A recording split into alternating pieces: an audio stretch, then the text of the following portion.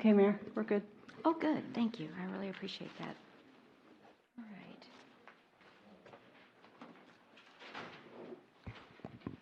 Everybody ready? Good evening and welcome to the Leon Valley City Council meeting. Today is Tuesday, June the 4th. As you can see, we do have all council members present and we do have a quorum. And we welcome not only the members who are here in our chambers, but also the people at home that are viewing our city council meeting live streamed. So welcome. And I've asked newly elected council member Donna Charles to please lead us in the Pledge of Allegiance. If y'all would please stand. Thank you. I pledge allegiance to the flag of the United States of America and to the republic for which it stands, one nation, under God, indivisible, with liberty and justice for all.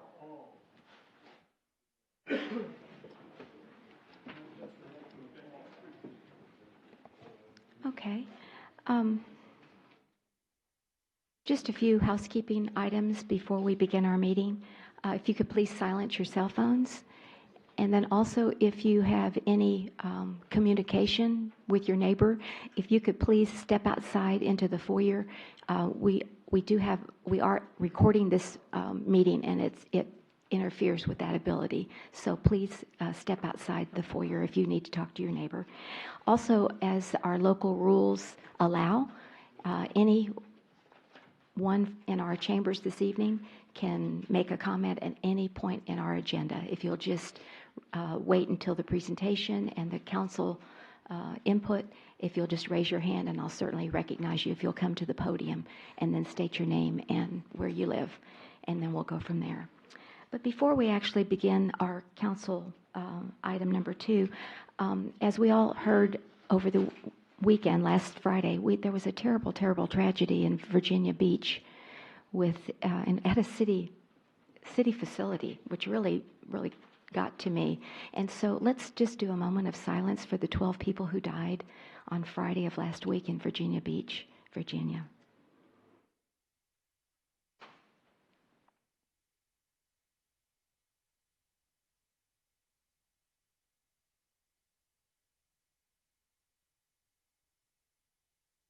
Thank you. And I hope that community heals as quickly as they can. Ms. Postley, this is agenda item number 2, the ordinance. Would you please read that ordinance, please?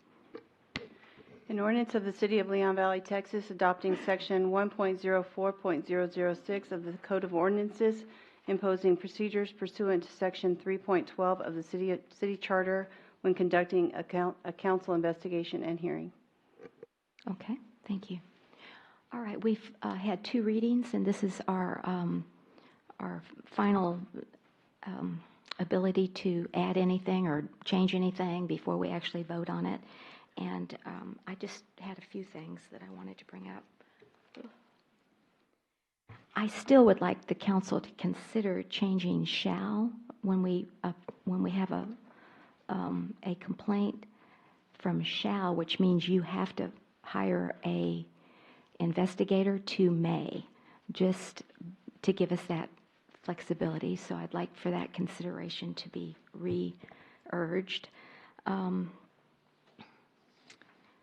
Let's see, on 8.2, where is that?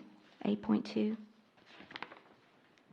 Crystal, if you could move down to 8.2, thank you. Make sure that okay.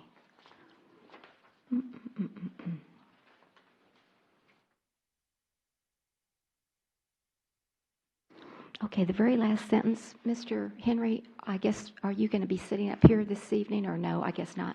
If you would just maybe come to the podium, that would be great.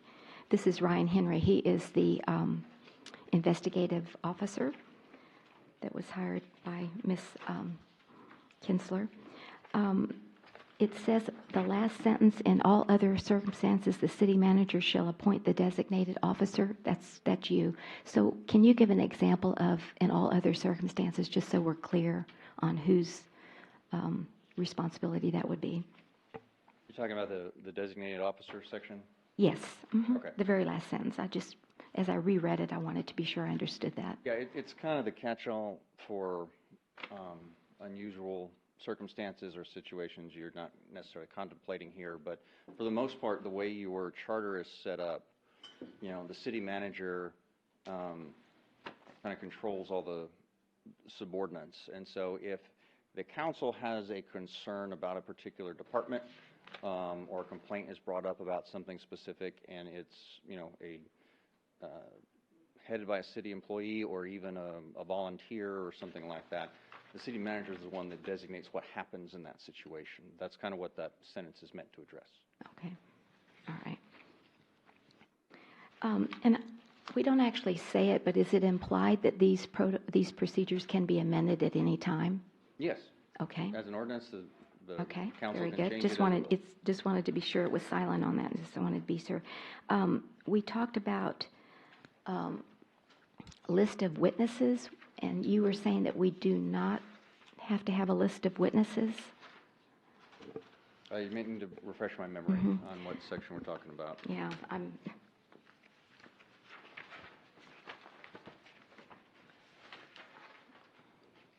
The respondent can that- call any witnesses they want, and then the council can call any witnesses that they okay, want. but we don't have a list of witnesses before a 312 hearing. That's not required. Is that what I understood? This ordinance doesn't address it that way, no ma'am. Okay. Because it's like I said, it's an investigative mechanism, and so you kind of go wherever the investigation takes you. You may not know ahead of time. When you bring somebody in and you say, well, who did X, or who wrote this permit, who did something, you say, oh, no, that's not this person, that's this person over here. That's not code, that's, the fire marshal, or that's not, and so you don't necessarily know where those inquiries will take you. Okay. So is it fair to say that we won't know who the witnesses are until we have a 312 hearing? Because they're not required to be listed. I've got the law background in my head, and I know it's not illegal, but we always know what witnesses are going to come so that you can be prepared with your questions. The short answer, in practically what in most situations is going to happen is you're going to know who the key witnesses are kind of ahead of time, because they're the ones that are going to be listed in the complaint or in the factual basis of the information presented. But you're allowed, like I said, to go where the investigation takes you. So it won't necessarily be, a list of witnesses that are going to come in at any given time. Okay. All right. Okay. And the presentation of the charges. Yes. When I know it says on page 18 of the book that at the first hearing, the presiding officer shall read to the public a statement regarding the nature of the investigation or charges and identifying the respondent and the complainant. And we're not going to get that until the day of a 312 hearing? Will the council get that beforehand? Normally speaking, yeah, you would. The announcement there is to comply with the charter provision that you're announcing it to the public. Most of the information will have already been provided to the council in its packet prior to the 312 hearing. Okay, just in the packet, wouldn't, okay. All right. All right. Okay. And it's fair to say that we have to follow the charter.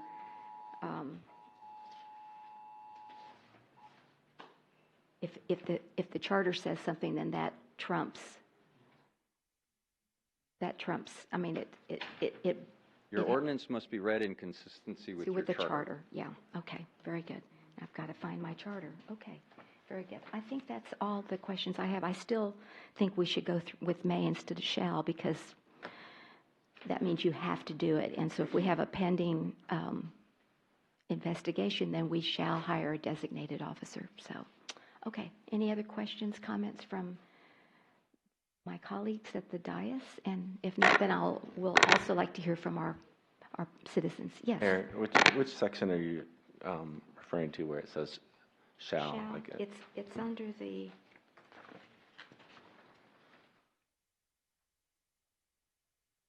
What are the protocols?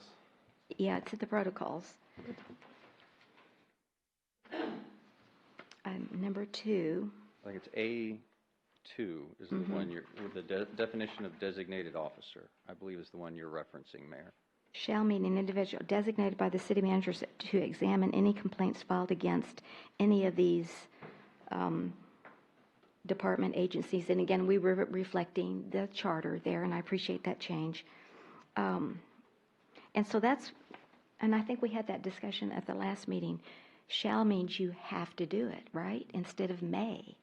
And I mean, maybe, we come together and we decide we don't want to hire a designated officer. I'd like that flexibility personally, but anyway.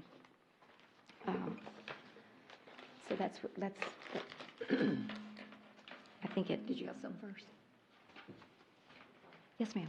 No, I do believe that we discussed that the last couple of times and decided that really we needed to keep shall in there, because if there was an opportunity for somebody to say, well, I don't want to pursue this, and, there's all kinds of things that could happen, I think it should remain shall. It should have the teeth in it. My original recommendation was that it be shall. That word is up to the council as to what you want to do with it. But mainly the reason that you use the word shall is it is mandatory, but that it takes the discretion away, but that also takes away a lot of the politics that can be involved. Because, if someone comes to you and said, why are you looking into things, or why did you hire this person? You can say, well, the ordinance said we had to. And so it starts the process moving forward. Now, what you do with that individual and how you interact with them must be consistent with your ordinance, but that kind of interaction back and forth is flexible as to exactly what, based on the complaint or the particular circumstances. There is some flexibility in it, Mayor, but again, that is completely a council call as to what you want to do with it. Well, I think if we changed it to may, it would have to be unanimous. You know what I'm saying? That takes the politics out of it. Yes. Okay, that's all. I'm just, I just had no earthly idea this is what we were going to use our home rule charter. I never dreamed that when I voted for it that we were going to be involved in this investigation, attorney fees, and everything else. I mean, it's just had no earthly idea, and so that's why I was again. I don't. It's political. It is. It just is. I mean, I don't think we can ignore it. And You're a political body. we are a political body, exactly. So anyway, but again, if it was may, it would have to be a unanimous, I would think, majority. Let's see, unanimous, excuse me, not majority, unanimous vote is what I would say if it was may. But anyway. I'd rather take it out of the hands of the council and let the shall remain there, because it's been politicized just because of the way some people have chosen to handle it. We should be talking about the general thing, the protection of everybody, not just one person.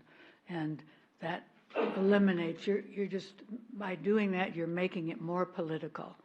So that's my feeling. Okay, very good. Thank you. Anyone else? Yeah. Yes. I do have a question. Yes, Councilor Martinez. I don't know if I should bring it up here, or I'm going to defer to your opinion about Mr. Henry even being here and the authority. Well, we're just on the ordinance, so we need to stick with the ordinance. Yeah, we sure do. So this is our agenda item, so definitely. I think you have that on as an agenda item for next meeting. It's already on the agenda for next meeting for the 18th. Right. So I believe so. I just had one other thing, which I had a slight debate with Mr. Henry. When we asked to change the public employee and officer, you asked that it be defined, and I would like the word conduct to come out, or have it say official conduct. You keep turning where it's from, but it's at the beginning. I don't know. You're going backwards on it, who's ever moving it. Stop. That's one of the places, there's another place. But when we were asking for that change, where it was, used to be public employee and officer, it was just, you had asked to have who they were. And so I just thought it should remain department agency. If we keep the word conduct, we need official like the charter says.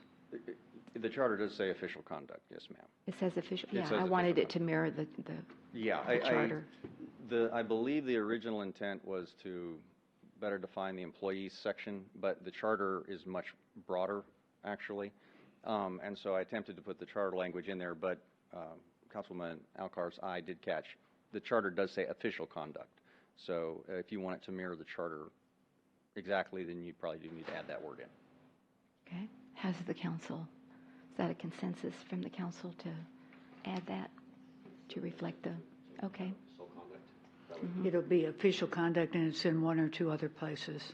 Yeah, so every time it references the conduct of a department, agency, appointed boards, et cetera, it'll read the official conduct of any department, agency, appointed boards, et cetera, in all locations. Is that my understanding? Yes, yes, sir.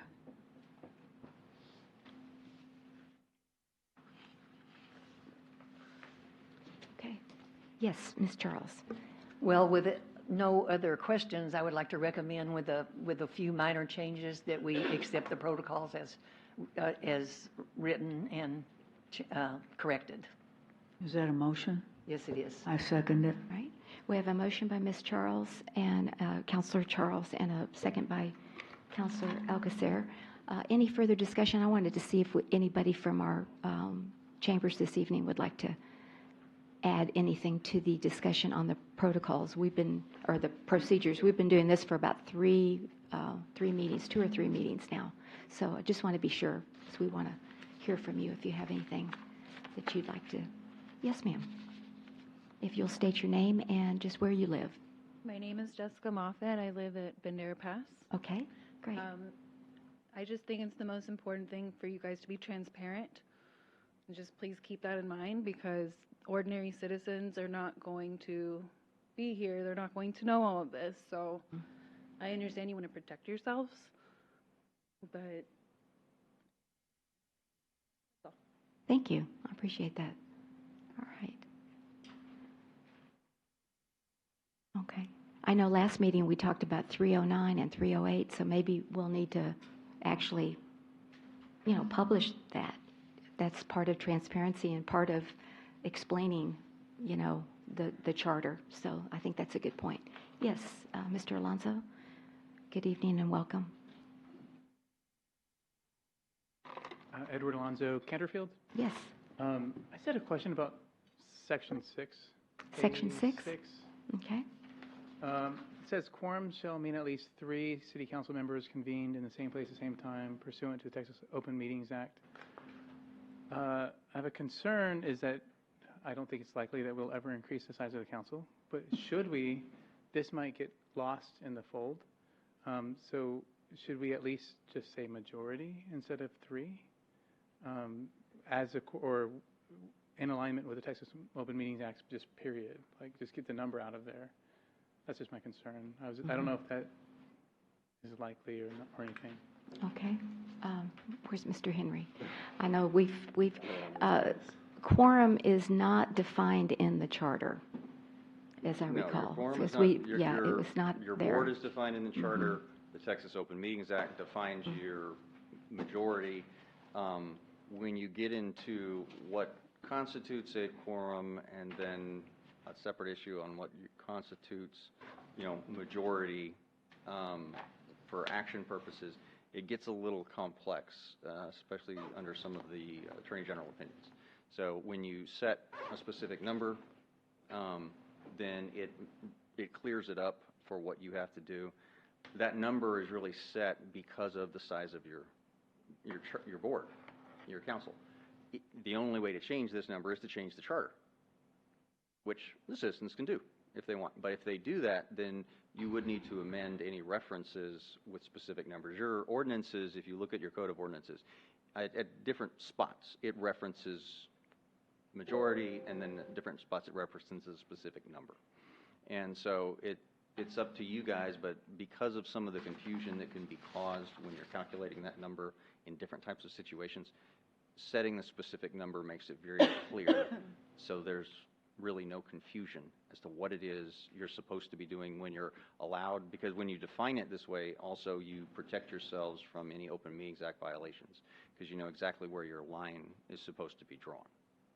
Okay, and so then what would happen if, say, if 3 counselors were involved in an investigation? Then what would happen? Well, your quorum definition would actually remain the same. Your voting, the ability to deliberate and vote aspect changes. And so for quorum purposes, you would deliberate, but the quorums that are disqualified under the charter are looked at as abstentions. And so you just follow the regular rules of parliamentary procedure regarding how abstentions are treated versus absences. And so you would have to conduct your meeting based on kind of those principles. So we can go into a whole bunch of different types of scenarios, Okay. Mayor, and be here all night, but Okay, that's fine. I was just setting it this way makes it real clear. But that was a good question, Mr. Yeah. Alonso. Thank you for bringing that up. Also, on the transparency aspect, another thing that these protocols do, as I mentioned, Mayor, they require disclosure to the public at the meetings, and kind of for you to go through the charges and exactly who's there, why is there, what the relationship is, and so it's designed to be informative to the public, so the public knows what's going on whenever you begin your meetings. And so, and there was a question about transparency, and I just wanted to make sure that transparency was factored in to these in order to make it available to the public, but also allow you to function. Okay, very good. All right. Anything else? All right, so we have a motion and we have a second on the floor for the ordinance adopting the 312 procedures. All those in favor say aye. Aye. Any opposed? Aye.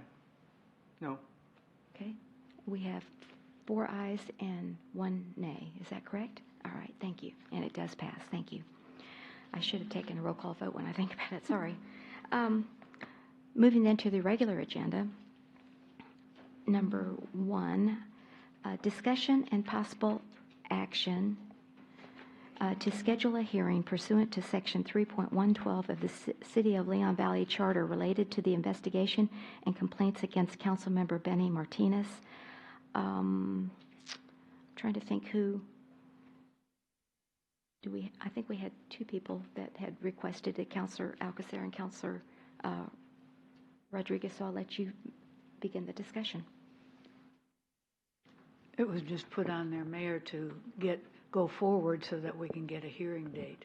And I don't know if Mr. Henry was going to give us, because we had a few things that we need to meet, like how much notice the person has to have. Okay, and so, and then it's commensurate with your availability. Before we get into that, since we're talking specifically about the charters and the complaints, the council members that are involved should probably step down from the dais, just because the charter actually says you can't be on the dais during those parts of the discussion. All right. Before we get into that, I had just had a few things. We have 2 new counselors that have not been involved in any of this discussion. We've only had 1 executive session, which was on April the 2nd, in which Councilor Alcacer, Councilor Jordan, myself, and Councilor Edwards were involved, and you gave us, the legal background. Yes, ma'am. And so I feel like they need to have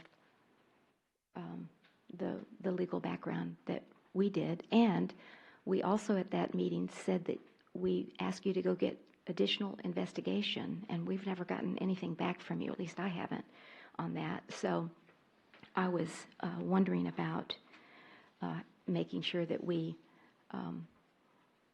give them the same due process that you've given the prior council. And then also, can't read my writing.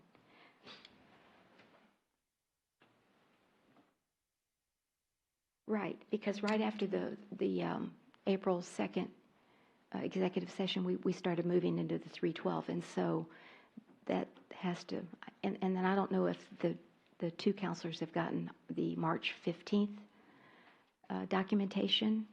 You gave us two reports, one legal and one factual. So, again, It's up to the council. You are allowed I don't to know go how we into can move for a executive session 312 right now. hearing when these people don't know what's going on. So, If the members of the council who are not disqualified under the charter wish to go into the executive session under attorney-client privilege communication for me to update you on the legal status, that's permissible under this current posting. It's up to you guys if you want to do that. Do you? Sure, yes. Okay. Well, Okay. then, you're going into executive session to discuss the agenda item under 551.071, consultation with attorney, and you just need to announce the time, Mayor. okay, it's 6:30.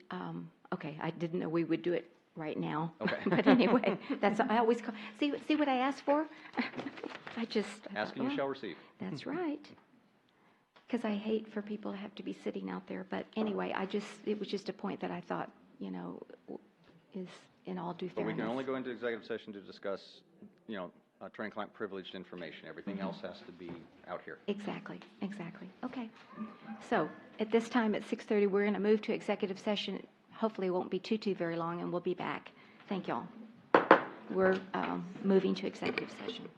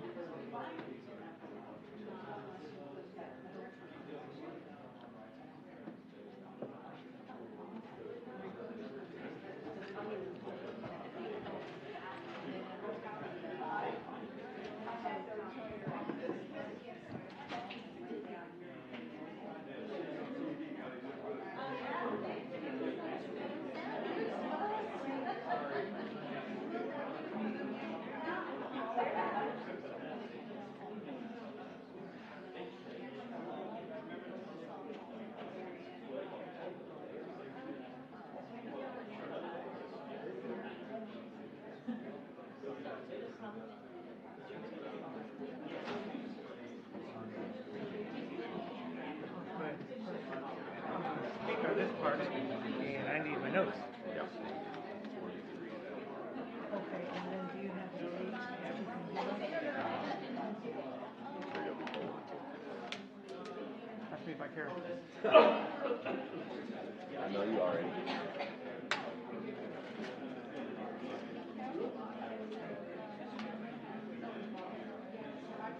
Preferably before the end of the month since we're getting into budget and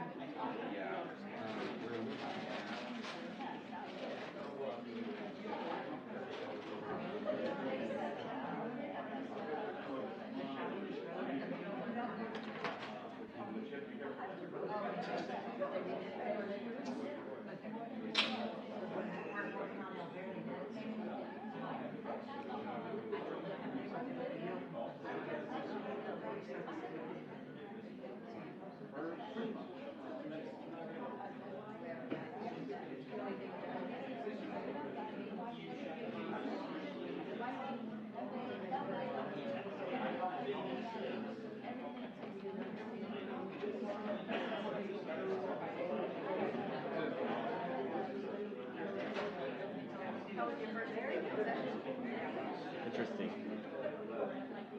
Well, I told him, I said, I've never been in an executive session. I hope not.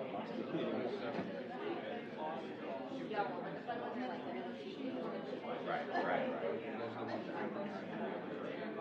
Oh, sorry, not executive session. I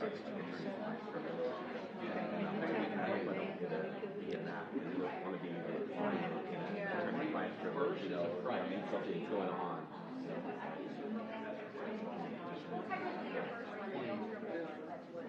Which one? Right.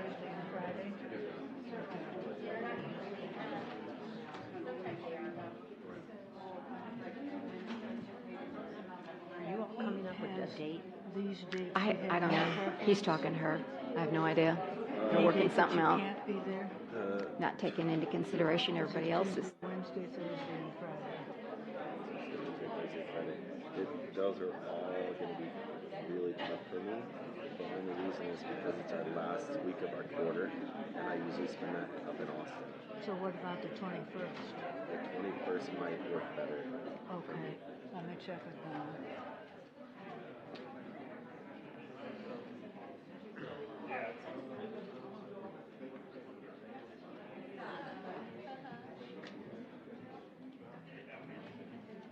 Oh, by the way, I was going to tell you, my name is William. Is it Will? Just Will. Yeah. But, Well, I have a William, and I shortened his name to like, I'm like, no. right. Okay, I'm sorry. And I know it's stupid, but when I put on my computer, it said William, and I was like, oh, so, Okay, sorry. that's okay. So when did you the other? Yeah, my legal name is just Will. It's not normal. Most people have a William.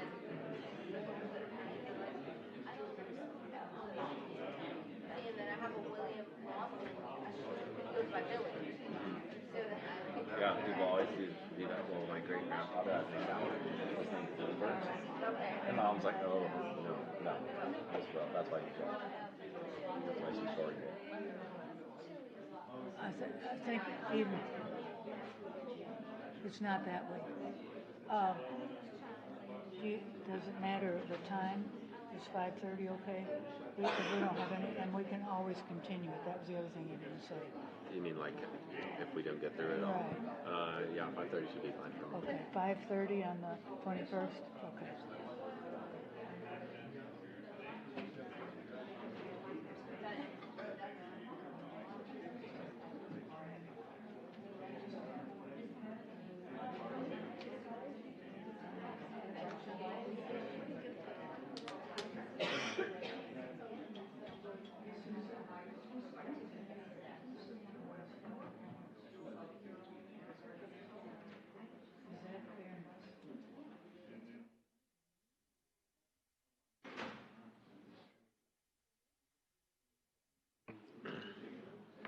All right, we were back in from executive session at 7:15, but it's taken us a couple of minutes to get organized here. It's now 7:21, and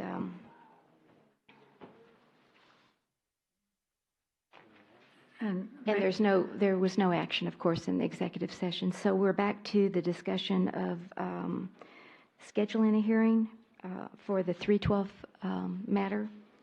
And Ms. Alcacer? I have a motion, Mayor.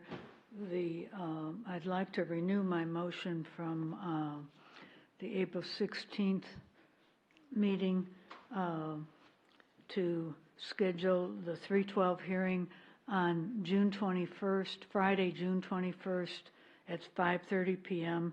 to investigate and consider all complaints against Councilor Benny Martinez that he improperly interfered with, gave orders to, and undermined the authority of, number one, the legal department, i.e. the city attorney's office, number two, the community development department, number three, the city manager's office and or staff, number four, the police department, number five, the complaint by Councilor Catherine Rodriguez. I second. Okay, we have a motion and a second, and there's discussion. I am not in town on Friday, June 21st. I'm out of town, and I respectfully ask the council to please reschedule it on a date that the mayor, the presiding officer, can be here. This is just respect and courtesy. I believe, I agree that we should postpone until the mayor can be available. Well, the mayor said she can't be available the last week in June. We have July 4th and budget in July. It's just that we need to get something done. And it isn't necessary for the mayor to be at the hearing. She can't participate in the discussion. She cannot ask questions. And we cleared that date with Mr. Henry, with you and Ms. Charles and myself, and these are the only 4 people that need to be here. I 21st is- disagree. I do disagree. What about the complaint and the complaint ones being the defendant? Have we checked with them on the dates to see if it works for them?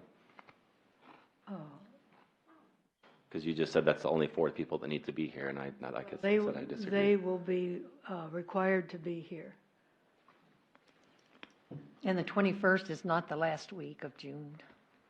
I understand No, but that, I'm the mayor leaving on, cannot I'm be there leaving the on Friday. 21st or the And I'm last going to be week of gone June. until July 1st. Those Till are July my, 1st. Can we- it's a standard out-of-town vacation that I always take every Is year. everybody available the 20th before you're gone? Would that work? Mr. Henry? I'm in Pearsall that day, but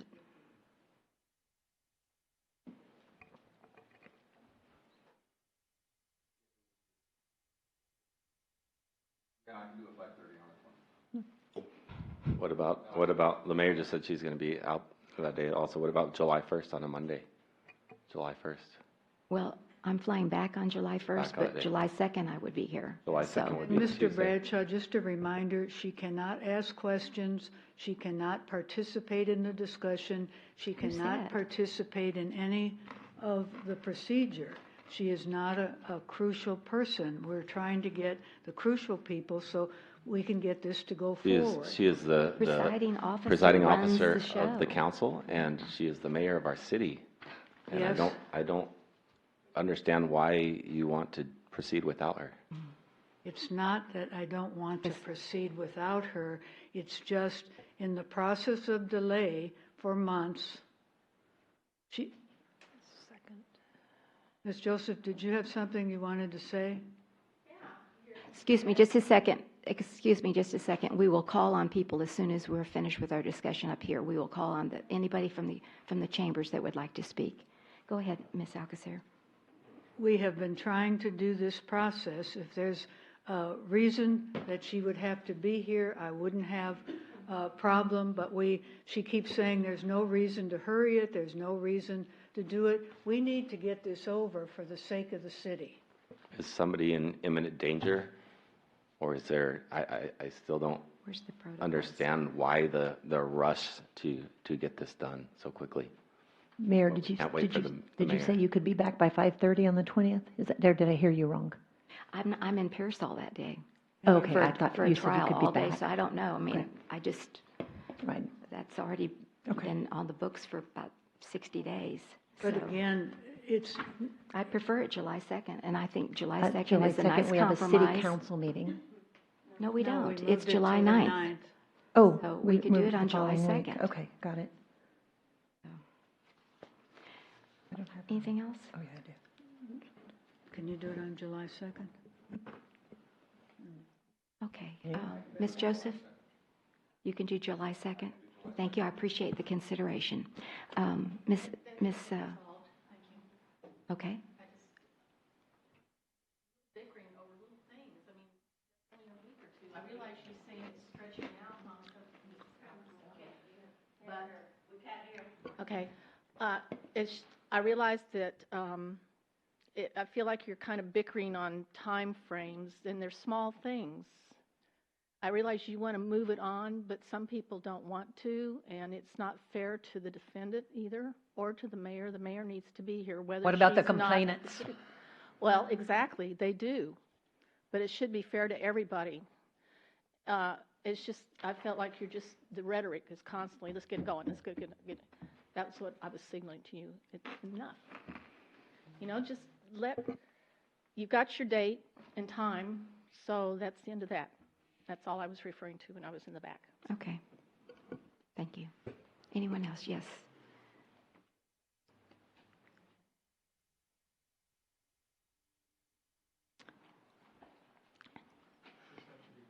Yep, and state.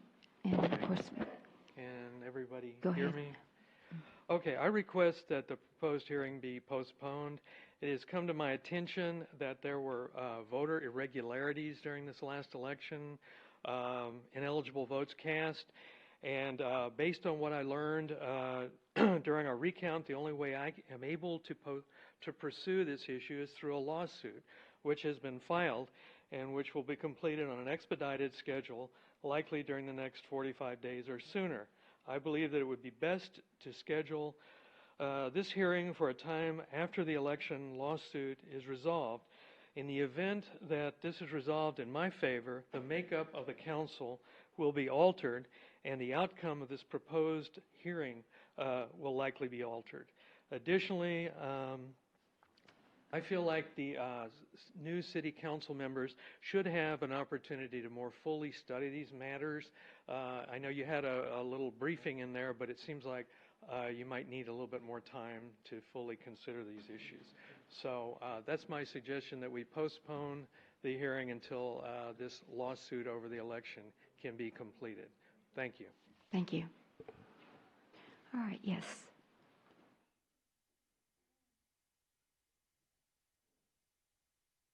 This argument gets sillier all the time. I just have a basic recommendation. Would you please state your name and record? Al Yes, Vieta, thank you. longtime resident of Leon Valley Thank you. and very active in this community. I would suggest, given the argument that's going back and forth, that this issue, particularly the sexual misconduct, be simply taken to DPS and the federal government. That'll accelerate it. Okay. And I'm going to recommend that to the people that were involved. Okay. This is getting silly. Thank you, Mr. Vieta.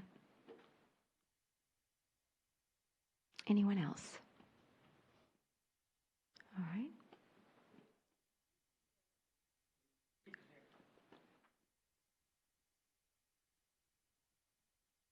Benny Martinez, Leon Valley.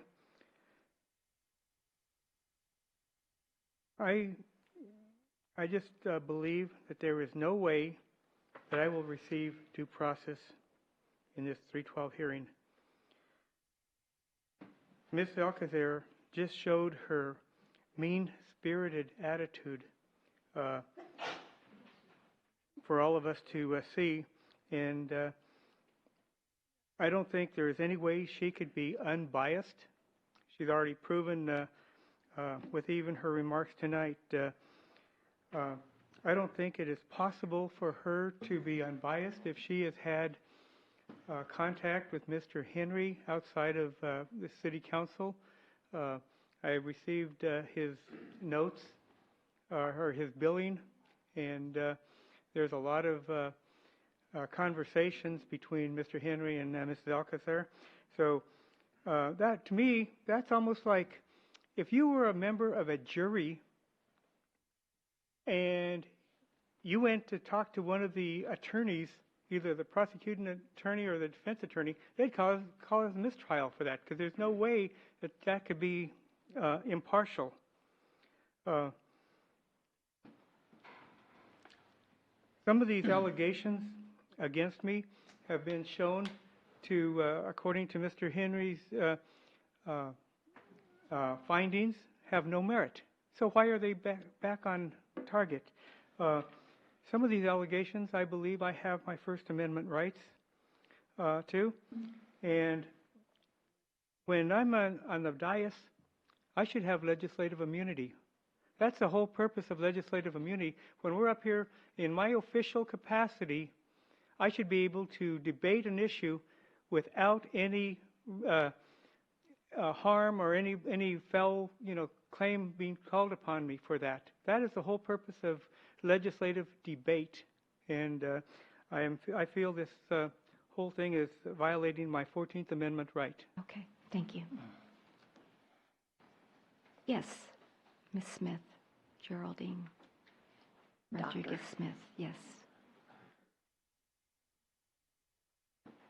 Dr. Rodriguez-Smith, Millstream. So I completely understand and empathize with everybody involved. It's an ugly situation. Nobody wants to be in it. But I don't think that continuing to delay is fair for either Mr. Martinez or for anybody else that's involved. This has been going on for months. And in terms of whatever findings, that's your role, that's your job as council, to look at the facts unbiasedly and determine an outcome. And all the bickering back and forth and all the tries to postpone, it's not helping anybody. It's not. So do your jobs, do them well, and be fair to everybody. And the comment about they were unfounded, if you read Mr. Henry's letter, it's unfounded because in order for it to fall under the definition, it has to, and Mr. Henry, correct me if I'm wrong, but if I read your posting, in order for it to be considered hostile work environment, it has to be against one of the protected classes. That doesn't mean it didn't happen. It just means that it wasn't because of a protected class, race, gender. It was equal. So I just want to clarify that for everybody in the audience. Thank you. Okay, thank you very much.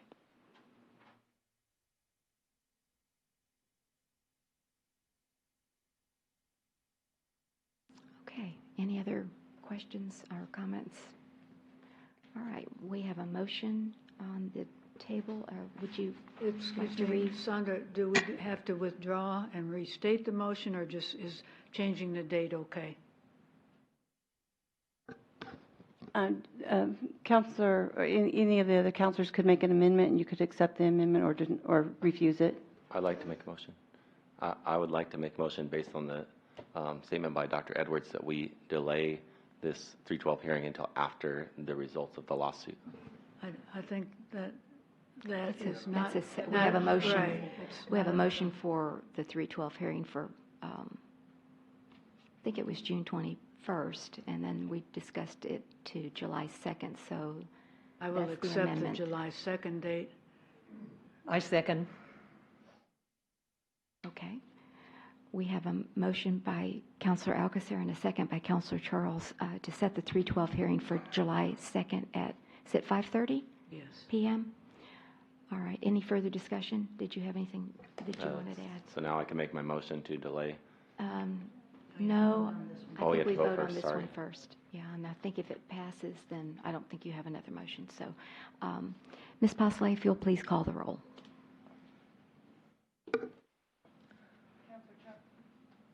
Counselor Charles, Yes. Counselor Alcacer, Yes. and Counselor Bradshaw. No. Okay, the motion passes 2 ayes and 1 nay. All right. So it's a moot point then. Okay, very good. Okay, thank you very much. Mr. Henry, I believe we're finished. Yes, you may, please. All righty.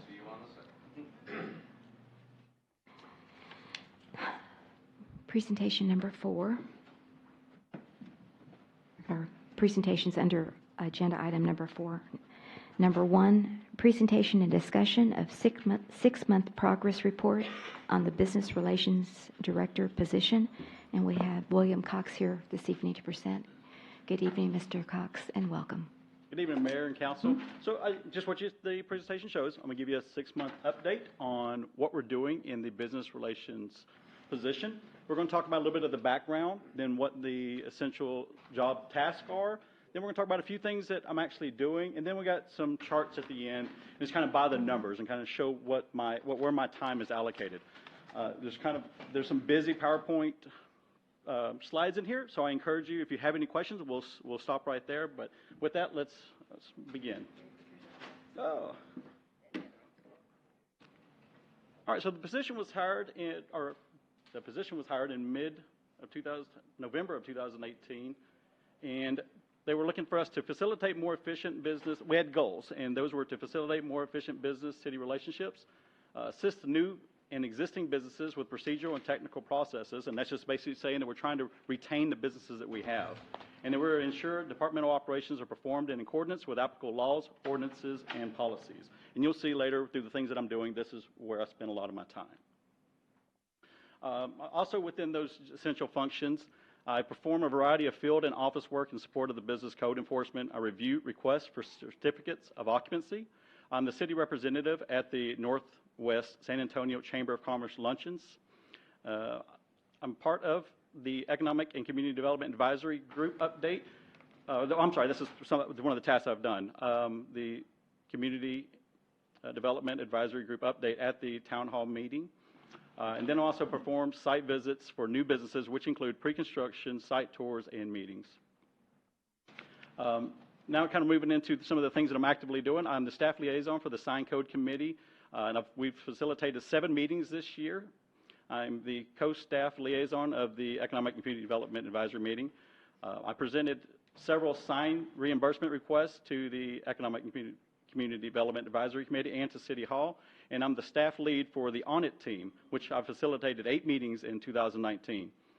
In those, I've participated in 5 special audit team cases, and those are where it's the whole team goes out and they have a special case, whether it's a property, without getting into details, this is one of the, it takes the whole team. It's not somebody, because what the jobs that I do is I give it an owner, but some of these projects are large and it takes every department. I've resolved approximately 40 audit business-related complaints, and the audit program, and I also presented to the Citizens Police Academy, or I'm sorry, the Citizens Police Advisory Committee. I'm newly appointed and representing the City of Leon Valley on the Comprehensive Economic Development Strategy Committee with ACOG. I recently completed the Economic and Community Development Annual Budget for fiscal year 2019 and 2020. Compiled business vacancy rates and compared data against previous records, and we're doing that through the ongoing business audit that we're doing right now, but we're just looking at some preliminary reports. I've built a reference guide for the newly created position of Business Relations Director, and that's just kind of what's guiding me through and anybody else that assists me, whether it be an intern or other employees. I've created some key performance indicators, and I had a proposal for a timely completion of the business audit, which was slated to begin in 2019, in May of 2019, in which it has.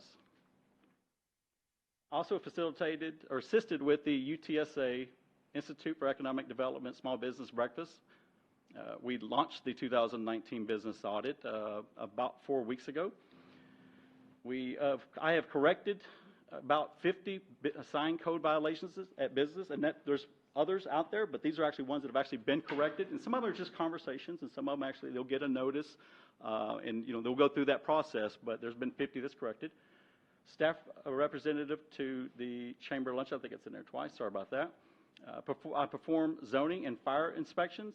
I've completed training in code enforcement and basic economic development, and I attended the 2019 Volunteer Appreciation Dinner. So now we kind of look at it in the numbers. I'm sorry for the audience, it's a little hard to see here. So one of the things I spend a lot of time with is the audit. I'm the kind of the lead on that. So when the audit complaint comes in, I'll go through and I'll put it on this worksheet. We give it an owner, and then I track every little move. Anytime anybody touches it, whether it's whoever who it was assigned to, whatever progress, if they've sent notices, if it's been resolved, if it's been abated, if it's a non-issue, we just kind of track it. So right now, it was 2017, we closed 130 cases, and 2018, 183. This year, right now, we've closed 223, and we currently have 48 active cases. Now, this is very dynamic. This changes almost hourly, because I mean, it's as they come in, and it's a daily kind of deal that we're closing out cases, we're adding new ones in, so even those numbers are greater. So you can see where we're at is we're really kind of answering the plea of the citizens when they're bringing these complaints that they find out there, and we're resolving them. So you can see where we're at 223 for 2019 compared to the other years, and we're just now hitting the halfway mark. So when I looked at it, we look at case leads, and that's just who these are assigned to. We talk about the teams on it. So we have the Business Relations Director, which is me. And can you see the number on that?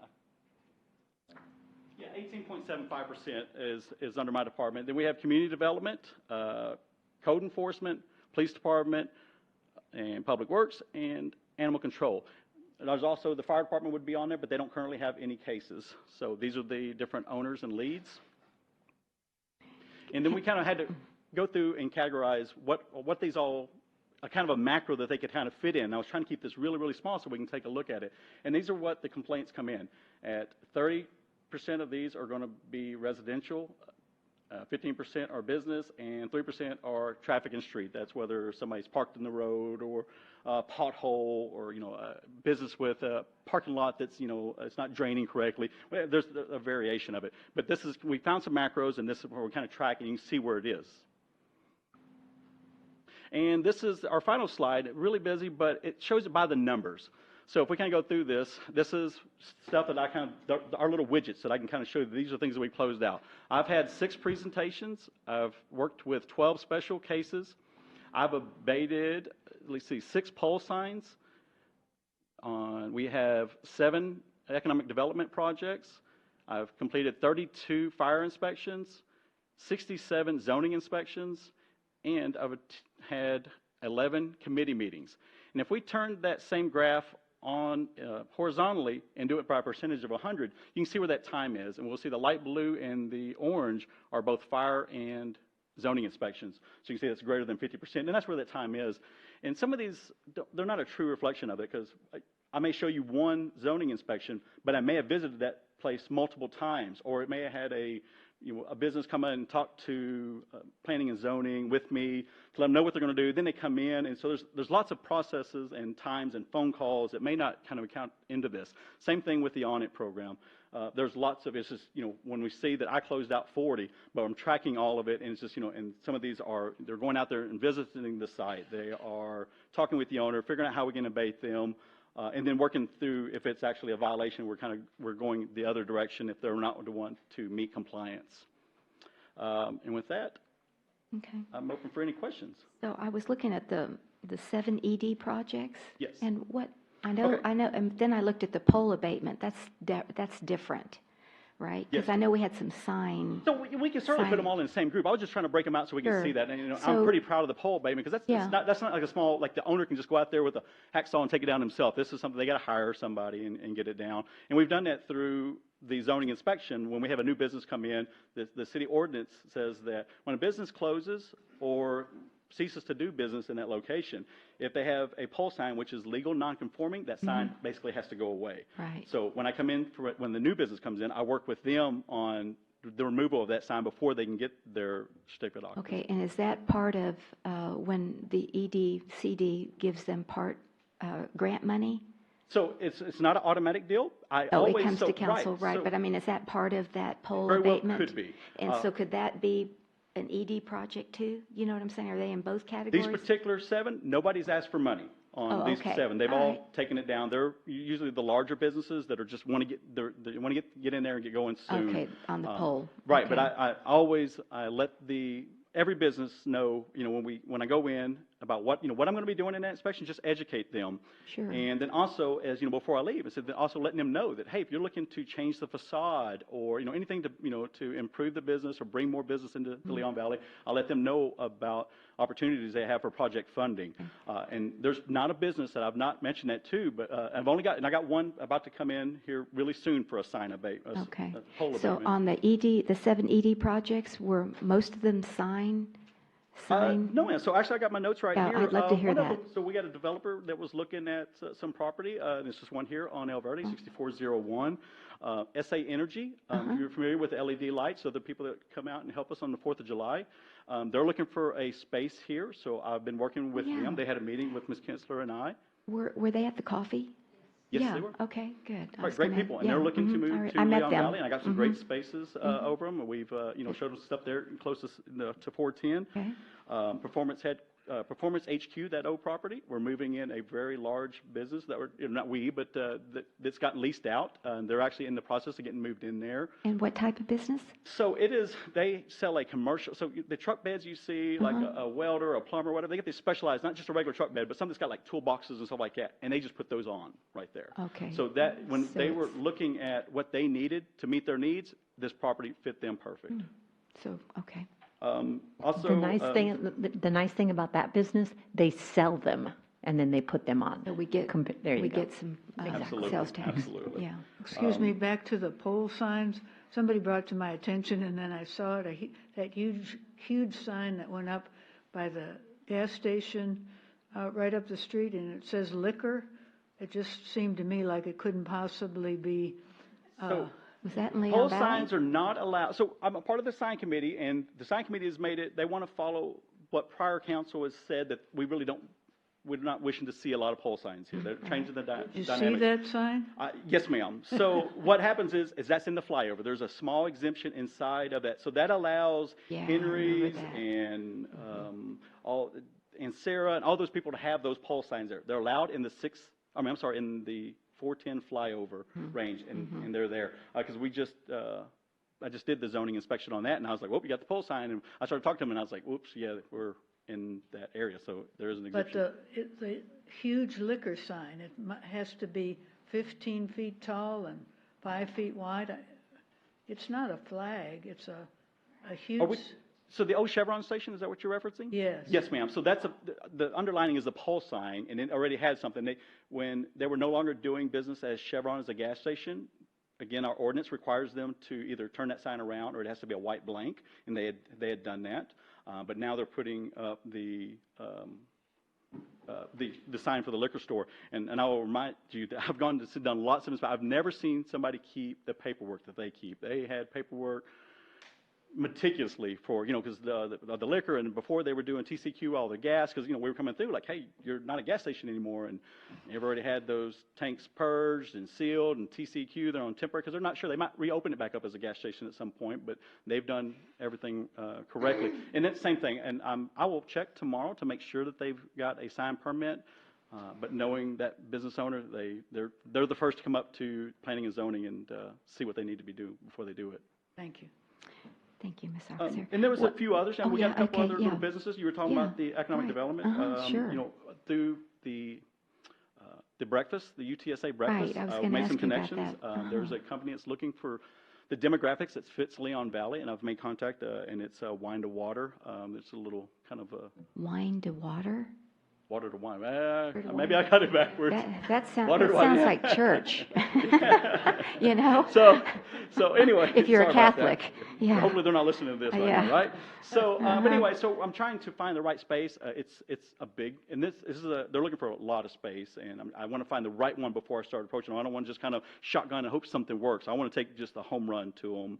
Good. And they pointed out to me, the UTSA representative, Ms. Jackson, and says this is just not like any other franchise. These almost always, this particular one, they go on to be multi-million-dollar companies. So real excited Well, good about luck. that. We've got an attorney office. I had a realtor reach out to me. There's attorney office looking for, some space, and it was more of a, where are we zoned, where could we be? But still, now we've opened that door, and I got a relationship to say, hey, let me tell you what I got, here in this city. Sure. And you had also asked about the pole signs. So we've gotten down, USA Autos came down, Latia Bertha Mexican Restaurants pole signs came down, Arby's came down, Bandera Pass, Fajita Express, and soon to be Okie Dokie. Okay. Very good. Well, thank you. And then what is our vacancy rate? So we had it up we here. were working on some others, Yeah. but it was incomplete data. So what happens is these lease build outs, they can have 30 spaces. And this year, that 30, there's 30 spaces, but next year it could be 25 because somebody expanded into 2 spaces, or they had a large space and they subdivided it into 4. And so we got the audit. If you don't, respectfully, I'd like to get you some really good, accurate numbers, and I'm positive I can have that to you within a couple And that's weeks. that business audit. The business audit is going to get us that vacancy rate. Right, it does. It's the foundation of just about everything that I'm going to do. So one of the first things that were out there, they got 5 essential items that the audit team was going to do. They were going to look for a C of O, get your business name, get the address. If you're in a multi-tenant space, get that information. And that helps me when, I'm sending invites out to these breakfast or the chamber luncheons, so I can share that information. And I think that's the image we want, that we're constantly sharing it to be a part of the community. But then they're also looking for the certificate of occupancy and then a tax permit. Now, not every business that we come across needs a tax permit. And that's going to be a subset program that I'm going to look at here very soon. But that's the numbers we get, and they were able to catch whether it was vacant or not. And so I just feel like we're going to get some really good numbers compared to what I have right now, because I was just picking up some data sheets that we had from last year and the year before, and I just see businesses that I've never heard of, dresses I don't, not heard of. So the number, it's a little bit skewed, I believe. So about what's the percentage of completion of going up and down the corridor? Okay, so I'm excited to say that the police chief reported this morning that the actual troops on the ground doing the actual door-to-door audit, it's now complete. Oh, it's now complete? They moved in light speed. Ms. Kinsler got some interns, so they're working as a team, because we're just kind of right now we're swamped with applications, because we're sending out. We got a flow chart that we shared with you on how the process looks, and now we're just kind of catching those. I think I have about 15 for review right now. I have 4 for inspection tomorrow, so it's just getting all these people to. And I know we had a Bandera Road meeting today, and Ms. Kinsler shared that we've got all this information now that we can give to the public relations, because we want to form a business or have a business forum. So we want to get all the businesses along the corridor to give input. And so she was saying that you had it finished. So, I didn't know if it was finished, but yeah, that's great. Right, it is going to be really good. It's going to be a foundation for many, many other very successful projects for the city. And you've had a couple of leads from the UTSA breakfast, is what I've heard. Absolutely, yes. Okay. And the next breakfast is? We don't have one scheduled right now. Oh, we don't have a schedule? Oh, for some reason I thought I saw it on my calendar. No, they mentioned doing it in August, but it's not been scheduled. Very good. So, all right, thank you. Any other questions from the counselor for Mr. Cox? Very enlightening. Thank you. I'm really glad to get this report. Yes. Mr. Cox, I had a question on the portion that says 67 for your zoning inspections. Are any of those like habitual, constant, repeat offenders that you have to go out there and check stuff? So the zoning inspection is part of the certificate of occupancy. So when they come in and get a certificate of occupancy application, they have 3 inspections minimum. That's a building inspection, a zoning inspection, and a fire inspection. Now, if they have health, or if they're serving food or something like that, then they're going to health inspection. But if we kind of look at that, so I oversee that zoning inspection, and the conversation that I have is when I walk up and say, I'm looking to make sure you're doing what you say you're doing. I look at the application, I make sure that it's zoned correctly. That if you said that you're a barber shop, that you're zoned for a barber shop or retail or light industrial, whatever that looks like. Then I look at signage, I look at outside storage, I look at land use, I look for graffiti, and just make sure kind of those loose ends that I'm Brandon's eyes out there. So when he gets that application in, did what they say on this application, is that what they're really doing out there? So if you said that you're a I'm just trying to think, you're selling clothes, and I walk in and I see barber chairs. Well, they're 2 of the different, so we got to get that right so that we have accurate information. And I think, since we even talked about this going for a shop local initiative, because we're going to have all this, and we're going to be able to create some great list of somebody, doesn't know what mechanics we have here in Leon Valley. Well, this list is going to be able to produce that in a heartbeat. Okay, excellent. Anyone else? Any questions from any of our participants in our chamber this evening? Maria, good evening and welcome.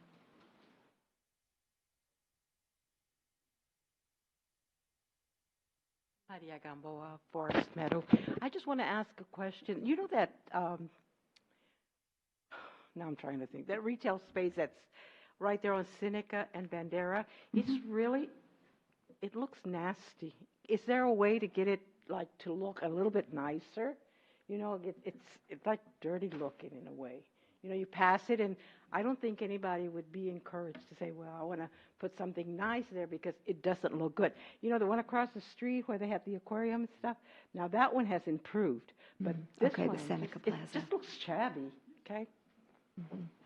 So absolutely, we have diversity, and when we offer these programs, I'm familiar with that landowner or property owner, and I've shared these same programs that we have with him.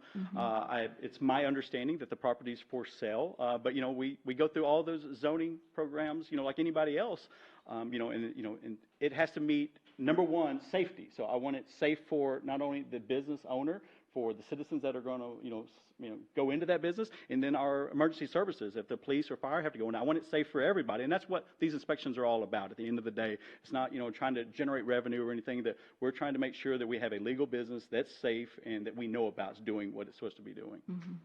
Okay. Very good. Yes, Mr. Riddle. I'm sorry, Ms. Charles, I would have recognized you first. Didn't see your hand go up.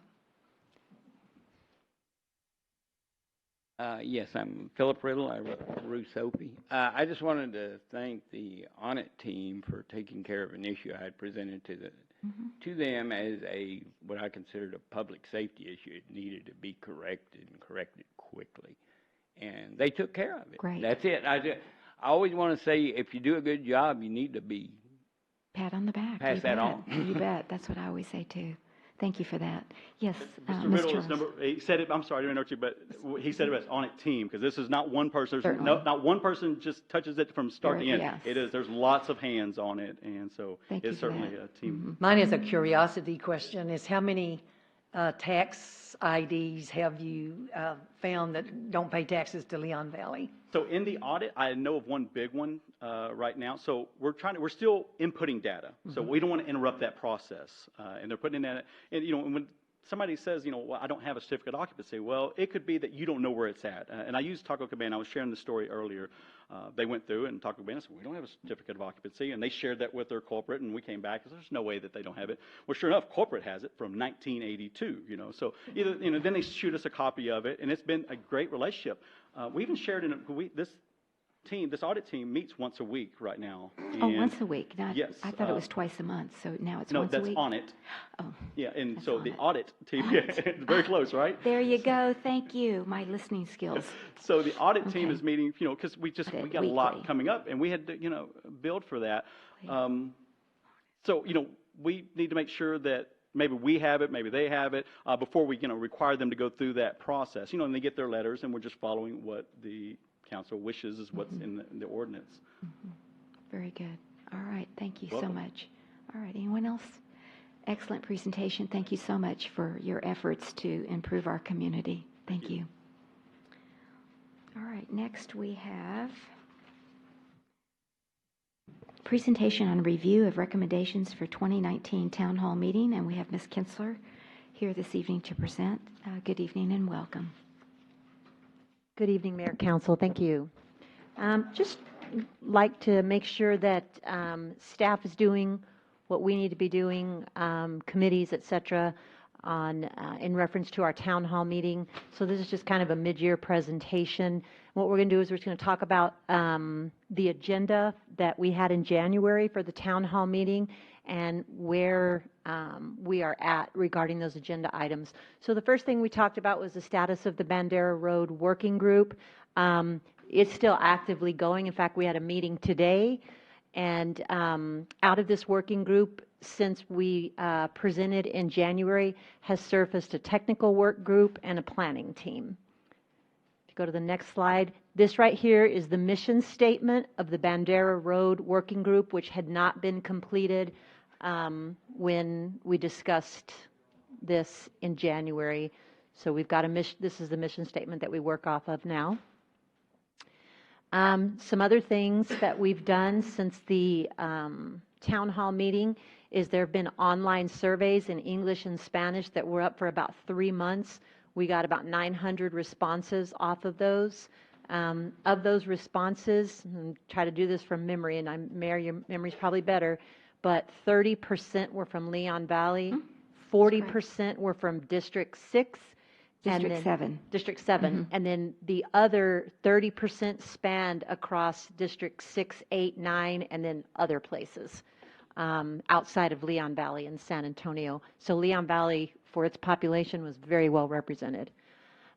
Handouts and flyers on the project, we've got them here at City Hall, we've got them at the Leon Valley Public Library, we've put them on social media.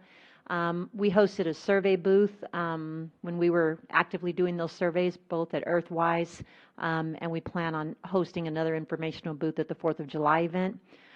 Citizen input, community outreach meetings, we've had those. We had 600 and something citizens at the last community meeting, which was held last month. TxDOT and Half Associates you probably see the little flags out there and people out there working. They're working on mapping the traffic counts, the right-of-way, utility coordination, and they're analyzing the existing conditions. The project is still going to be in progress by the 2020 town hall meeting, and so what we'll do is we'll just make sure citizens are updated at that point, but we wanted you to see more than anything, there's movement, there's lots of movement, and so we're really satisfied with the result of this project. Next slide. This is the project number in case you want to look it up. It's an expansion from 410 to Gilbo Road with an estimated construction cost of $65 million, according to TxDOT. Got a different estimate today from 410 to 1604, which was between 150 million and 300. to 300 million. Yeah, 150 to 300 million. The target date, and I didn't have them up there because we just got that at like about 2:30 this afternoon. Target dates, as you can see, are up there. Next slide. Update on red light cameras. Since I did this, that's even changed. So at the town hall meeting, we had a breakout session and some instant polling following, which produced the results that you see up there. We had nearly 94% of citizens expressing general satisfaction with the red light camera program, and about 71% of citizens reporting satisfaction with increased neighborhood patrols. So both of those were increases, and we're really proud and happy with those. The facilitator for the town hall meeting recommended that the city embark on a public education campaign in regards to the basics of stopping at yellow lights and yielding to pedestrians. So we have taken her recommendation, and an article was done on this topic in the February-March issue of the Lion's Roar. Information has been placed on the city's Facebook page and the police department's Facebook page as well. We did an update on El Verde 2020. Nearly 93% of citizens favored the continuation of making Leon Valley a sustainable city. Very, very high favorability rate there. 93% favored using store credits for xeriscape planning and rain barrels at low or no cost to citizens, so that we could reduce our water consumption. And about 75% of citizens voted to move the date of El Verde 2020 to El Verde 2025, so that we actually can meet our goal of planting the 10,000 trees.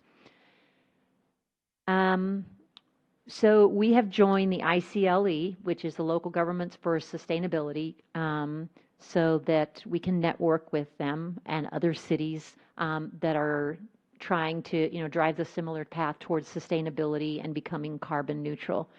Target dates, April 2019, we joined ICLA, and we're in the process of working with the consultant and information gathering for that. We have the ongoing cities carbon, I didn't even finish that. Yeah, carbon footprint. I don't know. Oh, I see. I see what I did. Okay. Anyway, so we've researched and developed other programs to reduce our footprint. January of 2020, we will report the progress that we've seen at the annual town hall meeting then.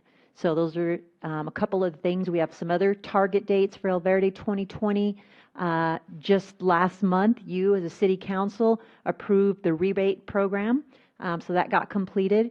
From July to August of this summer, proposed council meeting dates for approval of electric vehicle charging stations at various locations in the city. And then September of 2019, we're hoping to install several charging stations, one being at Raymond Rimkus Park and another being at the library. And we also have a strip center owner who is interested in putting one, where the Starbucks is, and there's that credit union, that the little ATM drive-through that we just installed there. They're interested in putting another charging station there on Bandera as well. They will possibly do it at their expense, but they're asking us to see if there's any grants or help for them to do that out there. So that's in the workings. Summer 2019, plant 200 trees at the new parks and at Raymond Rimkus Park, and then to identify other areas for planting. Fall of 2019, plant groupings of trees in the natural area, and then just ongoing 300 tree giveaways at each of the events, which would mean 600 trees that we would be giving away per year for the next 6 years. We're investigating the installation of a GPS tracking system for our fleet here at the city. This is going to give us mileage data to calculate our carbon impact from the fleet. Staff is getting quotes from companies for purchasing and for monitoring these costs. We've created programs to credit customer water accounts towards the purchase of the xeriscape plantings and the rain barrels. That was recommended at the town hall meeting at $100 and $40 per credit respectively, which was approved by you all, this council. We will be proposing the addition of electric vehicle charging stations at certain city locations to encourage citizens to purchase electric vehicles. Upcoming updates to our comprehensive master plan necessary to facilitate revisions to our zoning code. Regarding land use, the Leon Valley residents at the town hall meeting favored number 1, neighborhoods, number 2, parks and recreation, and number 3, sense of place. The residents' biggest concern regarding future land use and development was the character of the development, the traffic issues, and the economic and neighborhood stability. So upcoming updates to the city's comprehensive master plan, you can see are outlined there. We have 5 steps. We have the P&Z department in the process of developing a fiscal analysis of the existing land use. They're doing that this summer. It's very crucial. That's a crucial first step in a comp planning process. It allows the citizens to better understand the costs and the revenues that are associated with the different types of land uses.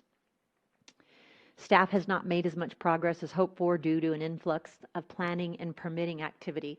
So the presentation that you saw before mine, Mr. Cox's, it looked really cool and it looked really good, and you can see that there's a lot of work being done here. But guess where the majority of that work is landing? In planning and zoning department.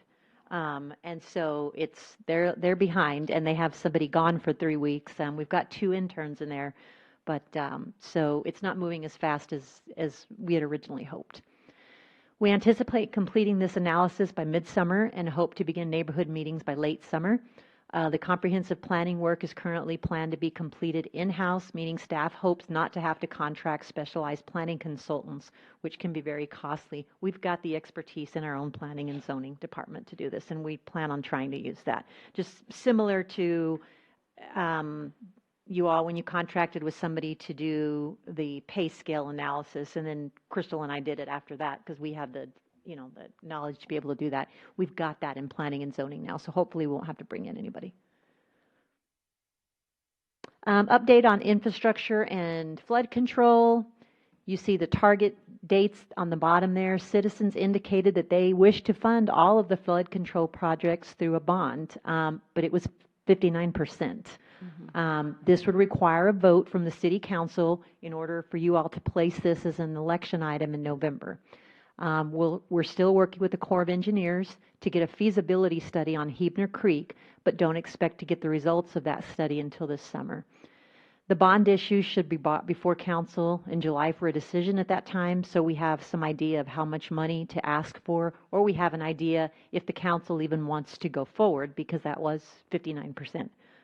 So that'll be tossed back in y'all's laps. Target dates, July 2019. Bring the item to the Council for approval or disapproval or partial approval. August 2019. If you all did approve something, we would need to place the item with Bexar County for the November election. The election would happen in November. If that were to happen and it were to be favorable and the voters approved it, then in December we could start work on engineering and design. And then we anticipate by summer of 2020 we could actually advertise bids for the projects. Home Rule Charter amendments. At the town hall meeting, City Attorney Frederick summarized the process of adopting a city charter and becoming a home rule city. We're brand new to this. Became a home rule city in 2017, and the rules that govern future changes to the charter. She further discussed some sample ordinances the city had passed since its inception, which could not have been passed without the charter. What you see there is instant polling following this item showed that there was strong satisfaction with the changes that the city made as a result of the home rule status. A majority of citizens did not have charter amendments in mind, but about 33% did. Finally, about 73% of participants supported the council convening a committee to consider future amendments to the charter, which actually we have to. And this evening, Councilor Alcacer and Councilor Charles asked for an item on the agenda for the council to consider approval of a resolution appointing members to the Charter Review Committee so the process may begin. So this is just another part of the follow-up and follow-through from the town hall meeting. Progress on business development, you just got a 6-month, Mr. Cox has been doing this for about 6 months, not quite 6 months, and you just heard what he was doing.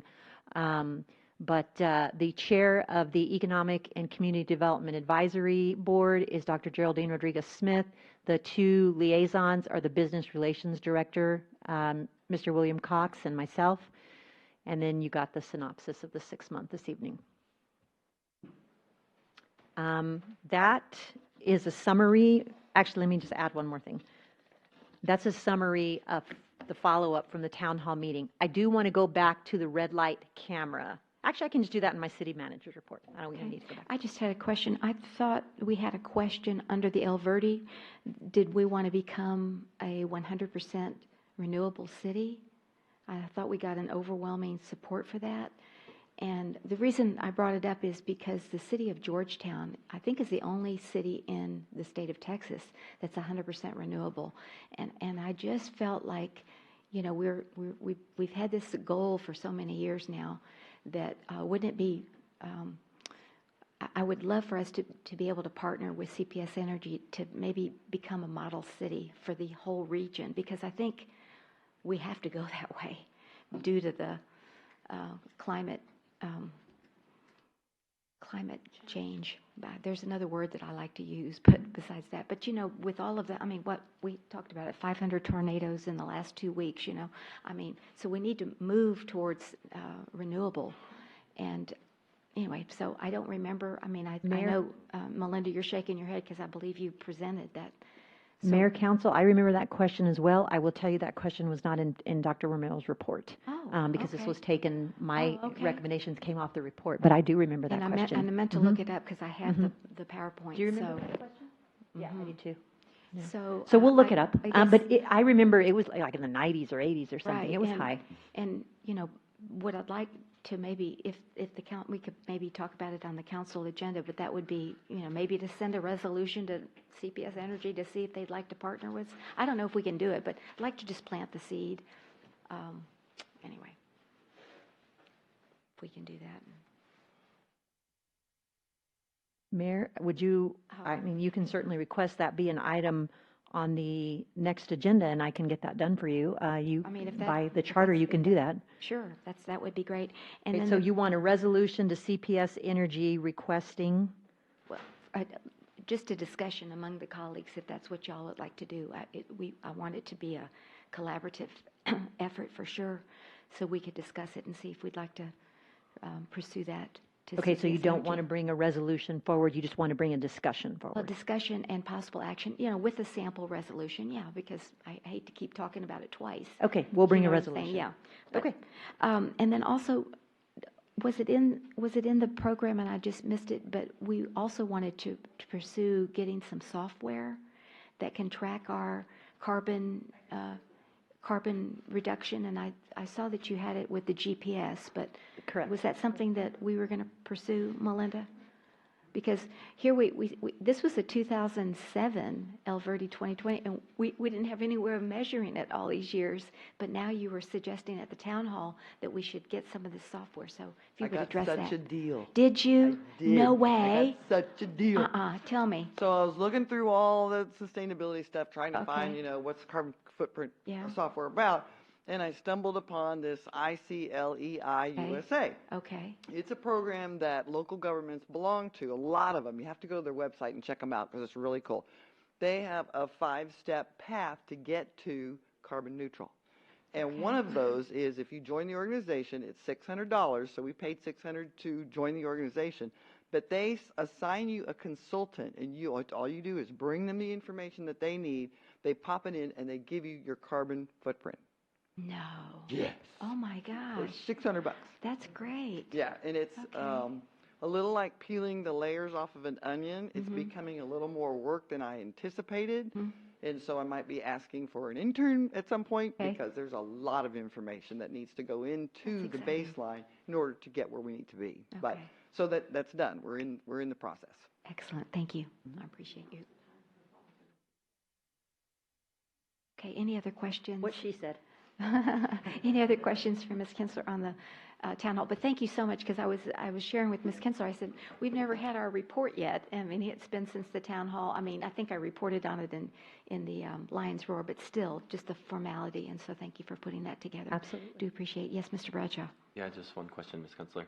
Is there somewhere where the data from the voting and the actual town hall is compiled that we can see the actual numbers? I know there were some other things that came up in there, like about the roosters and stuff like that. Okay, thank you. So Mayor, Councilor Councilor Bradshaw, was posted online, A, and B, most of it is in Dr. Romero's report, and I'll make sure that I forward that to you. Excuse me? Okay. All right. Mayor? Yes. Those reports are attached to the minutes for the coffee. Okay, but is it just the results of, like, the percentages, or is the actual numbers? That's really my question. It's percentages, but not actual numbers. Can we get the raw data? That's what I'm asking, the actual numbers. It doesn't give you does it? It does, but it's in because of the program, you're not going to be able to open it. The raw data is in a program for the clickers. Right. I can print it out and give it to you, but you can't manipulate the data. That's okay. I don't need to manipulate it. And that's from the town hall meeting. Is that the town hall meeting? Right.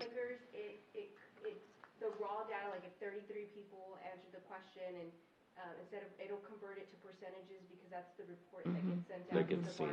Right. But the raw data of like the actual numbers of who, like if 10 people actually voted versus the percentage of the people that were there. And that's more what I'm interested in, because some of the questions I thought were a little bit misleading, like the rooster thing. It was like the choices were no roosters, or a rooster on 1 acre, a rooster on 2 acres, a rooster on 3 acres. Yeah, that was the coffee. Yeah. Okay, yeah. And this is the town hall. Sorry to confuse the two, but that's the type of stuff. But still, it's the same program. Same though. idea. Yeah. Okay, so that's going to be different. I won't get you. I'll still get you Dr. Romero's report, but that's not going to be in there because that didn't happen at the time. That was at the coffee. Okay, I confused the two. Thank you. Yes, sir. So along that line, did the change of the questions going out, did that make it in time? It did. Mayor, good. Councilor Alcacer, yes, it did. Good, great. Yes, Well, that I day. thought that was a good improvement. Got 'em Thank out. you. Okay, any other questions from my colleagues or anyone in the chamber to Ms. Kinsler on the town hall report? Town hall meeting report. Okay.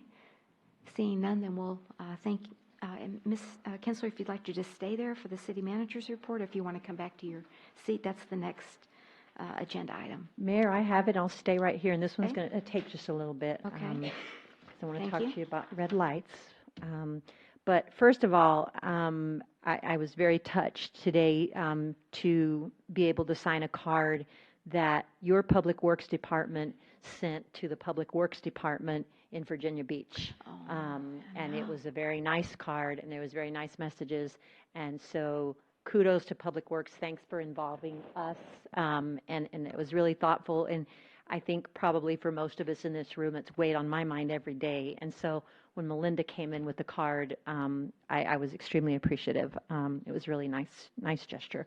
And she had talked about sending flowers, and she said, I just can't even imagine how many flowers they're dealing with. So The thought I had, and is like, how do we detect something like that? Right. Do you know? I mean, this man worked. I don't want to get off on it, but I know we have counseling, right? Happy employee for 20 years. I know. It just was so sad. There'll be So, something anyway. that'll be uncovered. But anyway, thank you, Melinda, sure. for taking that initiative. Yeah, that was neat. The first draft of the FY 2020 budget is ready. And I would like to, again, set up individual meetings with you. I'm already having Angela call you to see if you want to meet with me. If you don't want to meet with me and you would rather just hear it for the first time in July, that's fine. I always prefer for me to meet with a couple of you at a time first. because I get your ideas, and then I include them in the July presentations, so we don't have to, by the time it comes to the July presentation, more the ideas that we're taking are the citizens' ideas, because we've already included yours in our presentation. So Angela will be calling you about that. I just think it gives you ample time, especially the newer ones, to understand the budget and to ask questions before the first reading in July. I don't know how she's paired you, but I've asked her to try to pair like old with new, because some of you older ones, no offense. Experienced with Thank with you. less experience. Thank you. I appreciate that. You're right. Some of you more experienced one, you know the questions to ask. And so we're trying to pair you with less experience. Thank you, Counselor Bradshaw. You just got me out of hot water, hopefully. But it's just been my experience that it strengthens your understanding of the budget and the process, and it allows you to give me and this staff input before we bring our presentation in July. Can I just add, I had asked Angela, like, when, and she said the week of June 10th or the week of June 17th was the time she wanted. I Just don't for know y'all's when information, 'cause whenever she has I it on didn't my know, calendar, so I gave I'll her be some there. block time, so if Okay. that helps, that's. Okay, she that's should what be told calling me. you, giving you times or whatever. I was explaining to Counselor Bradshaw, I don't mind. I stay here in the night usually anyway. I don't mind staying at night. If you work during the day, I'll do whatever it takes to spend that, that one-on-one time with you to make sure you understand the budget. Because it's really important, because then throughout the rest of the years, you're making decisions, based on that document in many ways. The next coffee with the mayor and council is scheduled for July 27th. Mayor Riley has a conflict, and she asked that I take a poll to determine if you were amenable to moving that to July the 20th to accommodate her conflict. So is everybody okay with moving the 27th coffee to the 20th of July? Okay. I have no problem. Everybody's good with that? Okay. And then I'm going to ask, I want to talk to you about this was my issue, the 26th coffee with the mayor and council. It's the same day and time that the Halloween weekend events are. So we've got the events at the library, the Arbor Day tree giveaway, the senior trash to treasure. I think parking's going to be an issue. So I wanted to see if I could get a consensus from the council to either change that date or leave it alone if you want to. But right now it's Saturday the 26th. If you moved it 1 week back, it would be Saturday the 19th, October 19th. And Ms. Kensler, we did that last year just for the information of new counselors, because we decided it was just so crazy. And I think we're probably going to have election too, right? Is there an election this year? I can't remember. There's an election all the time, it seems like. But anyway, but we just had, last year was the election too, so we just had so many multiple, so we moved it 1 week up, so just FYI. So I have no problem with that. Yeah. There's one other thing. Could we extend the time till 11:30?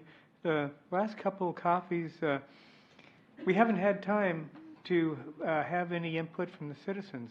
I think we're putting too much on the agenda. Right. I know we're putting way too much on the agenda. We are. But, we either take stuff off or, extend it maybe a half an hour to allow for citizen input. Mm-hmm. Well, I personally would like to keep it from 9 to 11, because I just feel like people have a lot to do on Saturday and they need to get on with their day personally. And what we need to do is just not have as many presentations so that we can have more discussions. So that's how I think we can solve it, but I wanted to hear from other people on the council as well.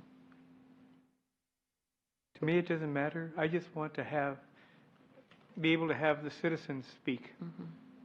Yeah, I felt bad the last time that we didn't have any citizens. I would agree with, I actually agree with both of you, which is going to seem hard to do, but I would say that make the agenda till 11:30, just in case we extend, but have a goal to be done by 11. Okay. Shorten the agenda to try and get out by 11, but in case we have to go extra, because I felt bad cutting people off last time.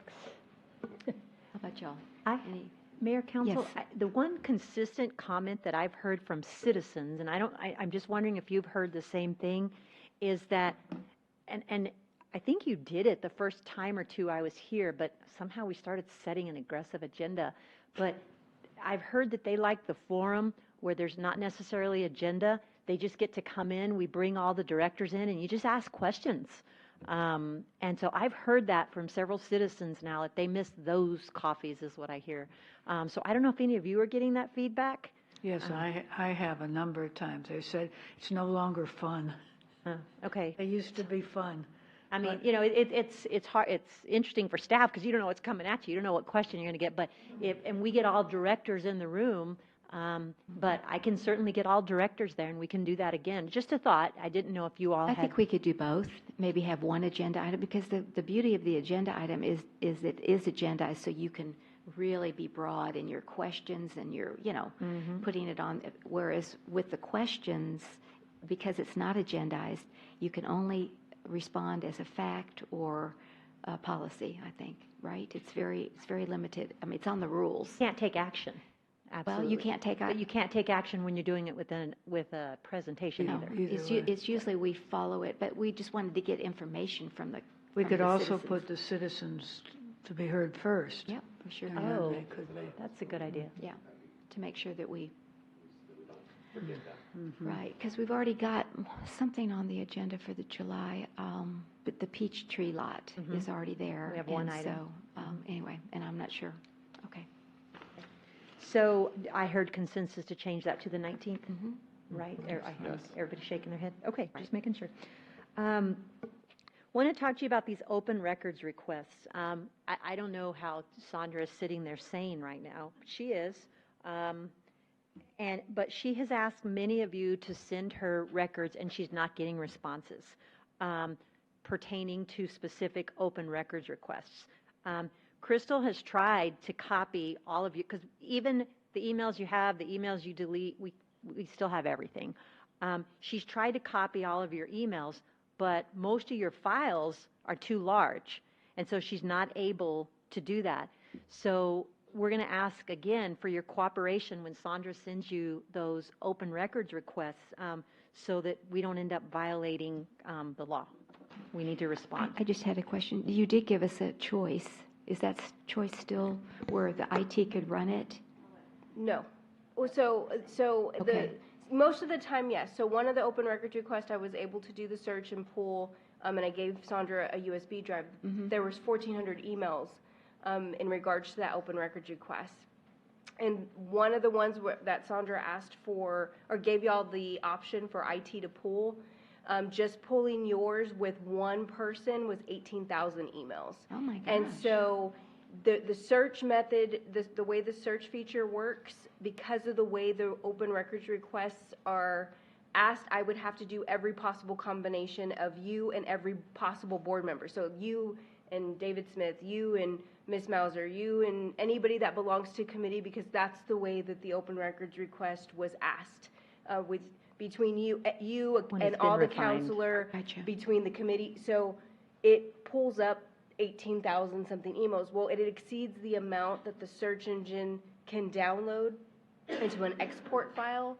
And so I don't want to get it wrong and not include an email I'm supposed to turn over. And so I'm leaving that up to each individual person. If you were included in that email to turn over records, you're going to have to go through your own records, because you know what's there. I would have to read all 18,000 emails to determine whether or not they satisfy her open records request. Okay, so cancel what we said this week or last week, so go through and, because I usually do that, but I guess I got lazy. So can we have a moratorium on writing emails?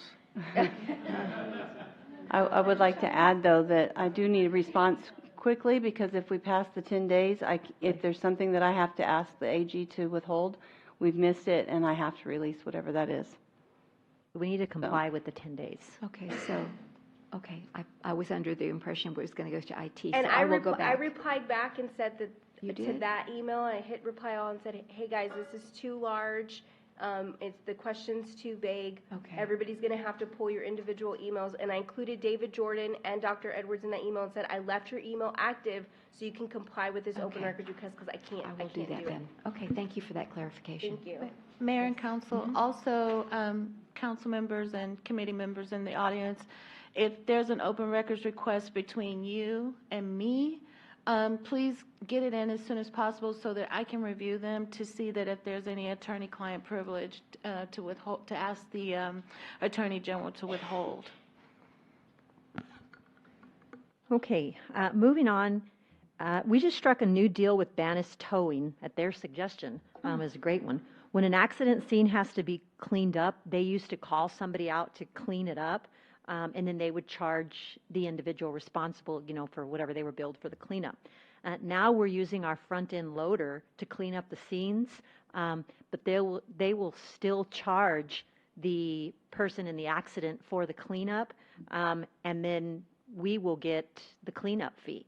And so we just, this Forward Progress just earned the citizens of Leon Valley a $2,800 check for a cleanup that Public Works did. And so I think that's really outside of the box thinking, and I want to compliment the police department, Public Works, in conjunction with Bannis Towing for doing that for us. Can I just understand that? So there's a major accident on Bandera Road, and they tow the car away, but there's glass and debris. And so here comes the front loader from Public Works, and they clean it up. That's and right. we got a check for $2,000? $2,800 for a cleanup. Wow. Okay. And some of those cleanups could be spills, like oil spills or whatever. I don't know. I don't know what this one was for. And we have the personnel for it? I mean, are they busy that day? You know what I'm saying? When they're available, we've been using them. Okay. And the thing about Public Works is that they're so quick to get there, and they've done such a good job. Now the police would rather use them than anybody else. Sure. And so if they're going to use them, Bannis is going to bill them like they would anybody else, and then just forward that money to the city. Okay. So I thought it was extremely creative. Certainly. And I was very happy with that. Councilor Martinez. I know one thing Bannis does is they give the whatever stuff they use to clean up oil spills and gas spills and stuff. They normally give a couple bags to the fire department, so they're normally first on the scene, and they can just spread that out, and then Bannis will sweep it up or do whatever after they clear the accident. So that's another thing Bannis is doing free to the city. There are new blinking stop signs on Rue Francois and Mike Nesmith. And Mr. Perry says thank you. Yep. And so those were put out as a result of a neighborhood complaint that they're sitting there watching the stop sign violators. And Public Works got that done last week, I believe, late last week. Also, you've probably seen a lot of the media on House Bill 31, or the bill that bans red light cameras in Texas. That was signed by Governor Abbott. According to Section 7 of this bill, the local authority may continue to operate the system under our ordinance and under the terms of the contract until the expiration date specified in the contract.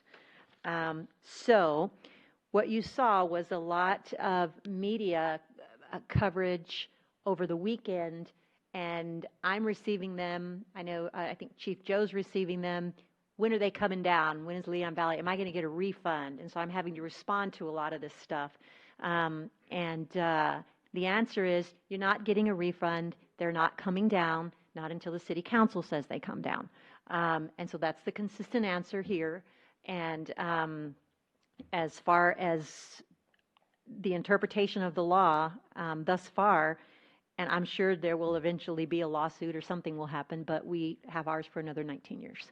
And so the other thing that the piece of legislation did is that, although we weren't doing it, it used to be that if you did not pay your red light camera citation, that the state could actually withhold the registration of your vehicle. You might not be able to register your vehicle. So that is no longer allowable. So if somebody does not pay a red light citation fee in Leon Valley, they will be turned over to a collection agency. Because I've been getting emails going, well, we're going to rip it up. It's like, go ahead. But that's what we will do. We'll turn it over to a collection agency. So that will be our means, just so you know. And so you're able to answer these questions if people ask them of you.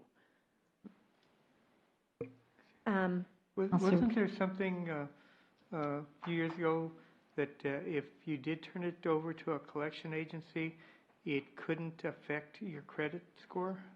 There was a federal case several years ago that talked about it going to a credit bureau, but never did it say you couldn't turn it over to a collection agency.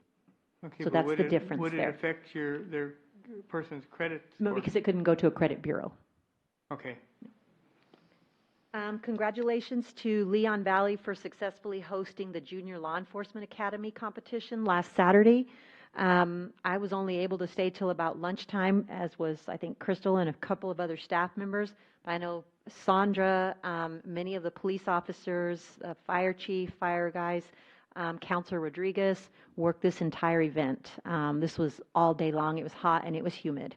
Counselor Charles. Oh, that's right. That's right. And I was standing there on the porch with you. I'm so sorry. Okay, yeah, that's right. Whew.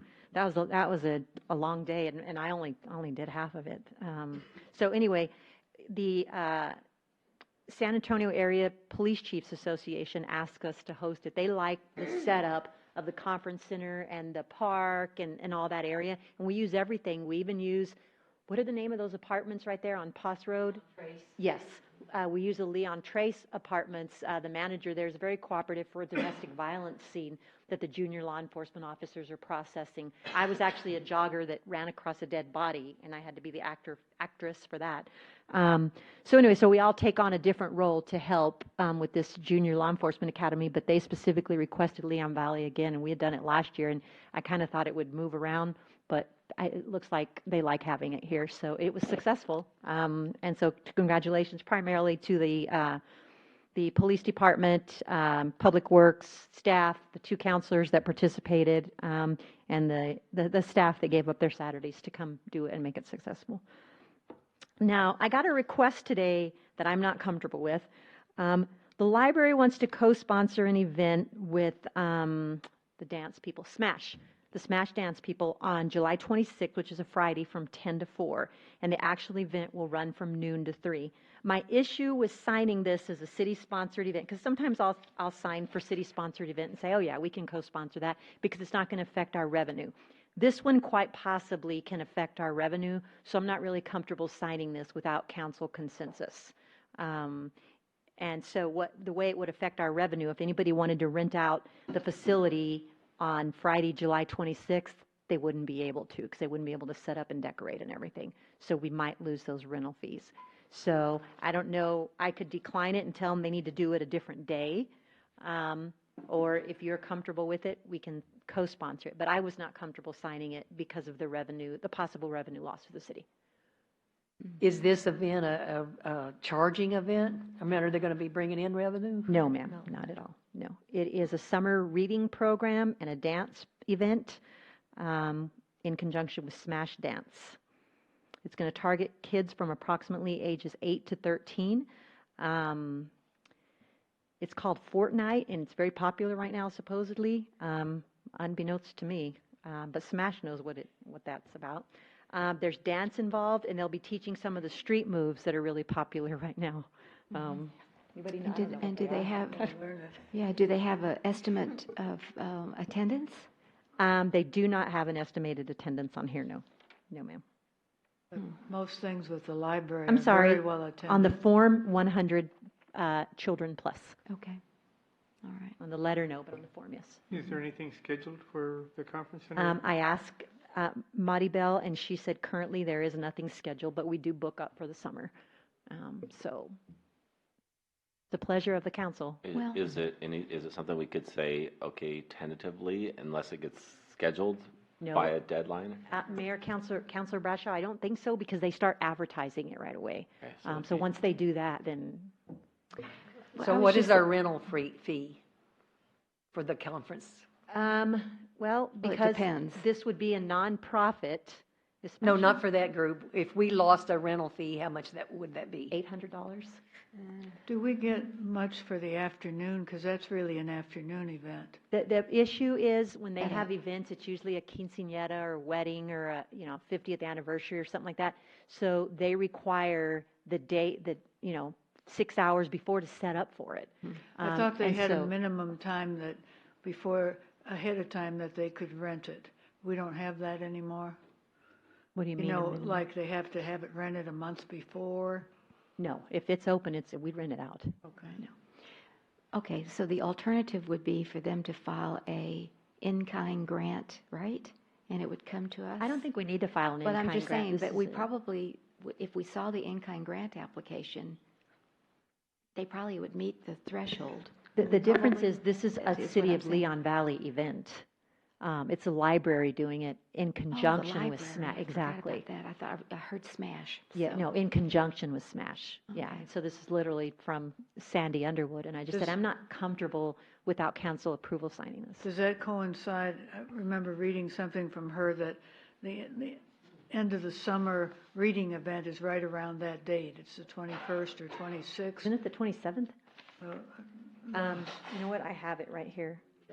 Hold on. July 20th is the summer reading wrap-up event. Yeah, so that might be a good thing in conjunction with it, but that's a Friday, which is At 10:30 in the morning, it's a Saturday, actually. Saturday. Yes, ma'am. Okay, let's look at the pluses and minuses of this. What benefit would this bring to our city? Counselor, are you asking Yeah, me? what benefit would this bring to our city? Mayor, Counselor Martinez, it would bring, it would get children to read and engaged and excited about reading. That's a benefit to the city. It would bring people from the outside who are participating in this event And they might go to into your Taco city. Bell, or they might go to Dairy Queen and eat lunch. Absolutely. They may get gas here, they may eat here, they may shop here, we don't know. So what's the negative, other than we possibly can lose $800? That's your negative, is the revenue loss. That's it. And I we think should the do it. library has earned, with everything too. they've done, I think they've earned it, so I have no problem with it. I'd like to make a motion, we approve, Okay, give her the authorization to go ahead and do this. It's just a I consensus. just need a consensus. Okay, Any, I vote for any? it. I vote for it. For it. All right, yeah. Okay, Agreed. so we have a There's no- consensus, I'm going to sign this thing. Because as a council, you set the rental rate, this feels like me waiving the rate, and I don't feel like I should have done that, so Thank thank you you- for thank that. you for It's bringing that signed, to and I'll us. get it out of there. Okay. We already talked about red light cameras. The other thing I wanted to talk to you about, one more thing on red light cameras, that's become a press issue. In fact, I was on, what's the NPR program? All things considered. All things considered about this. And that's due process with these red light cameras. So if the officer pulls you over because you run a red light, the officer turns on their siren, they stop you, they issue you a Class C misdemeanor citation, and you can either pay it or you go to court. That's your due process there. You can go plead your case with the judge. Due process is actually greater for a red light camera violation because, number one, there's several mechanisms in place. We use the computer-generated imagery and the film, of course. So you're going to get the citation in the mail. You are going to be able to go in the comfort of your home to your computer and watch yourself run the red light or not and see the images. So there's the first thing that happens. If you have an issue with something, you can go to the police department and talk to a certified law enforcement officer about it. But before you've actually received that ticket, you've had a set of eyeballs, a certified law enforcement officer saying, yes, that's a citation. Now, it's no longer a Class C misdemeanor when the red light camera issues that citation. It becomes a civil penalty. So it's actually a lesser offense if the officer didn't catch you, but instead saw you on the computer screen. So once you get that citation, you can go talk to an officer about it and say, hey, look, we catch most of these, but this was during a funeral procession, and the officer can say, okay, bye. Or you can come and appeal to the hearing officer twice a week. If you don't like the decision of the hearing officer, you can appeal to the municipal court judge. So there's actually much more due process with a red light camera generated violation than there is if an officer stops you. And so I wanted to make sure you understood this, because this is another question and another thing that's out there right now, and I just want to empower you with this information so you know that this is not a violation of our due process. So a civil penalty is just a fine? Civil penalty is a fine, and it's a Okay. cheaper fine than if Than a an mis- officer stops you even. And is the a price is even misdemeanor on your criminal record or? Class C traffic Class C? offense. Oh, which is- traffic uh-huh. offense. But it's a Class C misdemeanor. Okay, but that's, It's, the red light cameras don't generate a Class C misdemeanor. okay, so It's it's civil actually a penalty. lesser It's not even violation? it's not a criminal offense. Okay. It's a civil, Civil it's a penalty. Okay. civil violation, I guess.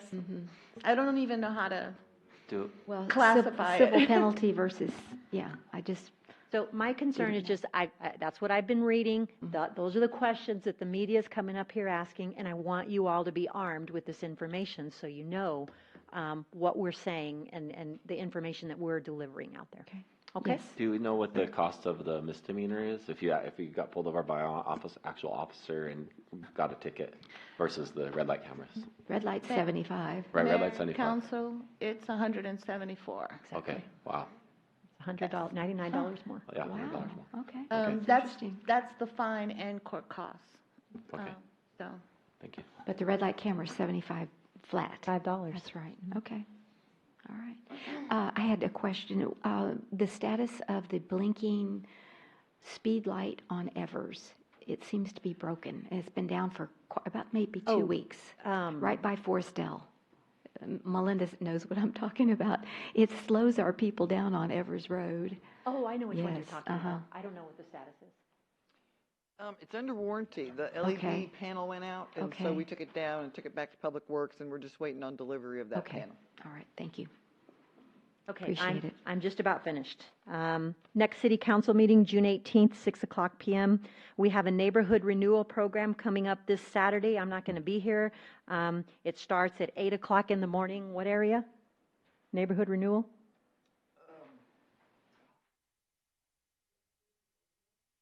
Usually is. Okay. Can you send that I out will to us? send that Yeah, information will okay. get sent out. Melinda, will you make sure that Dave Demeline sends that to me, please? Thank you. And so normally we have staff, and sometimes we have some counselors come in and help participate.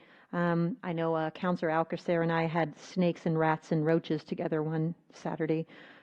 So it's a fun time. Summer reading kickoff, the Big Rig Petting Zoo, Monday, June 10th, 10:30 to noon at the library. Children's recording artist Joe McDermott, June 18th, 10:30 at the Conference Center. July 4th parade is going to be at 9:30, followed by the July 4th festival at 5:00 p.m., which is what you all voted on. Happy Tales Exotic Animals, Tuesday, July 9th at 10:30 at the Conference Center. Summer reading wrap-up, we just talked about that, it's July 20th at 10:30. We're going to change the coffee with the mayor and council to Saturday, July the 20th, from 9 to 11 or 11:30. What did you all decide? I don't believe I got a decision out of that one. I'm for Can we 11. I'd say 11, but we put citizens Can we to be put heard citizens to be heard first. first, then And I'd we be okay keep with the agenda items one or no more than two. Okay. Okay, yeah. So citizens to be heard first. Yeah. Okay, very good. Soapbox Derby, Saturday, October 12th. Boy, October is going to be busy. From 8 to 5 every Saturday, we're going to be here in October. On Evers at the Leon Valley Community Center and Conference Center. Halloween party, October 26th at the library, and then that's when we do the Arbor Day tree adoption and the Trash to Treasure. That's a busy day. The pet costume contest, that's always fun. And then the next coffee with the mayor and council, you change that one as well to October 19th. Same scenario, we'll put citizens to be heard first. Annual Christmas tree lighting's already been scheduled for December 2nd at 5:30. We're not even to the 4th of July, and we're talking about Christmas trees. And the annual breakfast with Santa's on December 7th at the community center. It's sponsored by the Friends of the Library from 8 to 10:30 in the morning. That was a long city manager's report, and I apologize for that. Any questions? I just had one addition that just came in this week as a follow-up to our last meeting, and that's the Grandparents' Day concert.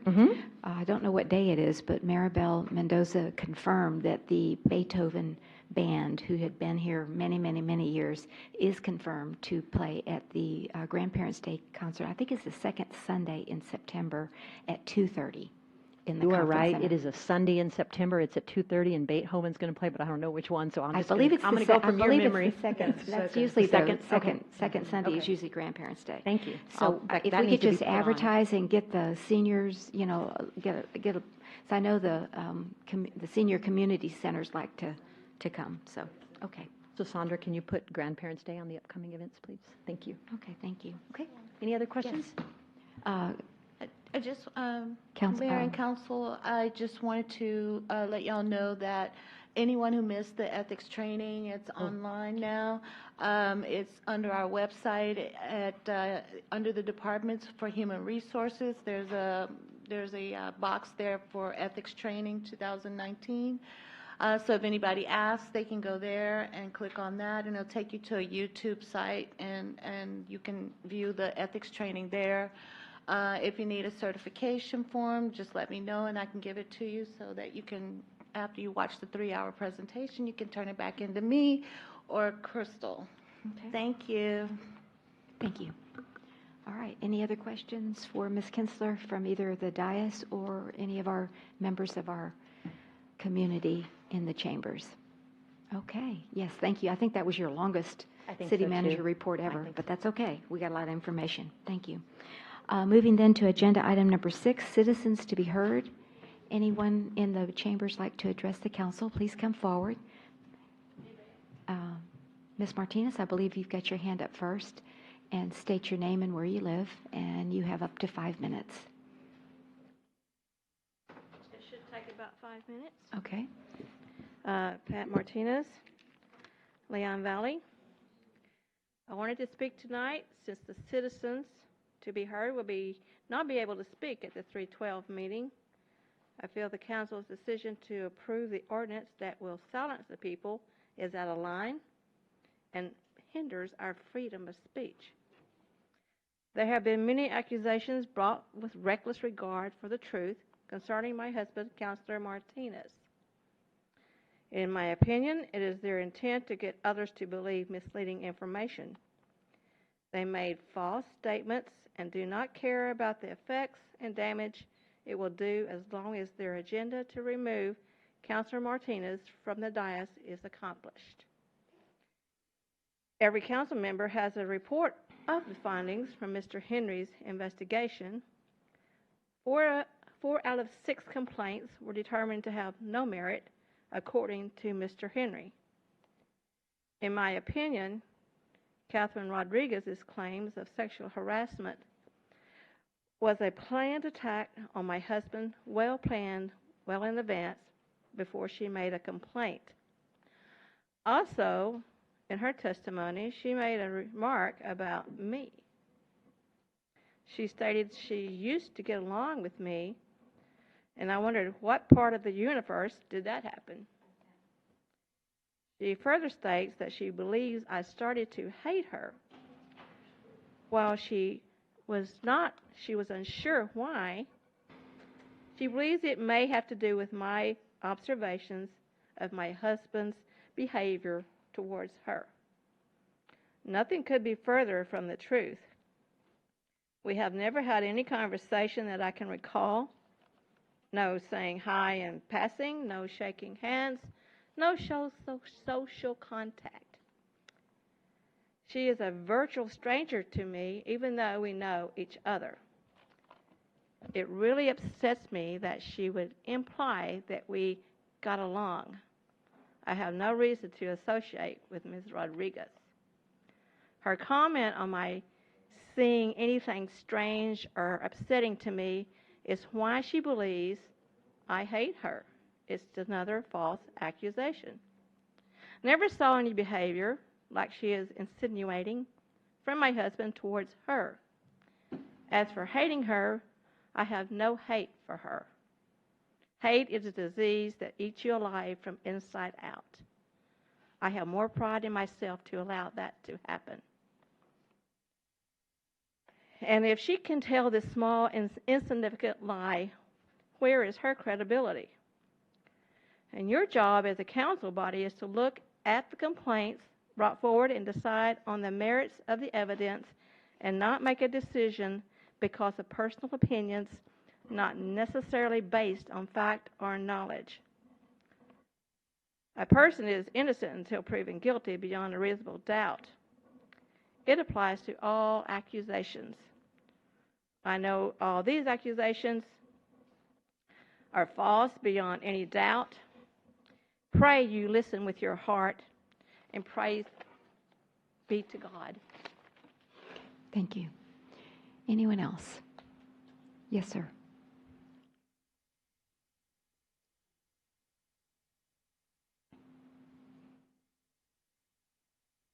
My name is Martin Rodriguez.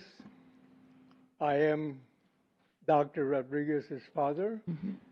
I have listened to the charges against Mr. Martinez brought by my daughter and other people.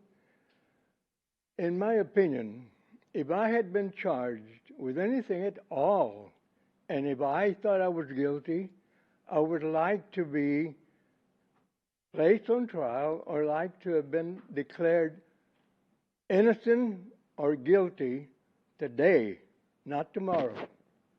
Thank you. Thank you, Mr. Rodriguez. All right. Anyone else? Okay. Seeing no one else for citizens to be heard, then we'll move to announcements by the mayor and council. Councilor Charles, do you have any announcements this evening? I just wanted to say that the participating in the junior law enforcement activity, the competition, there were 18 teams, and what I really enjoyed about it was to see the pride, the determination, and the confidence these high school students put forth in their competition. They were really, really proud of themselves for doing something right, and they really listened to the critiques by the people who were evaluating them. I worked with 2 DEA agents in this scenario was home security or checking out a home, and they were looking for me because I was a drug dealer, and so they and so I got handcuffed a lot. But anyway, they were just very ask a lot of good questions when the critique happened. And what I liked about the DEA agents is they started out with what maybe they could improve, but they always ended up with all the positives. So it was a great experience. Thank you. Councilor Rodriguez. I too, like Donna, participated in the Explorers event this weekend. Really exciting, really fun. Like she said, the students, you could tell who was more properly trained and how well they had been trained and how long they had been training. All excellent teams. It was really great. I also got a chance to participate with the Children's Hospital and the Police Department in collecting cereal for the Rowan Memorial Cereal Drive. I saw some of our citizens stop by, so graciously donated. It was a great cause, and to do something for somebody else and take yourself out of the equation is always a good feeling. You bet. Thank you. Thank you. Councilor Alcacer. I saw a nice feature that recently about a city that has painted the electrical boxes. It had got the citizens volunteering to do that, and it made a huge difference in the way the city presents itself. And I was hoping we might try to do something like that. Those who felt they were artists or actually were artists volunteered their time and sometimes volunteered the paint and that, but the city, I think, contributed the paint and got permission to allow that to happen. A sad thing happened in front of my house. Somebody ran over a turtle. I hadn't seen a turtle walking around for quite a while, and it was like already about 5 inches and had a beautiful shell on it. But so watch for turtles crossing the street. The fireflies are still out. If you haven't seen them, they're also a wonderful sight. We were talking about the Virginia Beach people, but there's a whole lot of people affected by the flooding, and the Salvation Army here is collecting for some of the flood victims who have lost everything. If you're a citizen of San Antonio, whether you're here or watching, please vote. A very small percentage have voted, and there's hundreds of thousands of people who can vote in San Antonio. And then finally, my new slogan of the night is to opt for optimism. Thank you. Thank you. Councilor Martinez. I had a meeting with the Alamo Area Radio Organization. It's a ham radio club, one of the biggest ones in San Antonio. At the end of the month, June 22nd, they have what they call Field Day, where ham radio operators or different organizations or even individuals set up radios in parks, different remote locations, preferably off the grid. They want battery power or generators or some other solar power to run the radios. And it's a 24-hour competition to see how many contacts you can make around the world. And it's just to simulate disaster preparedness. This organization was planning on utilizing the American Legion post on Grossenbacher out on just on the other side of 1604 on I-90 or Highway 90, but somehow they had a conflict and they can't use that facility anymore. And they asked me if we could use Raymond Rimkus Park. They don't want to use. They're not going to go 24 hours, but they want to know if they could use the park from noon, about 10 o'clock in the morning to midnight, and they want to use the area. If you drive into the big parking lot, the wooded area on the right-hand side, that would be perfect for them to set up antennas and they've set up some tents and stuff to protect them from the sun. But they would want to use see if they want to use the park for that event. And one of the things that they're going to set up is what they call a GOTA station, and there will be signs available there. So anybody here in the audience, if you want to talk on the radio, maybe you'll talk to Japan or Russia or someplace around the world. They'll have a radio set up, and they'll let you operate. And you can talk as long as you want on the radio to how many people you wanted to talk to. But of course, the other people will be dedicated to try to making as many contacts as they can. But I just want to know if it'd be possible for them to use the park till midnight. What is the date of this? The 22nd. It's Of a Saturday. June? Yeah. When's the next park commission meeting? I was just texting Melinda asking her, when's the park commission meeting? What's the date? Because usually for an event like this, we run it through the park commission, then it comes back, but I don't know. I know this is short. I just Right. was at the got noticed yesterday. We posted the agenda, but we can post an amendment to the agenda. Okay. All he has to do is get me a letter of request and explain the event, and we can take it to the park commission meeting next Thursday. Okay. Perfect. We go to the city council meeting, the next city council meeting. So what is his deadline to get you that letter? I need to for know the pretty amendment? quick. Yeah. So you don't. Just, They're looking at other avenues, but they're thinking of Raymond Russell Park, but they want like $300 to rent the facility for the day, and then there was another one that you had to have a constable there for the whole event at $50 an hour, and it just makes it. Just give me something for the heading that I can put on the agenda, and then if you can get me the letter by like Monday, that'd be great. I'll have the president send you a letter. Okay, cool. Okay. Thank you. Do we have a consensus that this could happen I give them? It's going to go through the think park we can commission. do It just needs to go through the process. Let the park commission, and then it'll be brought back to you on the 18th, so there'll be time. Okay, Well, thank you. my only concern is he's going to want to advertise.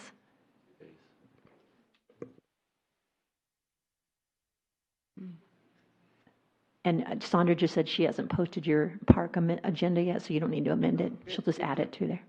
When's the next council meeting? 18th, June 18th.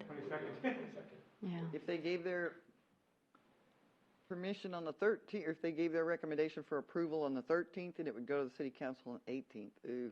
The problem is that you have, it's a nighttime thing, so it takes special. You have an ordinance For next issue year, there. if they plan for next year, I You know, think it would if be. they could use the park right now till, what, 9 o'clock or till dusk when Till it closes? dusk, Till till sunset. Yeah, but sunset. they want to continue, use it till midnight. There's an ordinance against that right now. We have to come to the Come up to council for that. sundown. It's It requires a special. variance. Yeah. Yeah, you'd need a variance. You'd have to have 2 hearings. You have to plan for next year, I think. Either plan for next year, or can they postpone it to later in the summer? No, because this is a Yeah. worldwide event. The ham clubs from all over the world are doing this, and it has to be that weekend. That's a shame. Yeah. Okay. I don't know. All righty. So I guess next year or another time. Okay. Yes, Councilor Bradshaw. Yeah, just real quick, as Councilor Alcazar was talking about all the things going on in the world right now, floods, and shootings and different things. It reminded me a little bit, a few years back, I was on a work assignment in Thailand, and they had just had a giant flood, like 100-year flood, and many families lost their homes completely, and we were over there. Our business, actually, factory over there was flooded, and so we were helping get things moved into the mountains and get set up and stuff, and I ended up going to a church service while I was over there. And I don't speak Thai, didn't I? But I did recognize the song that they sang during church service, and it was Count Your Blessings. And so I just want to remind everybody to count your blessings, even though things aren't always going our way. Thank you. Okay, thank you. Appreciate it. Just as I know it's getting late, I just wanted to thank Representative Lopez. He came to our Bandera Road work group meeting today and really added a lot, and had us really concentrate on trying to get a preferred option within 2 years, because people want to know what it's going to look like. So, and then he also said, we got to have funding, and I can help at the state legislature, but I need to, we talked about fiscal notes. And so anyway, he was just a great addition. I want to thank him again for coming. That was a big surprise to all of us. But I have invited him to come to the next city council meeting, June 18th, to give us a summary of the legislative. He said he was there 2.5 months, and try to just keep it pertained to the cities. But I know the manager and I were talking about there's a lot of bills, so I'm not exactly sure. But I said, no more than 15 minutes. So anyway, but I wanted to thank him. And then also on the utility boxes, I know we looked into that, Counselor, a while back, because I think it was Santa Fe did their utility boxes, or Lions or something. I can't remember why we couldn't do it, but there was something. This was many years ago. Permission, but Yeah, Texas but anyway. City, it was a Texas City. Okay, so anyway, something must have changed from when we looked at it many years ago to now. So I think that would really beautify our community to have our utility boxes painted beautifully. So great idea. Thank you. All right. Let me move on then to the consent agenda. Is there anyone that would like to remove consent agenda item number 8.1 for discussion? And if not, may I please have a motion and a second to approve? I move that we approve 8.1 as presented. I second. All right, I have a motion by Councilor Alcacer and a second by Councilor Bradshaw to approve consent agenda item number 8.1. All those in favor say aye. Aye. Any opposed? The motion does carry. Then moving then to the regular agenda item 9.1, discussion and possible action on a resolution appointing members to the Charter Review Committee. And is it Ms. Pasolé, or are you going to present this agenda item?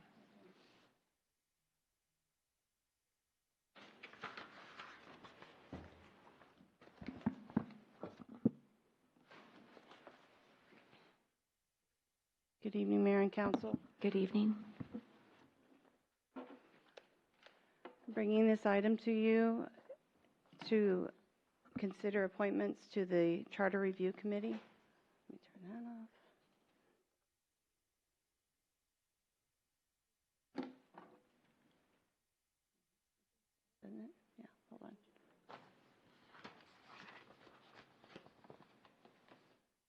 Good one. Sorry. Okay. So this item is brought to you because your charter states that we need to have a charter committee review committee.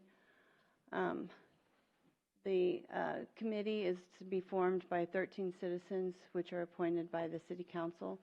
The way that this committee appointments would be done would be those, let's see, the mayor, place 4 and place 2 would appoint one person for 1 year term, and then place 1, 3, and 5 would be appointing for a 2-year term, and that's according to your ordinance.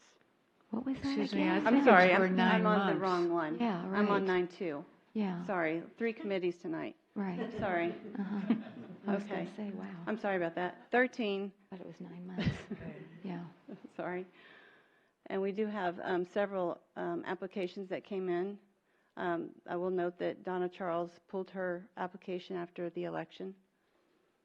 I'm not going to read off all the names, but these are the dates that they all arrived in my office.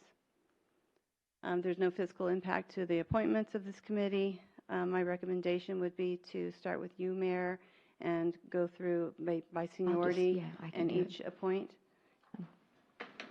Okay. I just had a suggestion that we possibly might want to put the year behind the Charter Review Committee, like 2019, because, you know, in the next 4 years later, then we've got another one, just so we can keep it distinguished. I don't know. I was just thinking about that. We can do that. So, okay, very good. Now, I'll just go ahead and go down. You have your list here in the book. I do. There was one, this Robert Tribble, his came in yesterday, so I'm sorry, but the packet was updated today. Okay, thank you. I appreciate it. So we'll just go round robin. So, Ms. Charles, do you want to give your 2 appointments? Suggesting most senior, you the mayor. Well, since I'm running the meeting, I'm going to ask you to do it first because I'd like to see who everybody else is first for mine. So, yeah, Ms. Charles, go ahead. I just have one problem for someone being appointed to the committee who has filed and is in an active lawsuit against the city. I do have that objection, so I'd like to consider. I know it's not, we don't have any rule that says that. It's just, we have considered it before. All right, thank you. Ms. Charles. I appoint Albert Alcacer and Matthew Hody.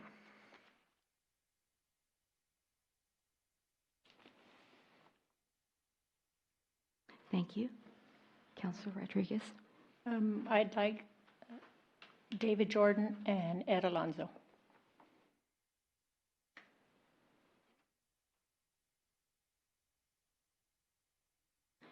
Councilor Alcacer.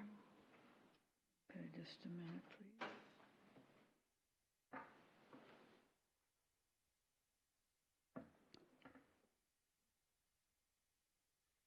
I would like to appoint William Johnson and Michael Marin.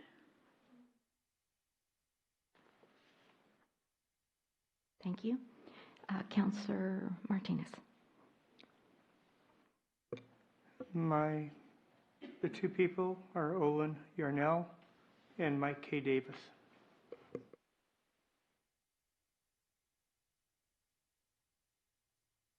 Thank you. Councilor Bradshaw. I would like to appoint Josh Stevens and Jackie Conrad.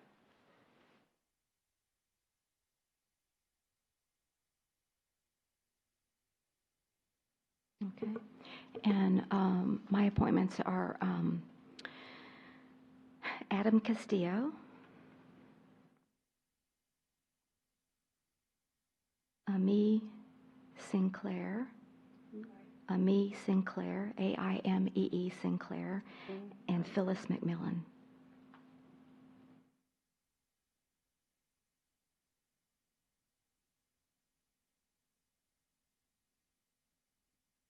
So, just need a motion to accept as okay.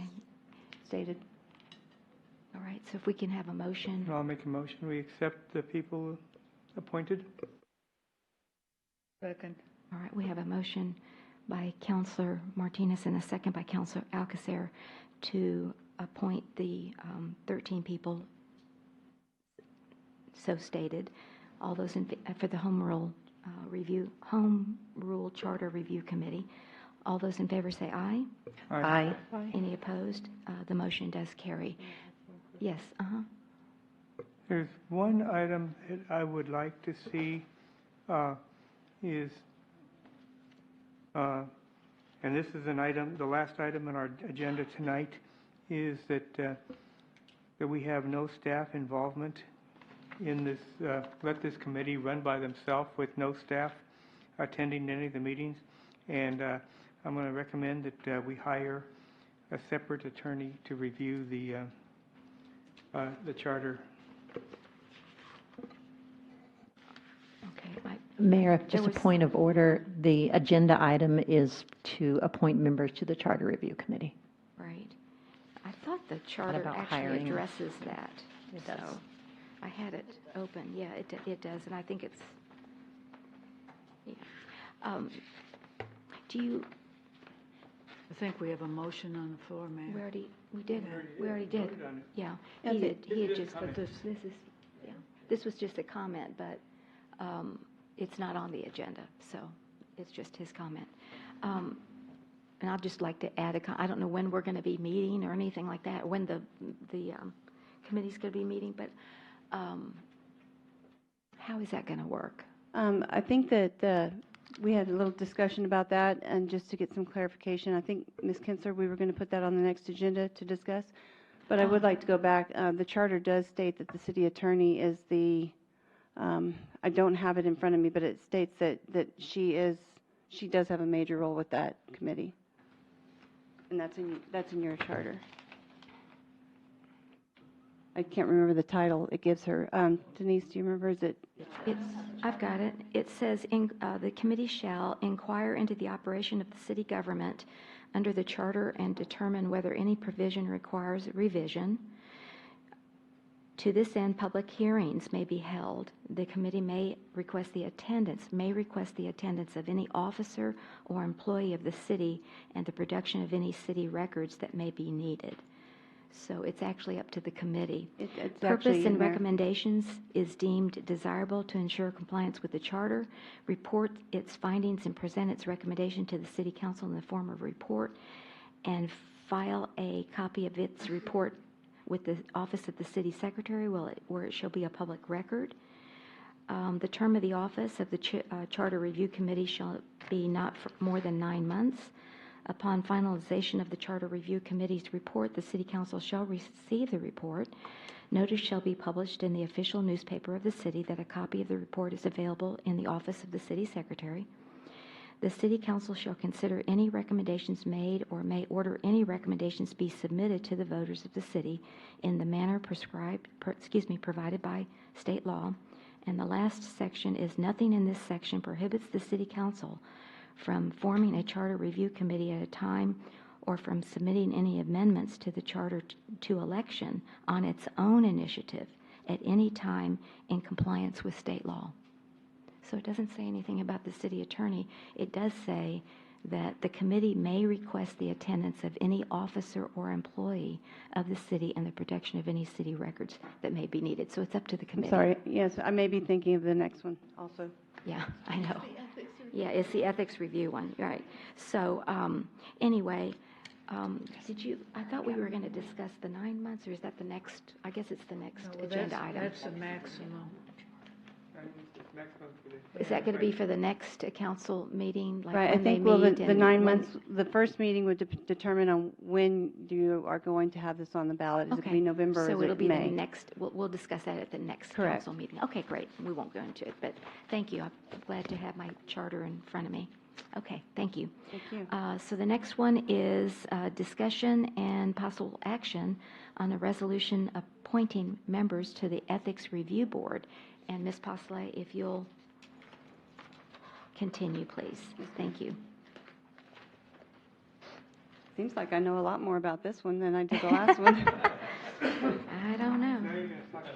Yeah, now I'm going to go back to the zoning. Anyway. Okay. Okay, so this is, I just happened to look and I thought, oh, we better put this back on because I think Denise and I were, the time is flying past, so quickly, but this was due to come back today anyway. But we do need to get your ethics committee in place.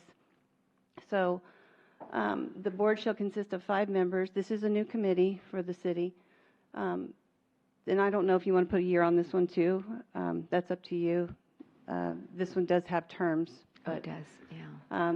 It has 5 members. Each member, like I stated before, those of you that were already on council, you're going to get to make an appointment for 1-year term. Those new appointment or elected officials will make a 2-year term appointment. Unfortunately, it doesn't include an appointment from you, Mayor. I know. I thought that was so different. Different and, well, shucks. Usually, oh, well, never mind. No comment. As I stated, the initial terms will be staggered. This will be done coterminous with the appointments of each of your seats. And it was to be done at the first election, or first meeting after the election, which is what we're doing tonight. Oh, and I'm sorry, one thing. No member shall serve for more than 3 2-year terms. Okay, the qualifications are members of the board shall have good moral character and shall be residents of the city. No member of the board shall be a salaried city official or employee or an elected public official, a candidate for elected public office, or an officer of a political party. So we just need to make the appointments, and I put the term dates here. There's no fiscal impact, and I didn't read the C statement on the other 3 or the other 2, but the C statement is social equity. Every resident, business owner, operator, and other stakeholders are encouraged to volunteer and actively participate in the decision-making process that directly affects their community. Economic, citizens, and community stakeholders who engage in the decision-making process and contribute to the policy making of Leon Valley are spokesmen for the city. And environmental, citizens, and community stakeholders who engage in the process understand the city's initiatives and work to improve the quality of life in Leon Valley. Thank you. Any questions? Very nice. Yeah. No, that's a really good C statement that you came up with. Okay, very good. So we'll start with Council Place 1 nominee. Karen Weidlich, RN, I'm sorry? Weidlich. Would you spell her last name? She lives in your subdivision, Yes. right? Weidlich, Karen, RN. Okay, yes. Okay, very good. Yes, Councilor Rodriguez. I'd like David Smith.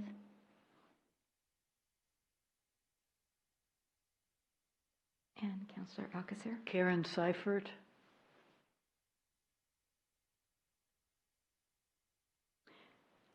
Councilor Martinez. Liz Malloy. And Councilor Bradshaw. I didn't see any applications for this. Is it just somebody that we pick out? Mm-hmm. Okay, but I haven't consulted anybody about it either. So I don't have a name to nominate at this time. Okay, can we wait ask until people next Back in 2 meeting? weeks? Yeah. For the one last appointment? For the last appointment? Is that okay? Okay, sure. Okay. But I'd like to, if we, isn't this require a vote or no? Yes. Yes. It's a resolution, yes, ma'am. Okay, because I'd like to approve the other 4 Sure. and then Fine. approve his choice when he makes it. Is that acceptable? Yes, ma'am, I can put it on consent as soon as he gives it to me. Okay. Mm. That'd be good. Okay. I so move. Okay. I second. We have a motion by Counselor Alcacer and a second by Counselor Rodriguez to appoint to the Ethics Commission place 1, 2, 3, and 4 as presented. Place 5 will be at the next council meeting under the consent agenda. All those in favor say aye. Aye. Aye. Any opposed? The motion does carry. Okay, Did I thank tell you Denise is going to serve on that one? That's the one she serves on. Okay. She's she's Ethics compliance officer. oh, you're the ethics compliance officer? Is that what it is? Okay. All right. All right. Thank y'all very much for coming. And have a good evening. Okay. Then moving then to agenda item 9.3. Ms. Pesley, if you'll please read that ordinance.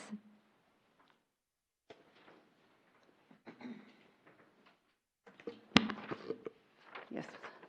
An ordinance authorizing an amendment to the Leon Valley Code of Ordinances, Chapter 12, Traffic and Vehicles, adding Article 12.08, Motor Assisted and Dockless Scooter, adding Section 12.08.001, Definitions, Section 12.08.002, Prohibitions, Section 12.08.003, Impoundment, and Section 12.08.004, Violations, setting a penalty for violations, providing a repealer, severability, and savings clauses, and for providing an effective date.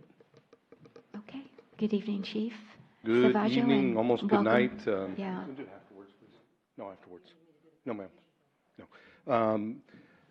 I'm going to try to go through this real fast. There's a lot of slides. I gave you all those slides so you could read over it and see what everybody is doing, but I'm going to kind of paraphrase some of those slides as we go through just to expedite it for time. If you have any questions, please let me know either here or contact me over the next 2 weeks for the next reading, and we'll try to go through this as quick as possible. So my purpose here is to get your feedback on amending the ordinance to add language in there on these dockless scooters and e-bikes. They call them all kind of different things. The state calls them motor-assisted scooters. So I use that, but then in parentheses put all the new terms that are going behind it throughout the city of Leon Valley. Just to give you some background, e-scooters, which was Bird, arrived in San Antonio. They just dropped off about 1,500 and just showed up with no ordinances. They showed up on the sidewalks, and it began a process between these companies to put as many as they could out there while there was no regulations. And so over the next couple of months, San Antonio ended up with about over 14,000. They figured 14,100. We actually started getting a couple here in Leon Valley, blocking our sidewalks, and we began picking them up. San Antonio basically now has made it where no new companies can enter the market, and they have a plan to reduce those by almost a third over the next couple of months. They decided they're going to go through a light touch and pretty much let them do what they want in favor of warnings and civic patience is what they called it. But it didn't last real long because a lot of people were pretty upset about it. Since September of 2018, 120 injuries, mostly cuts and abrasions. We've picked up 12 abandoned scooters.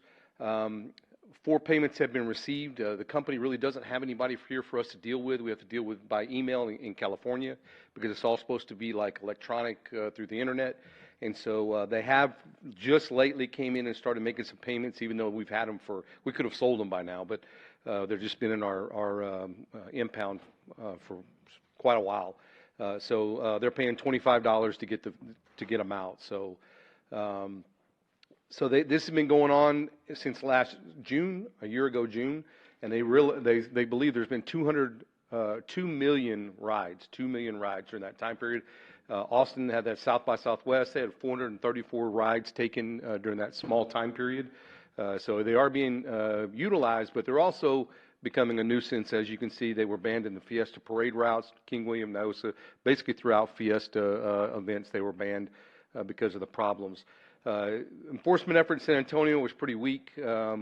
They corrected 20,000 violations by being nice and moving them off the blocking of the sidewalk and all those types of things. They only impounded 70 scooters.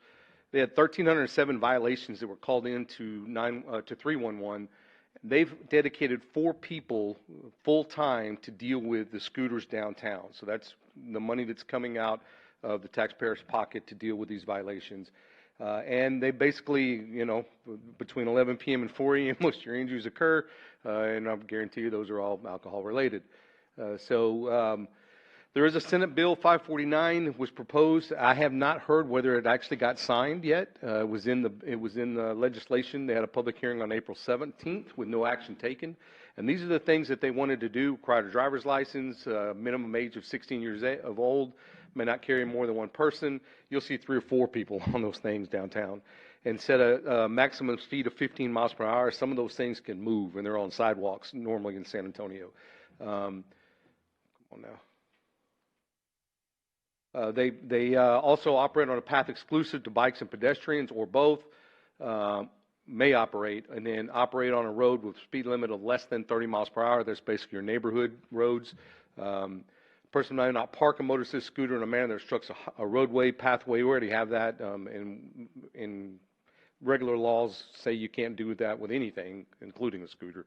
And then the county municipality can further restrict the speed, operation, location, age of rider, and where they may be parked. And so regardless of what we do today or the next 2 weeks, if that law went into effect, I think the way we're asking to craft it, we would continue to be, if they do this law, we would continue to be in compliance with that law in the future. So I don't think we're doing anything that's out of the ordinary.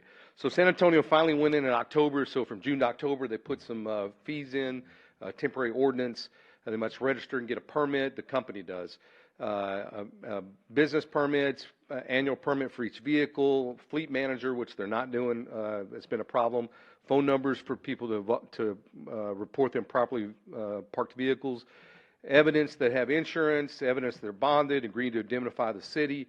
Must yield to pedestrians, use bike lanes when available. If no bike lanes, may ride on streets which have a speed limit of 30 miles per hour or less, and on sidewalks, including sidewalks adjacent to roads. And I think that's one of the things that they're actually fixing to take out is allowing them on the sidewalks in San Antonio. And then must obey all state and traffic laws. If ridden on sidewalk, must maintain a distance 2 feet from all pedestrians, and may not ride on the trails or creekways, plazas, and parks. They're keeping them pretty much out of all the park areas and the river, what do they call the river reaches and all that other stuff. Must be 16 years old, may not have a passenger, not be using a portable wireless communication device. They encouraged helmets but didn't require it. And they may not be parked on the streets except in areas designated by the director. That was all done by October 11th. They may be parked upright on a sidewalk and managed does not impede the normal or reasonable pedestrian access, or reduce the minimum clearance of a sidewalk to less than 3 feet. The problem with that is if you put it on the sidewalk, it's going to do that in most of your sidewalks. And real quickly, you're going to be in violation of ADA laws when it comes to those sidewalks. And then they came up with certain areas that they could not park them, bus stop areas within 15 feet, 8 feet of commercial loading zones, disabled parking zones, street fixtures like benches, parking, pay stations, 8 feet of curb ramps within 8 feet of a building entrance, on the trails, and all these other stuff. So on February 14th, just a couple months ago, they came in and amended those ordinances. They may not operate between the hours of 11 p.m. and 6 a.m. Obviously, that's because of the alcohol-related incidents that were occurring and people were getting injured. They authorized city staff to remove dockless vehicles in prohibited areas. Director has authority to identify where the vehicles must be removed to accommodate the events. And so they've actually gone, since I did this presentation, and they've gone a step further in those things that they were looking at doing, of bringing it down to about 4,500 and putting RFPs out for 3 different businesses, only 3 different businesses. So they are reducing even the footprint even more. And so other organizations, other cities now have also gone in and made some changes. Kirby made it illegal basically to leave it unattended, so you can ride it in Kirby, but you can't park it in Kirby. So basically, if they leave the thing unattended, they pick it up. It's against the ordinance. Almost Park, they've regulated it, but it's not approved yet. They're waiting on San Antonio because they're so close. And then Alamo Heights regulated it. It's basically similar to San Antonio, but they put a max of 75 scooters. And the reason they decided to go with basically what San Antonio was doing is because they're so close to downtown and the college kids use it up and down Broadway, and they didn't want to take that away from them. New Braunfels banned it indefinitely, which was a temporary ban that became permanent in March of 2019. So our proposed ordinance, and we actually talked about this at the last coffee and got a lot of feedback from the citizens. And pretty much everything we said, do you want it here, do you want it there, was no, we don't want it, including all our streets and major streets and so on and so forth. So our definition of motor-assisted scooter comes right out of the state law. We're just following the state law and what these, how it's defined. And then continued, same thing that we just talked about. It does not include a pocket bike or mini motorbike. There were things that was at the meeting where people were concerned about the kids that have these other little things. You know, it would not include those things, and so it is spelled out in there, and it spells out what a pocket bike or mini motorbike is. Does not include mopeds, motorcycles, electric bikes. Motorized mobility device. I know that was something else that was discussed, like the little people you see going up and down the road on those things. And then an electric personal assistive mobility device, basically a wheelchair on that one.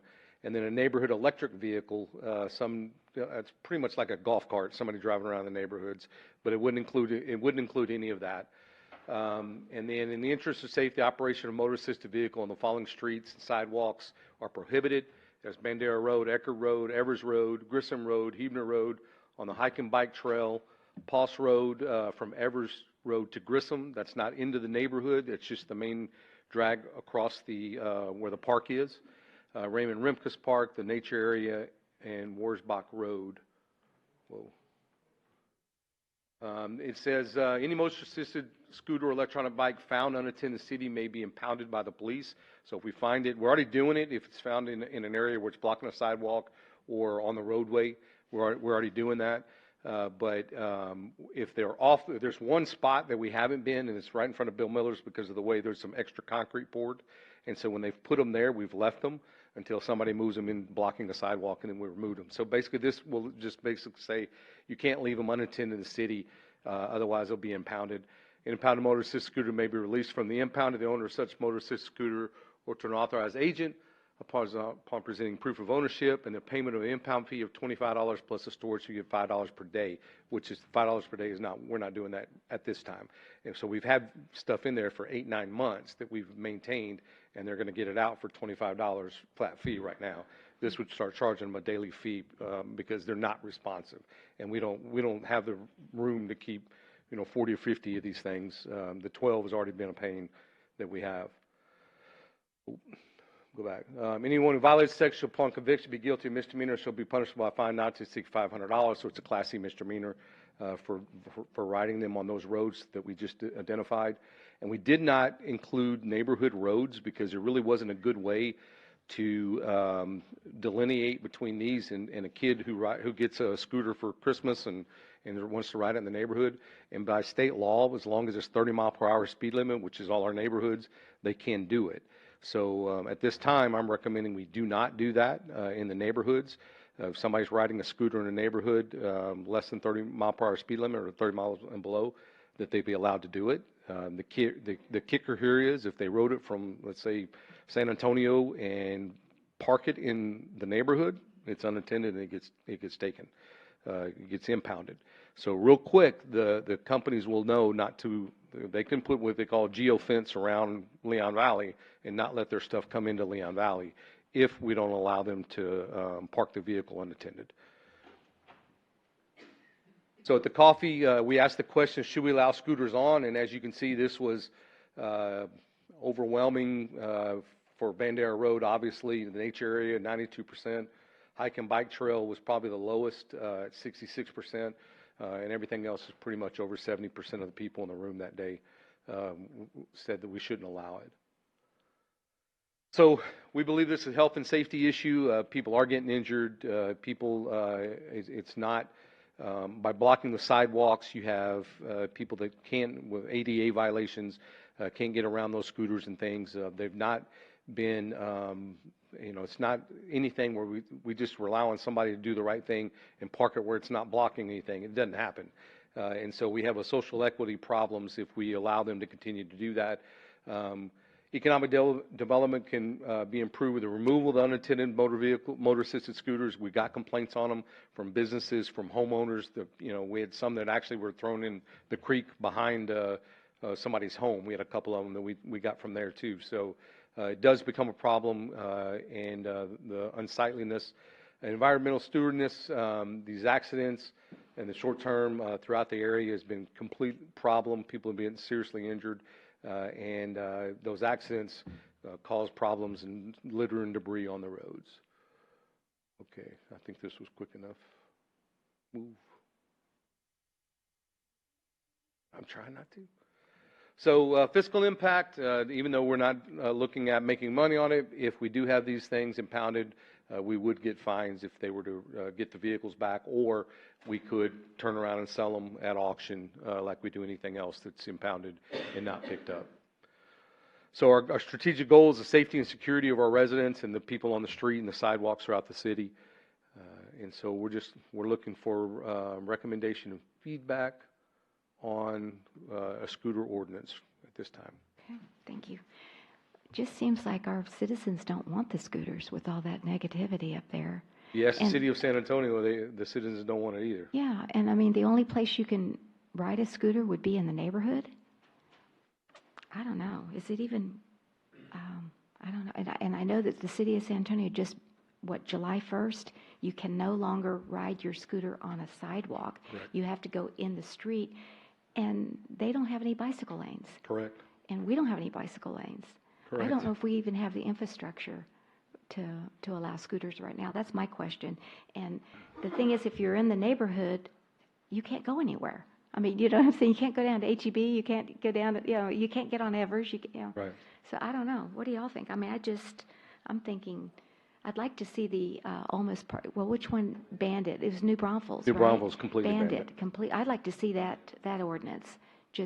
But again, on the flip side, I hear we have to keep the millennials in mind, because they like to do the scooters. I don't know.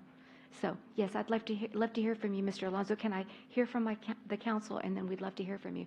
I just don't know what the answer is, but there's a lot of people that don't want it up there. So who else? Yes, Councilor Martinez, and then Councilor Charles. Yes, go ahead. Do you know what the approximate cost of each of these scooters is? Councilman Martinez, I do not. I know that the original ones that got put out were not engineered to withstand the abuse that a person who don't care about it would give, that's drunk, and so a lot of them were breaking. So the original ones that we have are probably a little bit cheaper than the ones they're putting out now. So I could look it up for you, but they're not real expensive. But it's not the same kind of scooter you would buy for your grandson to go ride in the neighborhood either. I mean, they have GPS in them and the whole 9 yards. But so if you charge $25 and $5 a day, at some point it's going to be uneconomical for them to pick it up unless they pick them up right away. Well, the funny thing about this is because of the way that the business model works, is people come within 12 hours. They come here because the people get paid to pick them up and charge them. And so when the thing shows that it's not where it's supposed to be, it starts beeping on their end. They can see it, so people come up and want to get it so they can go charge it. So people are showing up from the company, and I use that very loosely because they're getting paid $5 to go charge the thing and put it back on the street. But are they really employees? And so they know within minutes that we've moved this thing. It's because of their business model, and they don't have representatives here, and that's how they're making their money. They don't have infrastructure built into it, and there's nobody here except the people that are running around with their little app showing that there's 10 of them beeping, and they beep in our Sallyport here, and they come up and say, hey, I'd like to get it out, and we say, okay, that'll be $25. Ooh, no, never mind. And then they leave. So the company knows they're here, and they got GPS.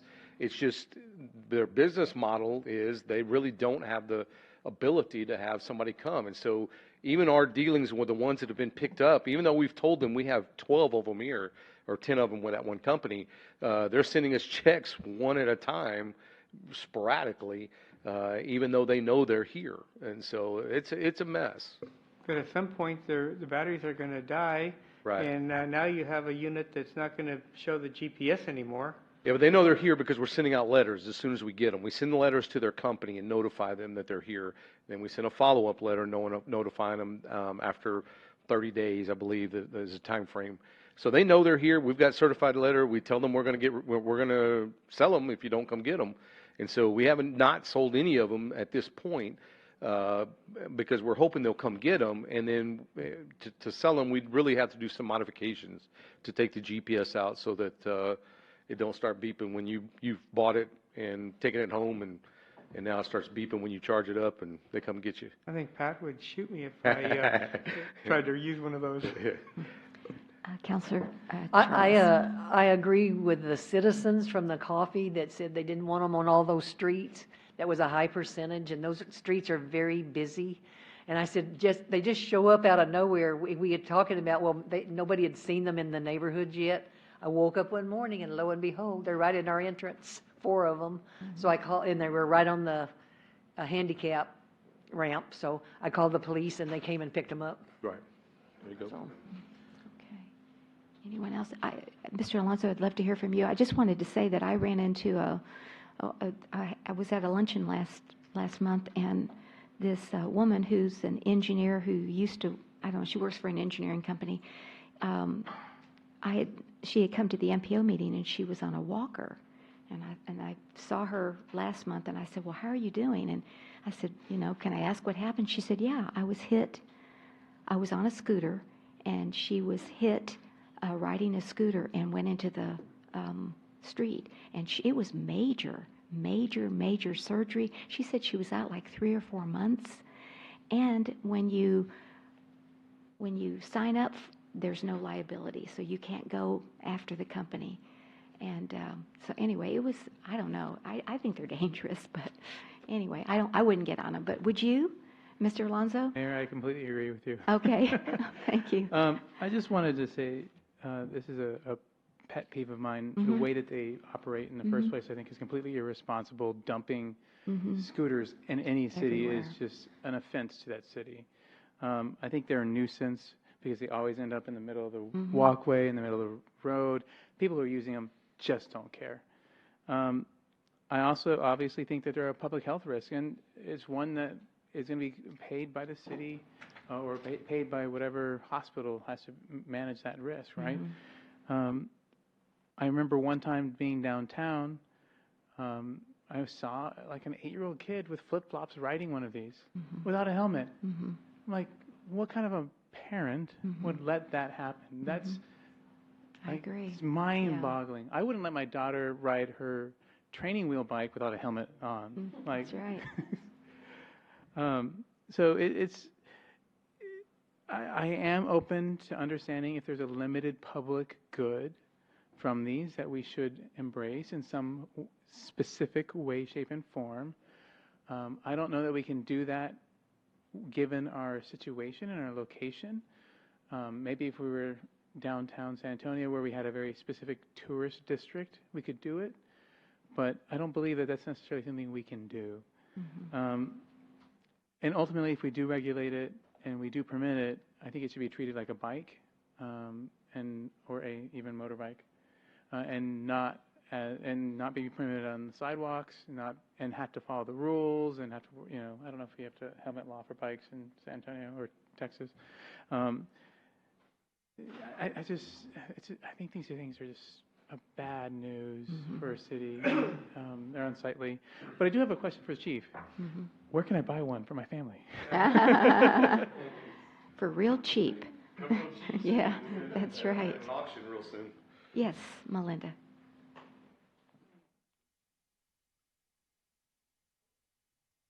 So the Park Commission Chairman, Roger Christensen, saw this item on the agenda, and he immediately put it on the agenda for the Park Commission because he's of the opinion that you should not allow them in any of the parks, and only 2 of the parks are named in the PowerPoint. I don't know if it's in the ordinance or not. I didn't read that, but he would like to see it say park system, period. He doesn't want them in there. We have a lot of trouble right now with joggers and bikers not sharing the road, so to speak, in there, and he thinks that this would just be another added irritant. Okay, thank you. Look forward to hearing. And I don't remember if all of them were named or. I thought it was just Raymond Remkus in the natural area. That's and the hike and bike. Those hike and bike trail, which is still, it's not finished yet, but it's coming. It's coming. Yeah. So those are the three areas. Would there, and excuse my ignorance, Melinda, the other small parks, is there any like infrastructure to allow them to ride it, like sidewalks? And we can add all our parks. Silo, the Old Mill, and the Ridge, and then the what's the trail on Grass Hill, right? The Heatherton Trail. So those would be the 4. And then there's also the Linkwood Trail that still hasn't been developed back out either.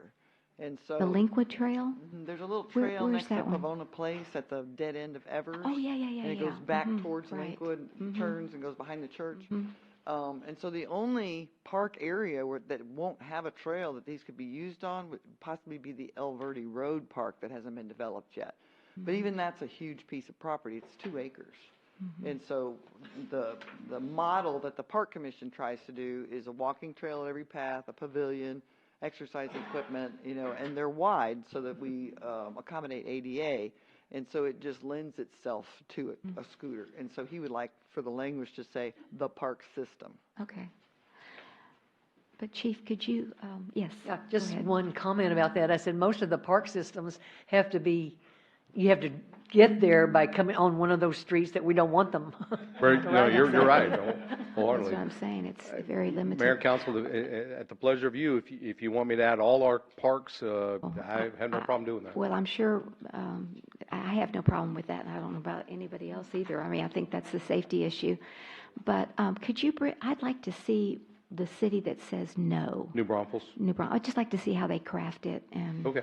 how they, well, I mean, I just think we should see both, no and then limit. This is so limited.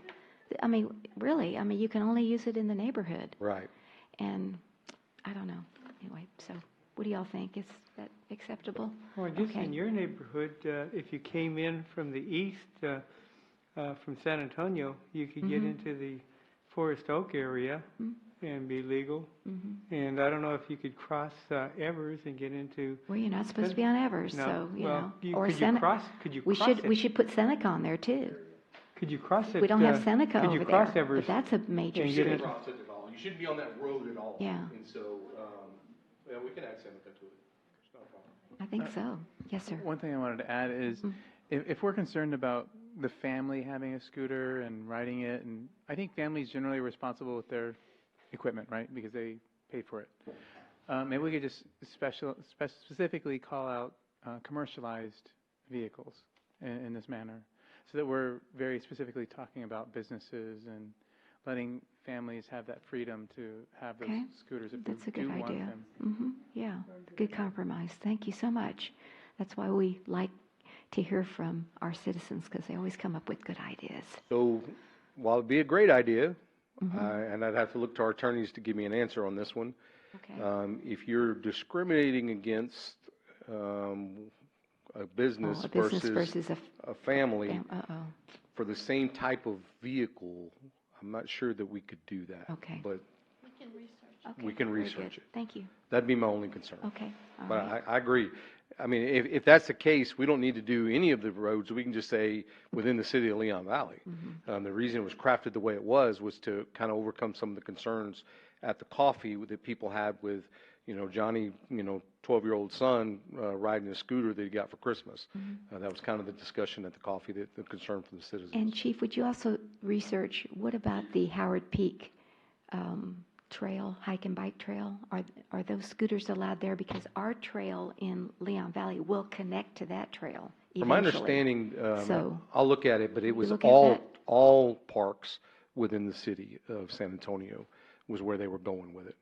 okay. And those are linear parks. Yeah, okay. I just wanted to be consistent with I know their- Phil Hardberger Park was named, and I'd have Okay. to go back and look at whether that one was or not. Okay, all right, I appreciate that. Yes, ma'am. Okay, so second reading next time. Yes, ma'am. I think the more I hear, I don't see any reason to even have them except personally owned, and we could put it like the bicycle. And I do think that if you allow the families, it should be the 16-year-old with a minimum age of 16 with a helmet. Yeah, it would definitely have to be that. And so I don't know.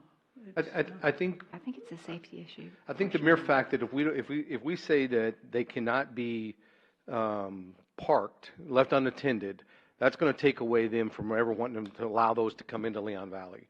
Because if the person rode in from San Antonio, as Councilman Martinez was describing, it rode in from into your neighborhood, and they parked it on the corner, it's fair game to be picked up now. And so they're going to want to say, hey, I don't want you in those neighborhoods. And so they're going to have to put a geofence so that it powers down as soon as it hits your neighborhood. And so we're never going to have them in our neighborhoods. If you just say not left unattended and that we're going to pick it up, it's a violation. They're not going to let them. They're not going to let their vehicles come into our area. Okay, thank you. Maria, come on up to the podium. Thank you.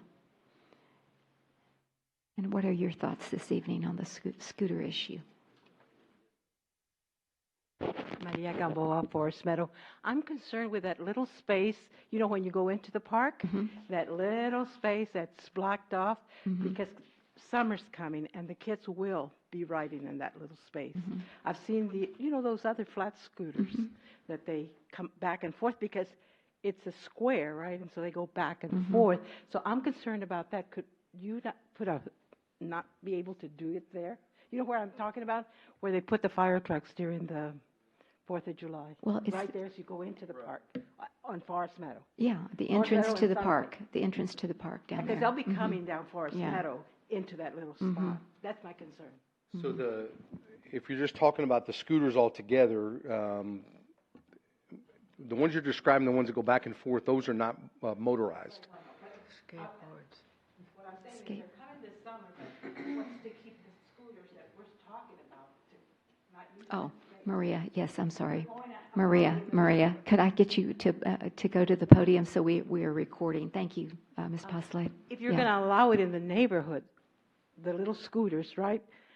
Not the flat ones that I'm talking about, but I'm saying those, usually I see them in the summer, but the ones that we're talking about right now, if you're going to allow them in the neighborhood, that little space there brings people coming all the way down from Forest Meadow, because my street just happens to be the street that everybody walks through, because they're all going to the park. They're coming from the apartment complex or wherever they're coming from,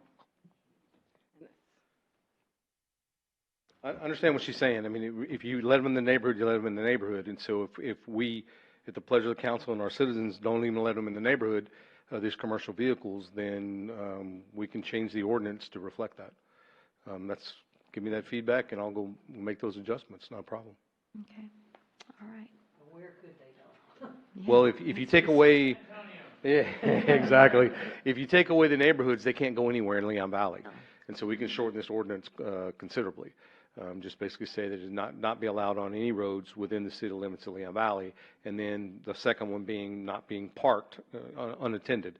So it would cover both the riders and the parking if they allow them in to Leon Valley, the company. Sounds good to me. I'd like to see both, and with the kind of like the mayor said, leaning towards not restricting completely. Okay, but you said you mean both. So, well, like as far as picking them up, like Alamos Park or the other cities that have banned them or restricted. New Braunfels they're the only one I've seen that has a complete ban at this point. I'll make a motion that we No bend motion this needed. is just this is our first read. We're just talking. But I Yeah. suggest, can you suggest? Sure you can. I can suggest that we do not allow them in the neighborhoods, and we also say we pick them up if they're left unattended. Yeah, that's what you were saying. That's, Yeah. That's pretty much the consensus on council then. Okay, I'll make the adjustments, and what I'll also do between now and then, I'll send you New Braunfels I'd like to see that one. so that you'll have that, so you can see exactly how they crafted theirs. And look into exempting personal use with restrictions, Yes, ma'am. personal ownership. We need some help with that, Denise. Yes, ma'am. Okay, thank you. Appreciate it. So we'll see the adjustments at the next meeting. Yes, ma'am. Thank you. Thank you all. All right. Moving then to agenda item 9.4. Ms. Postlev, if you'll please read that ordinance. An ordinance authorizing a budget adjustment from the Red Light Camera Fund in the amount of $48,400 for architectural and engineering services for security improvements to City Hall, providing for repeal or severability and savings clauses, and providing for an effective date. Thank you. Good evening, Mr. Milan, and welcome. Good evening, Mayor and Council. Thank you. I'm going to start this item off and go through some of the details of it, but I just want to point out this has been a collaborative effort between myself, City Manager, Chief Salvaggio, and Melinda Moritz. And so we're all going to be here to answer questions and kind of walk the council through some of the discussion tonight. Also, when I made the PowerPoint, I made a lot of details in there, not anticipating I'd be presenting at 10 o'clock at night, so I might skip through some of that and go straight to some of the diagrammatics. So our discussion tonight is to talk about and discuss a potential budget adjustment for security improvements to City Hall, and that would be a budget adjustment from the Red Light Camera Fund. And so, of course, this is a first reading, and so, again, the goal of tonight being a first reading is to walk the council through some of these initially identified potential security improvements to City Hall to get the council's feedback prior to second reading and answer any questions about these potential improvements.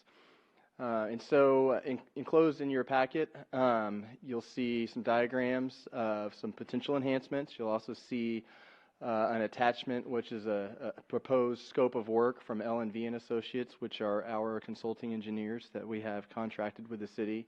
What they've done is they've identified some potential costs that would be associated with them doing work and in developing construction documents and whatnot. And so, of course, those potential numbers would be subject to change depending on the feedback that we get from council. And so what I'd like to do here first is I'm just going to give a quick little background on City Hall. Everybody knows our great City Hall was first constructed in 1981. I'm an architecture guy. It's of the brutalist style of architecture, so it has some architectural significance. There wasn't really anything done to the City Hall in terms of improvements up until 2015 when we had major improvements done. At that point in time, security provisions that were installed were limited, and most notably, there wasn't any bullet-resistant construction installed within the primary public areas of the City Hall. Due to recent events in Leon Valley and abroad, staff is recommending facilitating this discussion tonight to discuss potentially constructing additional security-related improvements to the interior public areas of the City Hall to further protect citizens, staff, appointed officials, and elected officials in the case of an emergency situation. And so I've got two diagrams here. This is kind of the easternmost portion of City Hall, and got one diagram here that's pretty annotated, and it makes it easy for some of the improvements to get lost, and then there's another one here that just has the potential improvements. So I'm just going to jump right into that and start talking about these improvements. These are the blueprints. We had some great blueprints from the last renovation to City Hall. Let me know if it's not, making sense in terms of orientation. I'm an architecture guy, so I see it, but sometimes some of the labels may be a little confusing. Can you use the green pointer, please? Absolutely. Yes, sir.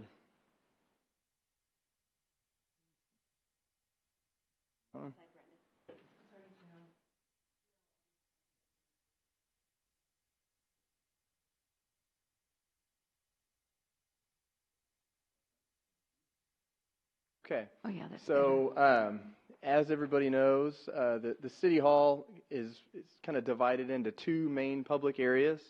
We have the area that we're in right now. This is the entrance that we all walked in this evening. We're all here right now. I'm right there. And there's the council dais. And then you also have the other public area of City Hall, which is the main lobby area, where you have the courtroom, you have the municipal clerk's area, the billing area, and then there's a primary wall here that separates this portion of City Hall from the police department. So the police department's over here in this area, and we're not going to be talking about that. There aren't any proposed upgrades to that area. And so that being said, City Hall is a unique design. It's not that typical to have kind of two main public areas that are separated. A lot of times you have one primary public area and you have the private areas behind that. So we have two public areas.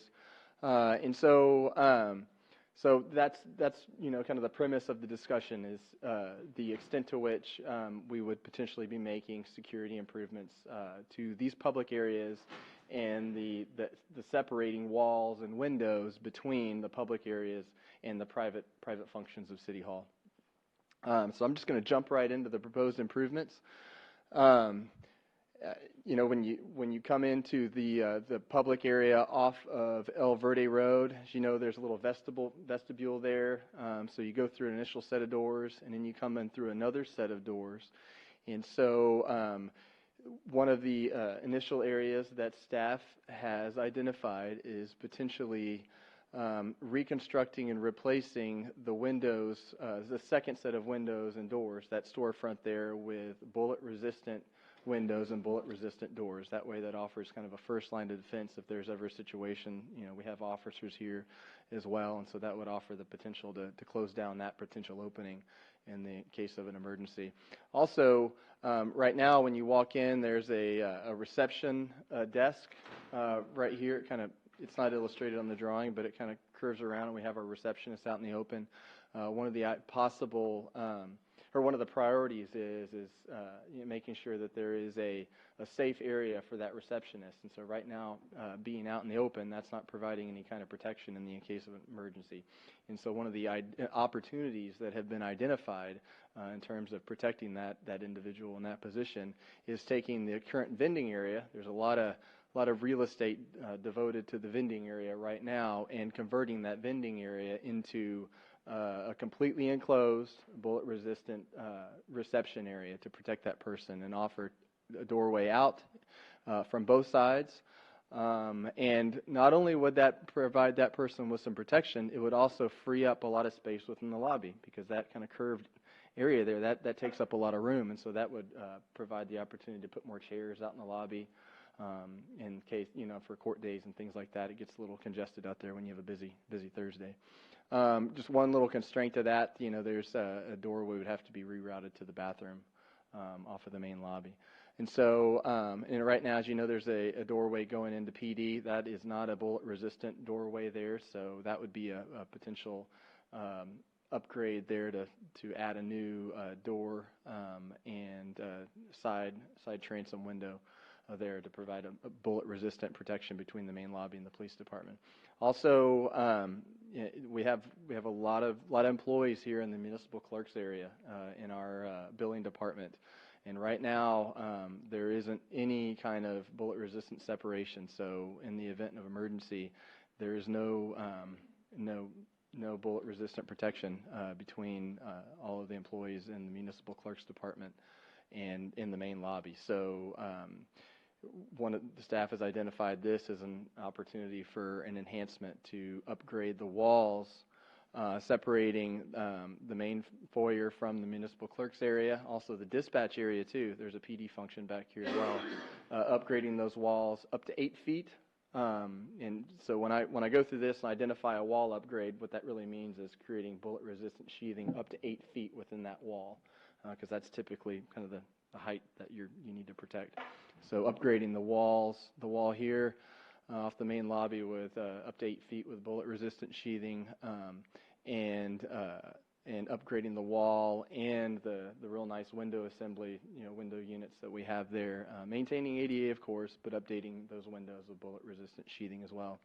Right now, it's identified as the bailiff's area, but on Thursday, this is typically where our city attorney is. Meeting with individuals that are here for a citation or other something else, and so right now there's a transaction window that's right there, and so one of the opportunities to be enhanced is to remove and replace that transaction window with a bullet-resistant transaction window and bullet-resisting sheathing, and replace the door there as well. in the case of emergency. And right now, anybody that's come down and visited our community development department knows the only way for us to do business with anybody is just to come straight in the office and the door. And so one of the opportunities for enhancement there, and actually that would potentially free up some space within the community development department, and also has the potential to add a transaction window at the community development department. I'm not sure if y'all have ever had the opportunity to go down to the city of San Antonio. They have at their one stop, when you walk in, it's really great. They've got a transaction window for every single department. And I worked there. That was my first city job with City of San Antonio, and there's always a planner on duty. And so there's always somebody there at that window that's ready to assist. And so there's the potential for, I think this is getting a little weak here, to add a bullet-resistant transaction window. A lot of our traffic that we get in the community development department is quick stuff, not anything where you need to sit down and talk about a big new mixed-use project. It's just, I'm here to get my permit, that's done. And so that's kind of a low-hanging fruit there in terms of, kind of expediting service as well, and also providing an additional level of protection to staff. And so, but also replacing that door with a bullet-resistant transaction window. And also taking a step to further provide security within the corridor. As y'all know, there's right if you go straight out through here, there's double doors, and so there's really kind of double security doors separating that corridor, and so there's the opportunity to make that corridor further secure by putting in a doorway right at the entrance, right next to the community development department, and providing a bullet-resistant door and wall assembly there. And in doing that, that offers the opportunity to open up this entire area and further protect the offices, provide a more secure pathway for staff, municipal clerk staff, and between the more private areas of the building and the courtroom on busy court days. Right now, if staff is over in the municipal clerk's area or in the bailiff's area and they needed to get into the courtroom, there's no way for them to travel from this private area into the courtroom without going back out into a public area. And so that's really one of the goals here, is to make sure that we're limiting as much as possible, going from a private area to a public area, back to a private area to a public area, making sure that we have secure paths of travel in the event of an emergency situation. And so what this does is it provides a more secure path, more of a private access into the courtroom for staff whenever they're conducting business in court. Yes, ma'am. Brandon, on that, first of all, I wish you'd put that thing down when you're not pointing, because making people it's sick, going sorry. like a little active kid. hands. But when you're going from where you were just discussing, wouldn't you still have to walk out into an unsecure area to get across to the courtroom? No, ma'am. Say the city attorney was here in the bailiff's area and she sought to get into the courtroom. She could come through this corridor and come through the community development department and walk through that briefly through that secure corridor. So she'd have to go in a big roundabout, but she could do it safely. Yes, ma'am. Okay. And again, another advantage of putting this doorway here and fully enclosing this corridor and making this corridor private, it offers the opportunity to open up the community development department a little bit more, because right now we have a set of windows here, and that kind of boxes us in. We're really, we're kind of packed together in that area. Seems to me you're going to box in more. I mean, I'm liking a lot of the ideas, but if she's going to be walking through your department and, she'll get some good exercise, but You still walk outside, though. You could do that if you want. And so the dashed lines here, that's indicating you're moving that set of windows, and so that kind of opens up that space a little bit more. All right. And so we do have a lot of customers too that do come in and meet with us, and so it just depends on what the nature of the visit is. If you're just coming down to get a certificate of occupancy that's already been prepared and that's a really quick transaction, great, we can do that through the window. Because your office is really cramped already. Yes, ma'am. Right now we have 6 people in that area. So you're gonna have more space, are you sure? It will have more space just by the fact that we'll be bringing this corridor in as part of that space. And then anytime you have a wall, that limits what you can do with furniture and the way you travel through So there. now you're not going to have a wall? We'll be potentially removing. So are you moving your department into the corridor? No, I mean, that's what it looks like. That's what it sounded like to me. No, we're not moving the department into the corridor. Okay. We're just removing the wall that Just further removing the wall. boxes in our Okay. department, and it just kind of opens that Okay. space up. Just you don't feel so cramped. You have a Exactly. little bit more. And we can Okay. always have chairs and different. Okay. Exactly. It provides a 'Cause little bit more that space. still is a walkway from the administration down to, It- right. I mean, we still have to keep that open for. Exactly, Yeah. and one of the other things, and I'll get to this section in a minute, but right now, the city manager's office, if they're seeking to get out to the back where they park, they can't go out through the front and get to the back, so the only way for them to get out is to go out on the corridor, go through the double doors, then go out into a public area, and then back through into a private area to get out. So you're going through private area to public area to private area again, and that's just kind of the nature of the way our building is designed. And so in putting a doorway right here, it further it creates a secure private area for generally everybody in the building to be able to get out without having to go back through a public area in the case of emergency. So there's a lot of advantage to adding that doorway right there. And then whereas right now individuals in the administration office that are leaving, they would follow this pathway, again, go out through a public area, then go back through this door to the private area. Now they'd have the ability, and it kind of opens up the community development department to let that be sort of a little bit more of a pathway for people to walk through. Okay. And of course, in creating this doorway here, that it wouldn't make much sense unless we're taking the windows that exist between the courtroom and that corridor there, and adding some bullet-resistant sheathing up to about 8 feet, and adding a new bullet-resistant door to preserve the security of that corridor. Anybody that's walked through that corridor has seen this room here, and that room was initially envisioned to be a small conference room. That's not a very practical use of space. Right now the police department is actually using that room for having an officer that offices for the red light camera tickets.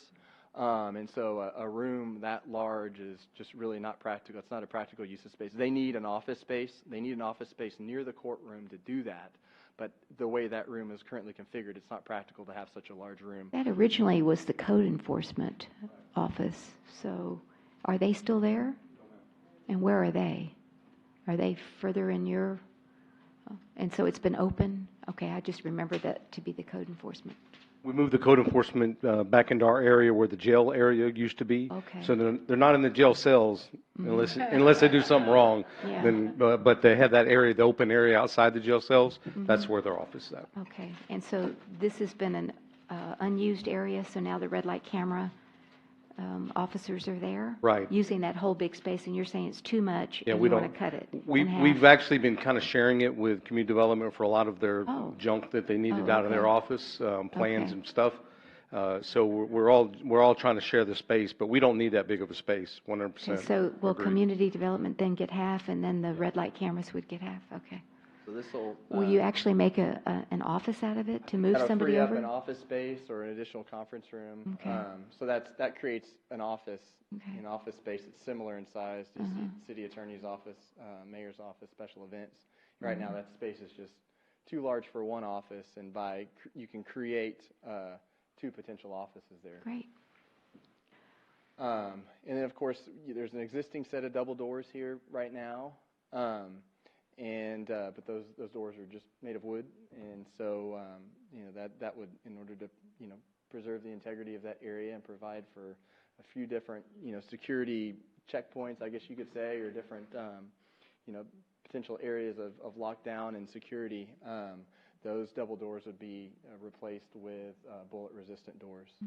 And also a key another opportunity exists to, and would be necessary in order to fully secure this corridor, would be adding bullet-resistant double doors right out here into this area. And so that would preserve the security of that area. And so with bullet-resistant double doors here, off of this public area, and a bullet-resistant door here off of this public area, that completely secures this internal corridor to protect these office spaces in this area. So you'd have 3 instead of 1. Yes, ma'am. That's correct. But do you need the one in the middle if you have one on each end? That was identified, in our process together. We could look at, I'm just thinking from this end to that's a very short distance from, if you're going to add another double door here, and then we've got one right past Miss Frederick's office. I don't know. I'm just asking. That's a good point. We can look at that. It's going to be kind of cramped. Protecting a lot of people in between, though. Well, but how else if you've got one on one end and one on the other, I don't know why you need the one in the middle. I think the initial thinking Don't you need this thing again to get through, right? I think the initial thinking was, you're kind of separating 2 spaces, and so in the event that one of these sets of doors was compromised, you have the existing assembly in the middle, and it's already framed out. Okay. And so it'd be easy to go put bullet-resistant doors in and replace that with the existing assembly that you've got there. Excuse me. Yeah. And again, lastly, again, as a goal, one of the primary goals here is, securing the separations between the public and the private spaces. There's an opportunity to further secure the separation right out here between the city administration office and the viewing window, replace that wall with bullet-resistant sheathing up to 8 feet, and leave the window, but have that be a bullet-resistant window there. That way, it offers a little bit of transparency between their office and the public area to get more light in, which was the purpose of that window there. So with the door into their office, is that also going to be bullet-resistant? Yes, there's that door there. So the door right next to where the chief is sitting, replacing that door. No, I meant the other one that enters into the administration. No, ma'am. That door would not be replaced, because the idea is that they still have a security keypad there, but the idea is that that's why these doors are being put in, is to, secure this corridor. Okay, so that extra door is down here. It's right here, right before Maribel's. This bit would be visible from right here. Yeah. Right. Okay. It would just pretty much be right where this wall kind of meets. Just past the pictures. Yes, ma'am. Okay. And then lastly, of course, always making sure to, provide as much protection to everybody that's in this room right now as possible as well. So we have to duck? Yes, ma'am. Making sure, taking this area right now, and in the event of an emergency, that provide y'all with some security. That way, you're able to get under and replace this area with bullet-resistant sheeting, so there's some sort of cover. I used to have a button underneath the dais. It's no longer there when they did the renovation, so I don't know what happened. It would basically replace all in front. Everything here, and probably not replace it, but get underneath there and provide bullet-resistant sheeting behind this assembly. So how strong is bullet-resistant versus bulletproof? I'm going to defer to the chief maybe on that one, or Melinda. There you go. Melinda. Do you have, and he'll chime in too, but you have levels 1 through 8, and basically it's the size of the gun and the power and the velocity of the gun. So you would want for an AR-15 the level 8 versus a handgun, which would be like a level 1. So there's all those in between, and I think they had recommended a level 6. I believe it was. Level 6 for our application. The other thing I wanted. Sorry for us if they have an AR-15. Well, we could go 8. We can go 8. The other thing too, though, that I wanted to add to this is he didn't point out the front doors over here. We already have in the budget for this year, I think it's $60,000 or somewhere around there, to replace the storefront glass out here. That's the one remaining original storefront that we have. And the problem that we have with it right now is that the doors aren't shutting right, and it's very thin glass, and so it's not energy efficient. And so I would recommend also replacing those with a bulletproof type glass or glazing. It's called glazing. But you're saying it's not on this plan, but we have it in the plan? Is that what you're saying, Melinda? We have it in the budget separate from this for 60,000? Yes, and that was supposed to be done this year. Okay. So the money's there to do it. The money's there, but it doesn't show it on this plan? Right. Okay, gotcha. And I don't think the 60,000 would cover full bullet resistant. Oh, is that right? I wouldn't think so. No, I right, don't. right, this part right here. Yeah. Oh. So is it going to be all done at one, will it be done at the same time this other improvement would Yes, be ma'am. done? Okay. So what about all the outside windows? Any of them bullet resistant? Nothing here is bullet resistant right now. So isn't there, somebody just shoots through the window and jumps in? You could take out Maribel. Or Denise. Those are the offices that are on that side. So if you wanted us to, or court, if somebody wanted to get somebody who was in court. So if you wanted to include that in the project, we could do that too. Oh, okay. Mr. Alonso. Yes, Mr. Alonso, come on up. I had a couple of questions while you were coming up. How long will it take for this improvement, the timeline, and will parts of the city hall have to be shut down and people can't go through? I mean, I'm just wondering I'll let about our him answer that. inconvenience of this. I mean, it's good improvements. We all want them, but I'm just wanting to communicate it back out to the citizens if, hey, you can't come through this door. Or, I don't know. I just don't know. I can't visualize it. I can't see us shutting down anything. Okay. I have no idea. But let me go back to before I'll let them Sure. answer. Y'all asked question difference between bulletproof and bullet resistant. Mm-hmm. They won't call anything bulletproof because it's bullet resistant because you can sit there with whatever bullet, gun, whatever, and fire it at the same spot, and eventually it's going to make a hole. So it's resistant. It's not bulletproof. And you bring up a bazooka, it's going to be, that's a bullet. It's a big bullet, but it's not going to stop it. And so it becomes down to, it's kind of semantics, but they will not say bulletproof anymore. It's bullet resistant. Okay. Thank you for that. Mr. Alonso. Thank you. Yes, Edward Alonso, you may. Canterfield. Wrong one.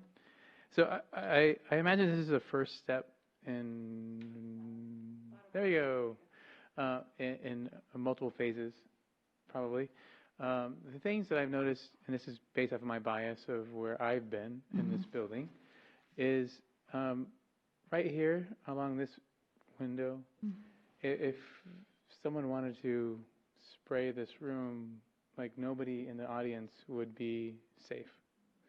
So this is a place that I would be interested in hardening, as well as a meeting room, potentially as a way of escape from this room for anyone who's in this room and is able to escape and to come to another hardened area. And the courtroom as well, as I think, should be hardened at some point, because that's also another space where people get mad. So those are just my suggestions on future improvements, or even some that could be included in this one. Okay, thank you. Appreciate that. Yes, Mr. Bradshaw. Is this estimate, the 48,000, is it to make all these improvements? It seems like that's No, it's only just planning. just for the estimate, right? Yeah, it's an estimate We have to go out for bids. them to actually create the drawings and specifications Right, necessary so- to give to a So contractor. you're right, okay, that's kind of what I thought, but my question is then, what is the estimate for the actual work? Do we have that? We won't know exactly until we go through this process for them to get in and study the as-built. They got to go and look and see, okay, what's the extent of the construction that needs to be done. Again, they'll look at phasing in that process too, try to come up with a phasing plan. They've got to, once they're able to get in and really do the measurements and see how much needs to be ordered, what the dimensions, all that kind of stuff are, that'll give them the ability to better estimate the cost, what the exact cost is going to be to the city. If we can't even do 2 doors for 60 grand, we're looking at astronomical numbers. And that's kind of my concern. If we spend 48,000 for this study, estimate, and then it's $1 million to do it, Got to keep those red light cameras coming. You're going to do one door at a time. Okay. Yes, Counselor Charles. I would be interested too, is the windows on the outside of the conference room and those doors, because that's probably where we'd go if somebody was trying to shoot in here, trying to escape in there, and there's a lot of windows all along that wall. That's a good point. Okay, well, glad to get that clarified. Wow, okay. Anything else? Any other questions for Mr. Malond? Right, thank I you have very one much. question for the chief. Would we also be able to use forfeiture funds for this? Forfeiture or red light camera? I said also. Also. I think you might be able to. We'd have to go back and look. I think we probably would be able to. I wouldn't say that we'd have $1 million to do it if that's what the estimate came back, and we wouldn't in red light camera either. But I think definitely we could probably for the police side and maybe the court side. I think we could probably get away with some of that. This area in here, probably not, because it's not law enforcement. So it's really going to depend on the area and the use. Municipal court would be part of that use. I think we could do some, and we're looking at hopefully getting quite a bit of money in this next year. All right. So we would definitely look at that. Okay, thank you. All right. Thank you all. Good discussion. Moving then to ordinance number 9.5. Ms. Postley, if you'll please read that ordinance. An ordinance of the City of Leon Valley, Texas City Council amending the I'm sorry, what was that sound? Okay, sorry. The Leon Valley Code of Ordinances, Chapter 14, Utilities, Article 14.09, Stormwater Management Utility, Division 1, generally in Section 14.09.001 to add language and definitions, adding new sections 14.09.61 through 14.09.76 and Section 14.09.92 to comply with the requirements of the United States Clean Water Act as amended by the Water Quality Act of 1987, providing for repealer, severability, savings clause, and providing for an effective date. Okay, that was a lot. That was a lot. Yes, thank you. For a part Thank you, the Melinda, original for being here ordinance, this didn't I? evening. You're the very last presenter, so thank you for beginning. I think you have one more after me. It's a biggie. I mean, this one's a biggie. This one is. So this is to consider approval of an ordinance amending Chapter 14 utilities, specifically the stormwater management utility, by adding language and definitions and then creating new sections for enforcement. In 2009, the city created the stormwater management utility, which was required by the National Pollutant Discharge Elimination System, Municipal Separate Storm Sewer Systems, which is shortened to MS4. And that's our permit that was issued to us. The MS4 permit requires the permittees to develop and implement a comprehensive stormwater management program, and it has to include pollution and prevention measures, treatment or removal techniques, monitoring, use of legal authority, and other appropriate measures to control the quality of our stormwaters that go down to the waters of the United States. And Hebner Creek is considered a waters of the United States by virtue of the fact that it flows into the San Antonio River, which then flows down into the coast.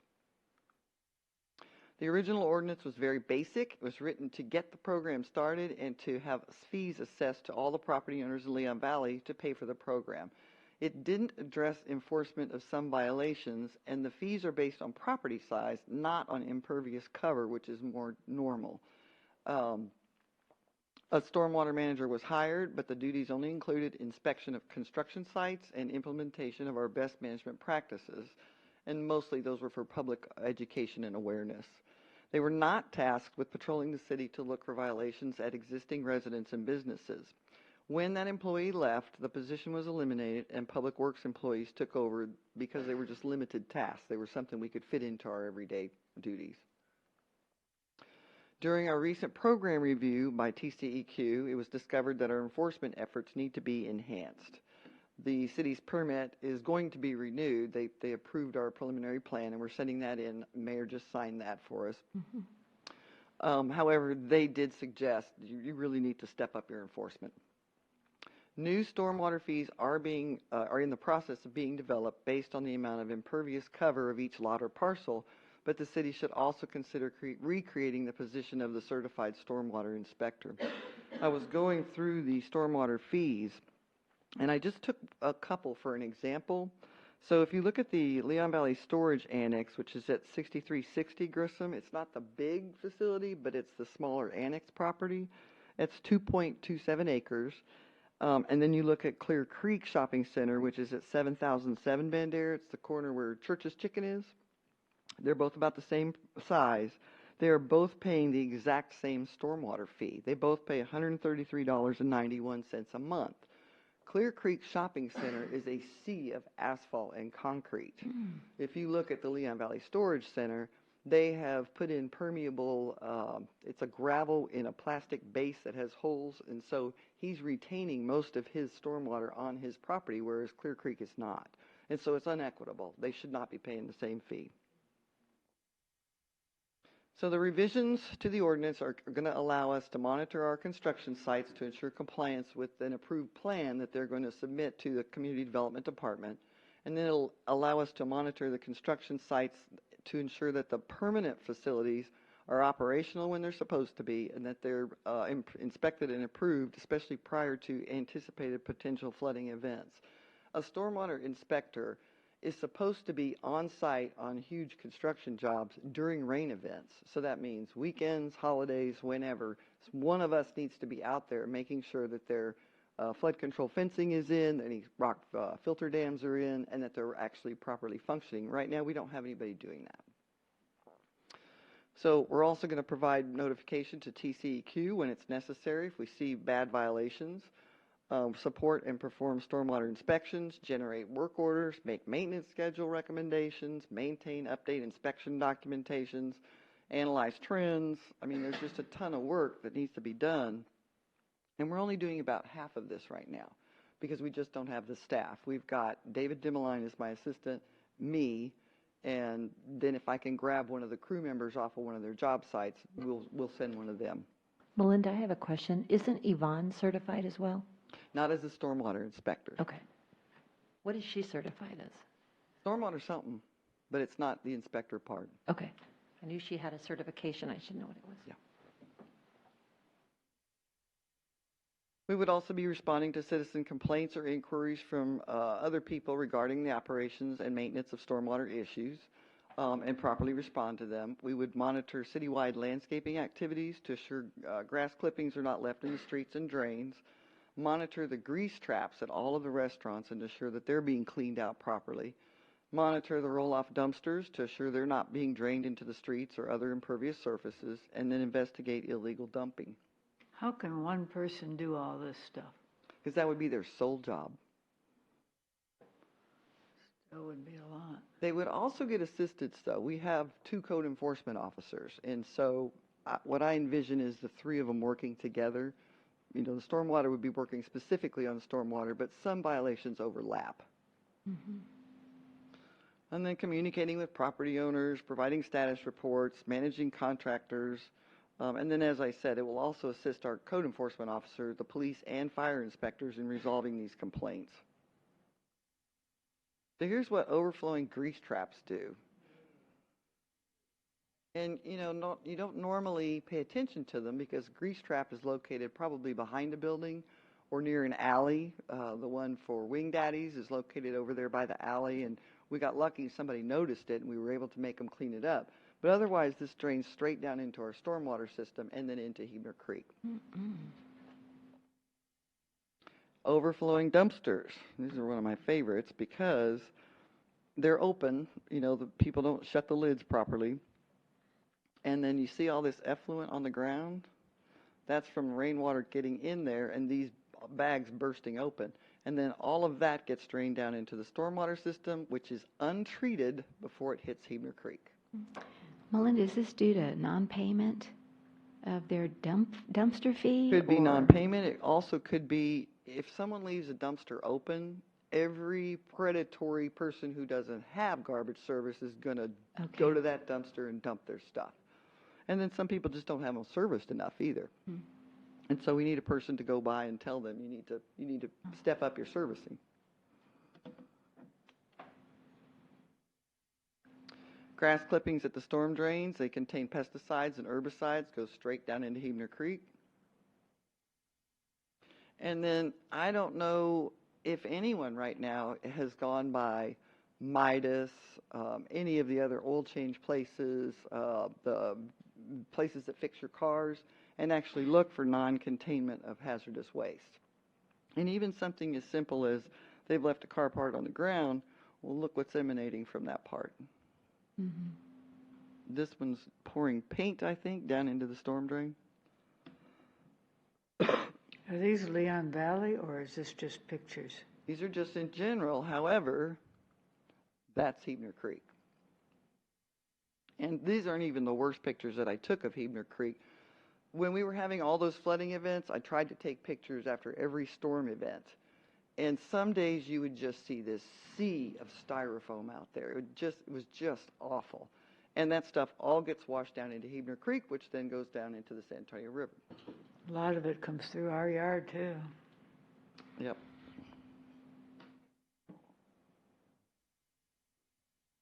And then, of course, you got runoff from your construction sites with poorly maintained silt fencing and rock filter dams and, things like that. And so they would be watching that.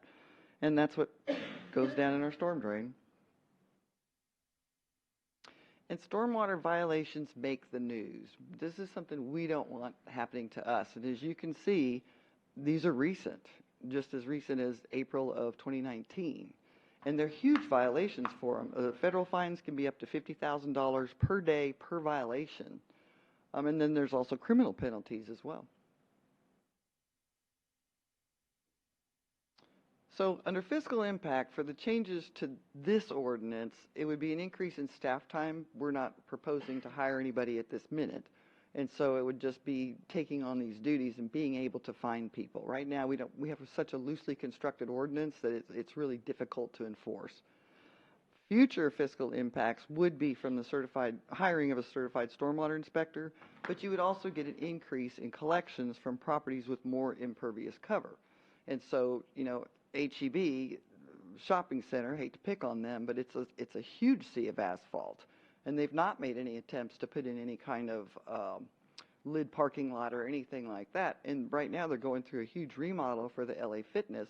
I don't see anything going in there except the same parking. And so it's not fair for some other person to have made all those efforts and done all that work, such as Northside Independent School District with their detention pond. The stormwater program right now, it collects about $390 a year. I don't see a huge increase. We would be probably right at about the same cost for residential per month. It's going to be in the commercial area where the change is big. Melinda, what do you estimate the hiring of a certified stormwater inspector would be?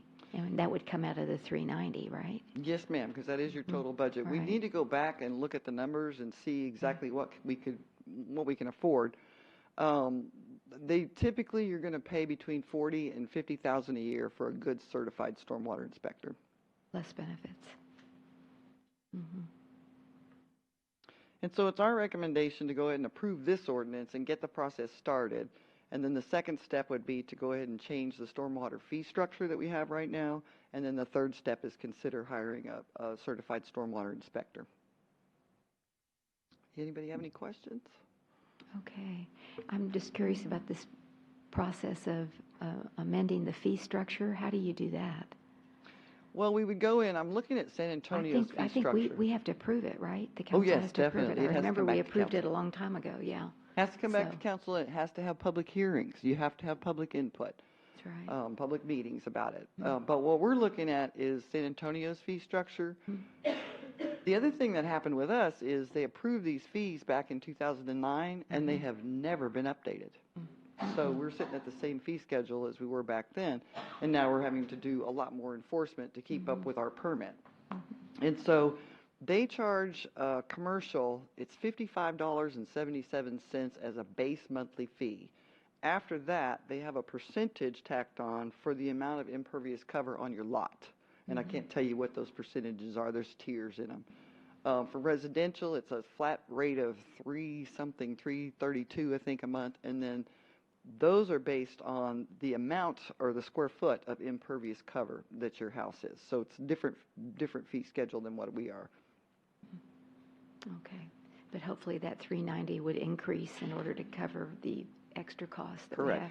And money that comes from fines and fees for violating the ordinance must go back into the stormwater fund. And the stormwater fund is completely separate than the general fund and the water and sewer utilities. So it's its own little entity.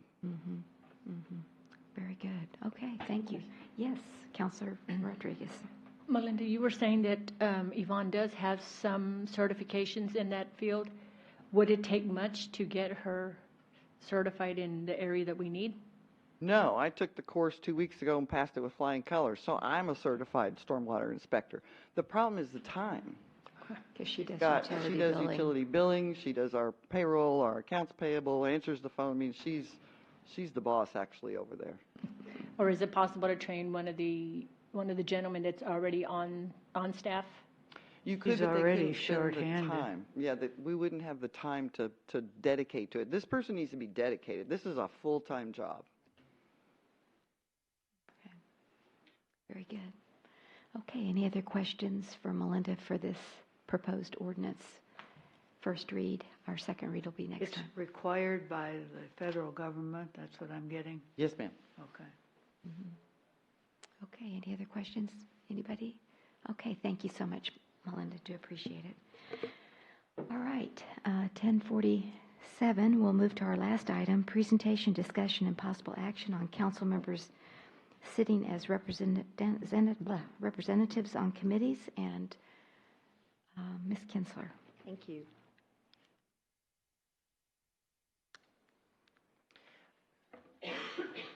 Last item. Good evening, Mayor, Council. The purpose of this presentation is for you all to determine whether or not you want your members to be allowed to serve on committees. Currently, we have several council members who serve on committees in the capacity as either member, officer, or liaison. The only committee whose ordinance reflects that there is a council liaison is the Citizens Police Advisory Committee, and currently the council member that serves on that is Dr. Rodriguez. Research of this topic was only found in Article 104, Section 104.002, which states that the mayor from time to time may appoint one or more council members to temporary committees to assist the mayor and city manager in developing administrative policies or programs as may be appropriate, and that's all we could find. Next slide, please. So what I wanted to show you is these, and you can see the glaring issue right there is Citizens Police Advisory. You have a quorum on Citizens Police Advisory. Excuse me, I'm not the chair of the Earthwise Living Committee. So you were at one time. So what Sandra did is she made this list and she just put both of your titles and she went through the minutes of the Earthwise. I mean, I was co-chair, co-founding member like 30 years ago, but I have not been the chair since I've been mayor. Okay, I just took it from Sandra's if you want to minutes. count 30 years ago. So, And then we have Ms. Charles, who is or was chair of the Beautification Committee, the Citizens Police Advisory Committee. We have Mr. Bradshaw and Ms. Rodriguez representing their respective neighborhoods on Citizens Police Advisory. So that one's a real problem because you have a quorum. If you go to the next slide, just a C statement. There's no fiscal impact. This is complete council discretion. I just would strongly recommend that each committee be created by ordinance, and then we won't have this problem. That's the nice thing about CPAC is that they're created by ordinance, and so we know that you have to have a council liaison on there. And so I would suggest for uniformity that I'll start getting staff or directors to come back and start giving you these committees via ordinance. But in the meantime, I would like some direction from you as to whether or not you want council members to be able to sit on committees. Well, if they're council liaisons. But the only council liaison, then that would be the only one up here right now would be Dr. Rodriguez. Because I brought this out because, like, the mayor does not serve as council liaison. If you look at the minutes, she votes, she makes motions, she seconds motions. That's not a liaison. And that happens, of course, on all the committees if you're not a liaison. And a liaison should not, one of our committees became defunct because they said they were having council interference because the council person never got off the committee after they were elected to council, and the members felt they were controlling the committees. And I think once you're on council or while you're on council, you should not be an actual voting member of any committee. Even the police advisory, as a liaison, she's not a voting member. She's just there as a representative from the council, which is what I feel is important for various, as the mayor said, I do attend a lot of the committee meetings because I like to see what's going on, and that is a way to see. But the Park Commission kind of considers me a council liaison, but they haven't ever designated me as that, just because I go to that one more often than not. But I don't vote at any. I often don't talk. I'm just there and I learn from them, and if there's something that's connected to council and they ask me about it, I contribute to that. But you learn a lot by going to the committees, but I think it should be citizens who aren't on the council with a council person as a liaison if they want to be. Okay, thank you for your input. Anyone else? Here. Yes, Councilor Martinez. Last year on the CPAC, if I remember correct, the council liaison was only going to be there for 1 year, and it had to be rotated. You couldn't be consecutive 1 year period. So another council member would have to be appointed to CPAC this year. Mayor, Councilor Martinez, Dr. Rodriguez's term does expire, I believe, this year, her 1 year term.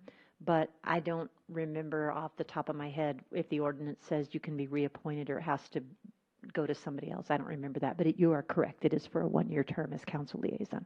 But the point is she doesn't vote. No, she does not vote. That's correct. And she's not counted as a quorum. That's also significant. And in the Earthwise and Beautification, you see them being counted as a quorum. Yeah, that's why, I mean, she's up there, and that's why I put it in red, required by ordinance, so that the bottom one's not an issue at all. It's the other ones, I just need some direction and some guidance from you all as to how you'd like the staff to handle this. Well, if I remember correct with the CPAC, it was at election time last year is when I was removed from CPAC, and Councilor Rodriguez was put on there for a 1 year term. So right now, she should be removed and replaced August 21st. Somebody else. Okay, so Sandra just clarified that Dr. Rodriguez's term expires August 21st. 21st. Mm-hmm. Okay. Okay, well, I think volunteerism is wonderful, whether you're on the council or not. I love my work on the Earthwise, and I love it on beautification, and I don't see anything wrong with it. I'm just trying to help move these committees, and I don't know why Ms. Alcacer is so opposed to it, but anyway, I just respectfully disagree. Well, as the chair of two committees, and now that I'm elected as council, I'm willing to step down from those. And then on police advisory, Councilor Bradshaw would need to be removed too, if we're only going to have a liaison. Right. Yes, Mr. Alonso. He has something to say. He's got a lot of energy at 11 o'clock at night. I love it. I'm fading fast. Mayor and councilors, I understand the situation in front of you. It's kind of complex. As a new-ish commissioner, I've always found it very helpful when members of the staff and when other counselors have been available to us. And I know my wife has really appreciated Ms. Alicer's participation in the Parks Commission. What I would hope is that whatever you decide, you are able to provide that mentorship from counselors to commissioners, because as we provide that mentorship in some way, shape, and form, whatever you guys decide, that allows commissioners like me to grow in our ability to understand our city, to be better servants, and to just grow as people as well. So I would hate to see that mentorship system disappear. But again, there's many ways to solve this. But I would just encourage that we try to think about that, continuing the political system of our community. Mm-hmm. Well, ever since I've been mayor, we've always had council liaisons. It might not be in the the rules, but we've always had council liaisons. I absolutely have no objection to council liaison. I am for it. Many of the committees feel neglected, that no council person ever attends it, and the ones that, for example, one of my other problems with beautification is that when the mayor's going around telling the judges which houses are being picked out, and then they win an award, I mean, that's like favoring the neighbors or neighborhood or whatever, whether they deserve it or not. And like if the committee members are winning awards, that's a problem too. And they're on city council. I mean, I don't think we should be giving ourselves awards for our yards. We can set examples, but I do think the committee should have liaisons who's ever interested in the committees, and even if they're not interested, somebody should be going to the committees and doing like Mr. Alonso said. But I just don't think we should be officers or voting members once we're on council. After we're off council, then you go back and become members, but not during the time that you're there. Well, that was incorrect on the beautification. I took a judge around, but she had the list. I didn't come up with the list, so I don't know how she came up with her list.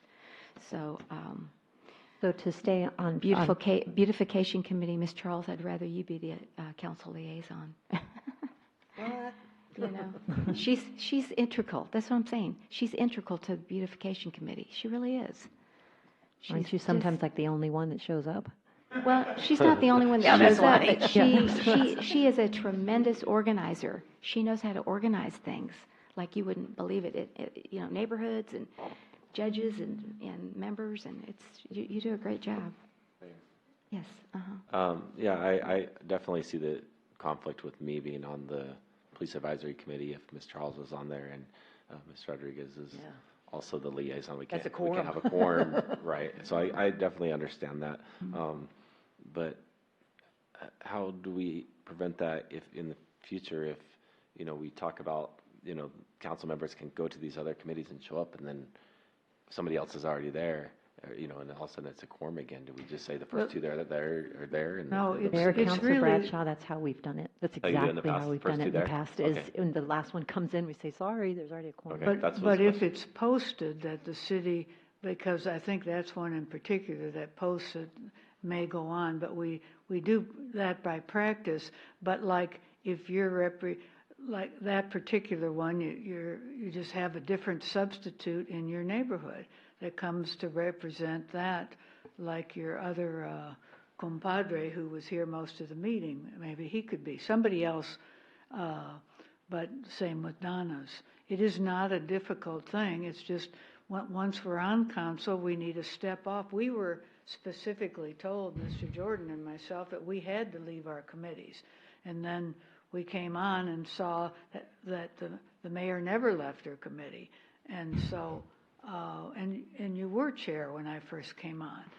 I was never chair one of the two. Earthwise Living Committee for the last 30 years. I was co-founder with Rita. But you were. But I have not been the beautification. chair. But anyway, that's So it not the doesn't matter. point. It You was just just don't- be a liaison, but not a voting member and not a member for a quorum. If there are other people that would have an interest in being there, but that one's never is said. We need more members here or sign up for this one. That's all it takes. I think somebody from council should go to these meetings and be there as a council liaison. But Or- I'm thinking about Councilor Bradshaw, you can correct me, but weren't you just saying you wanted to attend them to see what was going on? Right, I was Yeah. saying if I wanted to go to a meeting, if I Right. saw it was posted, I could show up, but my question was, what if there's two people already there? And Ms. Kinsler answered the question. What'd you say? Ms. Kinsler? First come, first serve. Oh, okay. Yes, Ms. Bosley. Councilor Bradshaw, all of our committee and board agendas all have a disclaimer on the bottom that says that all council can be there in a quorum. You just can't vote, or you can't, I guess, participate. Can But be it there in has a been a quorum? practice that Right, we don't do that. Every one of our agendas has that. A quorum of the council can attend Okay. the committee meetings. But you can't talk. You can't talk? To each other No, about it's not that the- you can't talk, Denise. Jump on in. Yeah. It's late. Well, you can't discuss city business with each other if you're a quorum in a committee, and that is city business. It is city business, Is the committee. And so basically you can't talk. If you're going to be there and you're going to be in a quorum, none of you can really talk. Just to observe. Just observe. But, I mean, if it's two or less, then you could participate because it's not a quorum. So we just we don't want to run afoul of the Open Meetings Act. And so for safety, we've done, the third person usually has left. And that's happened in the instances that I can think of are Citizens Police Advisory and Home Rule Charter. Those are the two that I can think of where a counselor has left because they're the third one in. Because there is city business discussed, and they do tend to, or ask counselors questions or vice versa, whatever. It just keeps everybody safe. But I'm, in spite of all of this, and correct me if I'm wrong, maybe it's 11 and I'm tired, but I'm kind of hearing that maybe there's a consensus that if I bring you back ordinances for each of these committees, that you'd be willing to just appoint a council liaison to these committees. Am I hearing that correctly? We did that about 3-4 years ago. You Every did that. year, every year we had a. You did that with CPAC, but no other committee. other committees too. Not in any of the past 4 years. It was Okay. When I first got on Used to council, always have we would council liaisons. we would appoint different council members to be on committees. So we'll go through, I've already talked to Ms. Postle about how many, very few are appointed by ordinance, they need to be. So we can come back, we can clean it up, we can appoint by we can do your committees by ordinance, and we can allow for a council liaison if that's acceptable to this body. That's what I've always wanted, but not council members. I don't think. I thought I a don't council see it an member would issue. be a council liaison. Well, liaison is yes, as a council, but not as a member of Oh, the committee. just a Not liaison. committee members. Yes. Yeah. That's what I mean. Yeah. You said not council members, but I think you mean not committee members. Exactly, yeah. Members, yes, sir. It's Thank you. late. Right. I so really not don't committee see members. this as an issue, but yeah, I don't know why it's even being discussed, because I don't consider this a real issue.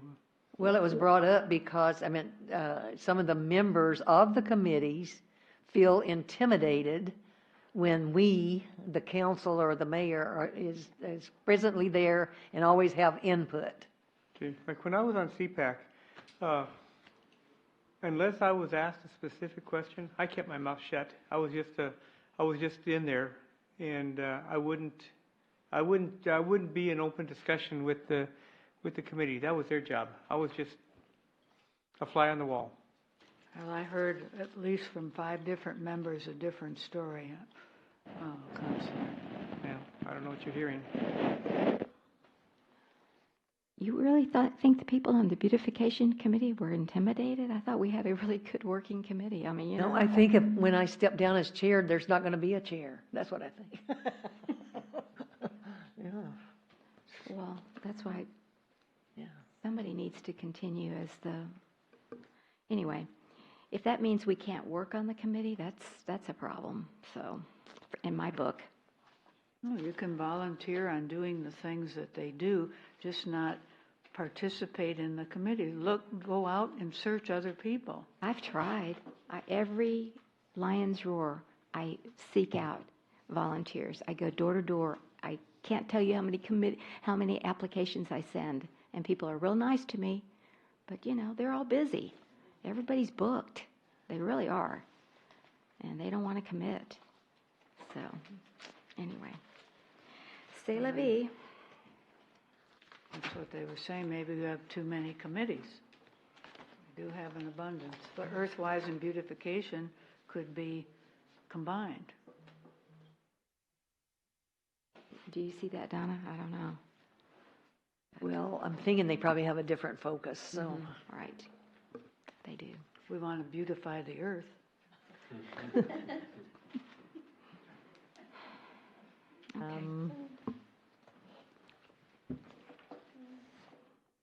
So we need to make a motion?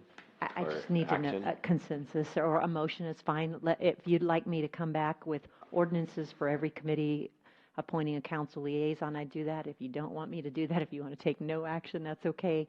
I just need to know. I'd like you to do that. I so move. I would like to see no action taken on this. Was that a motion? Yes, yes, sir. What was, Yes.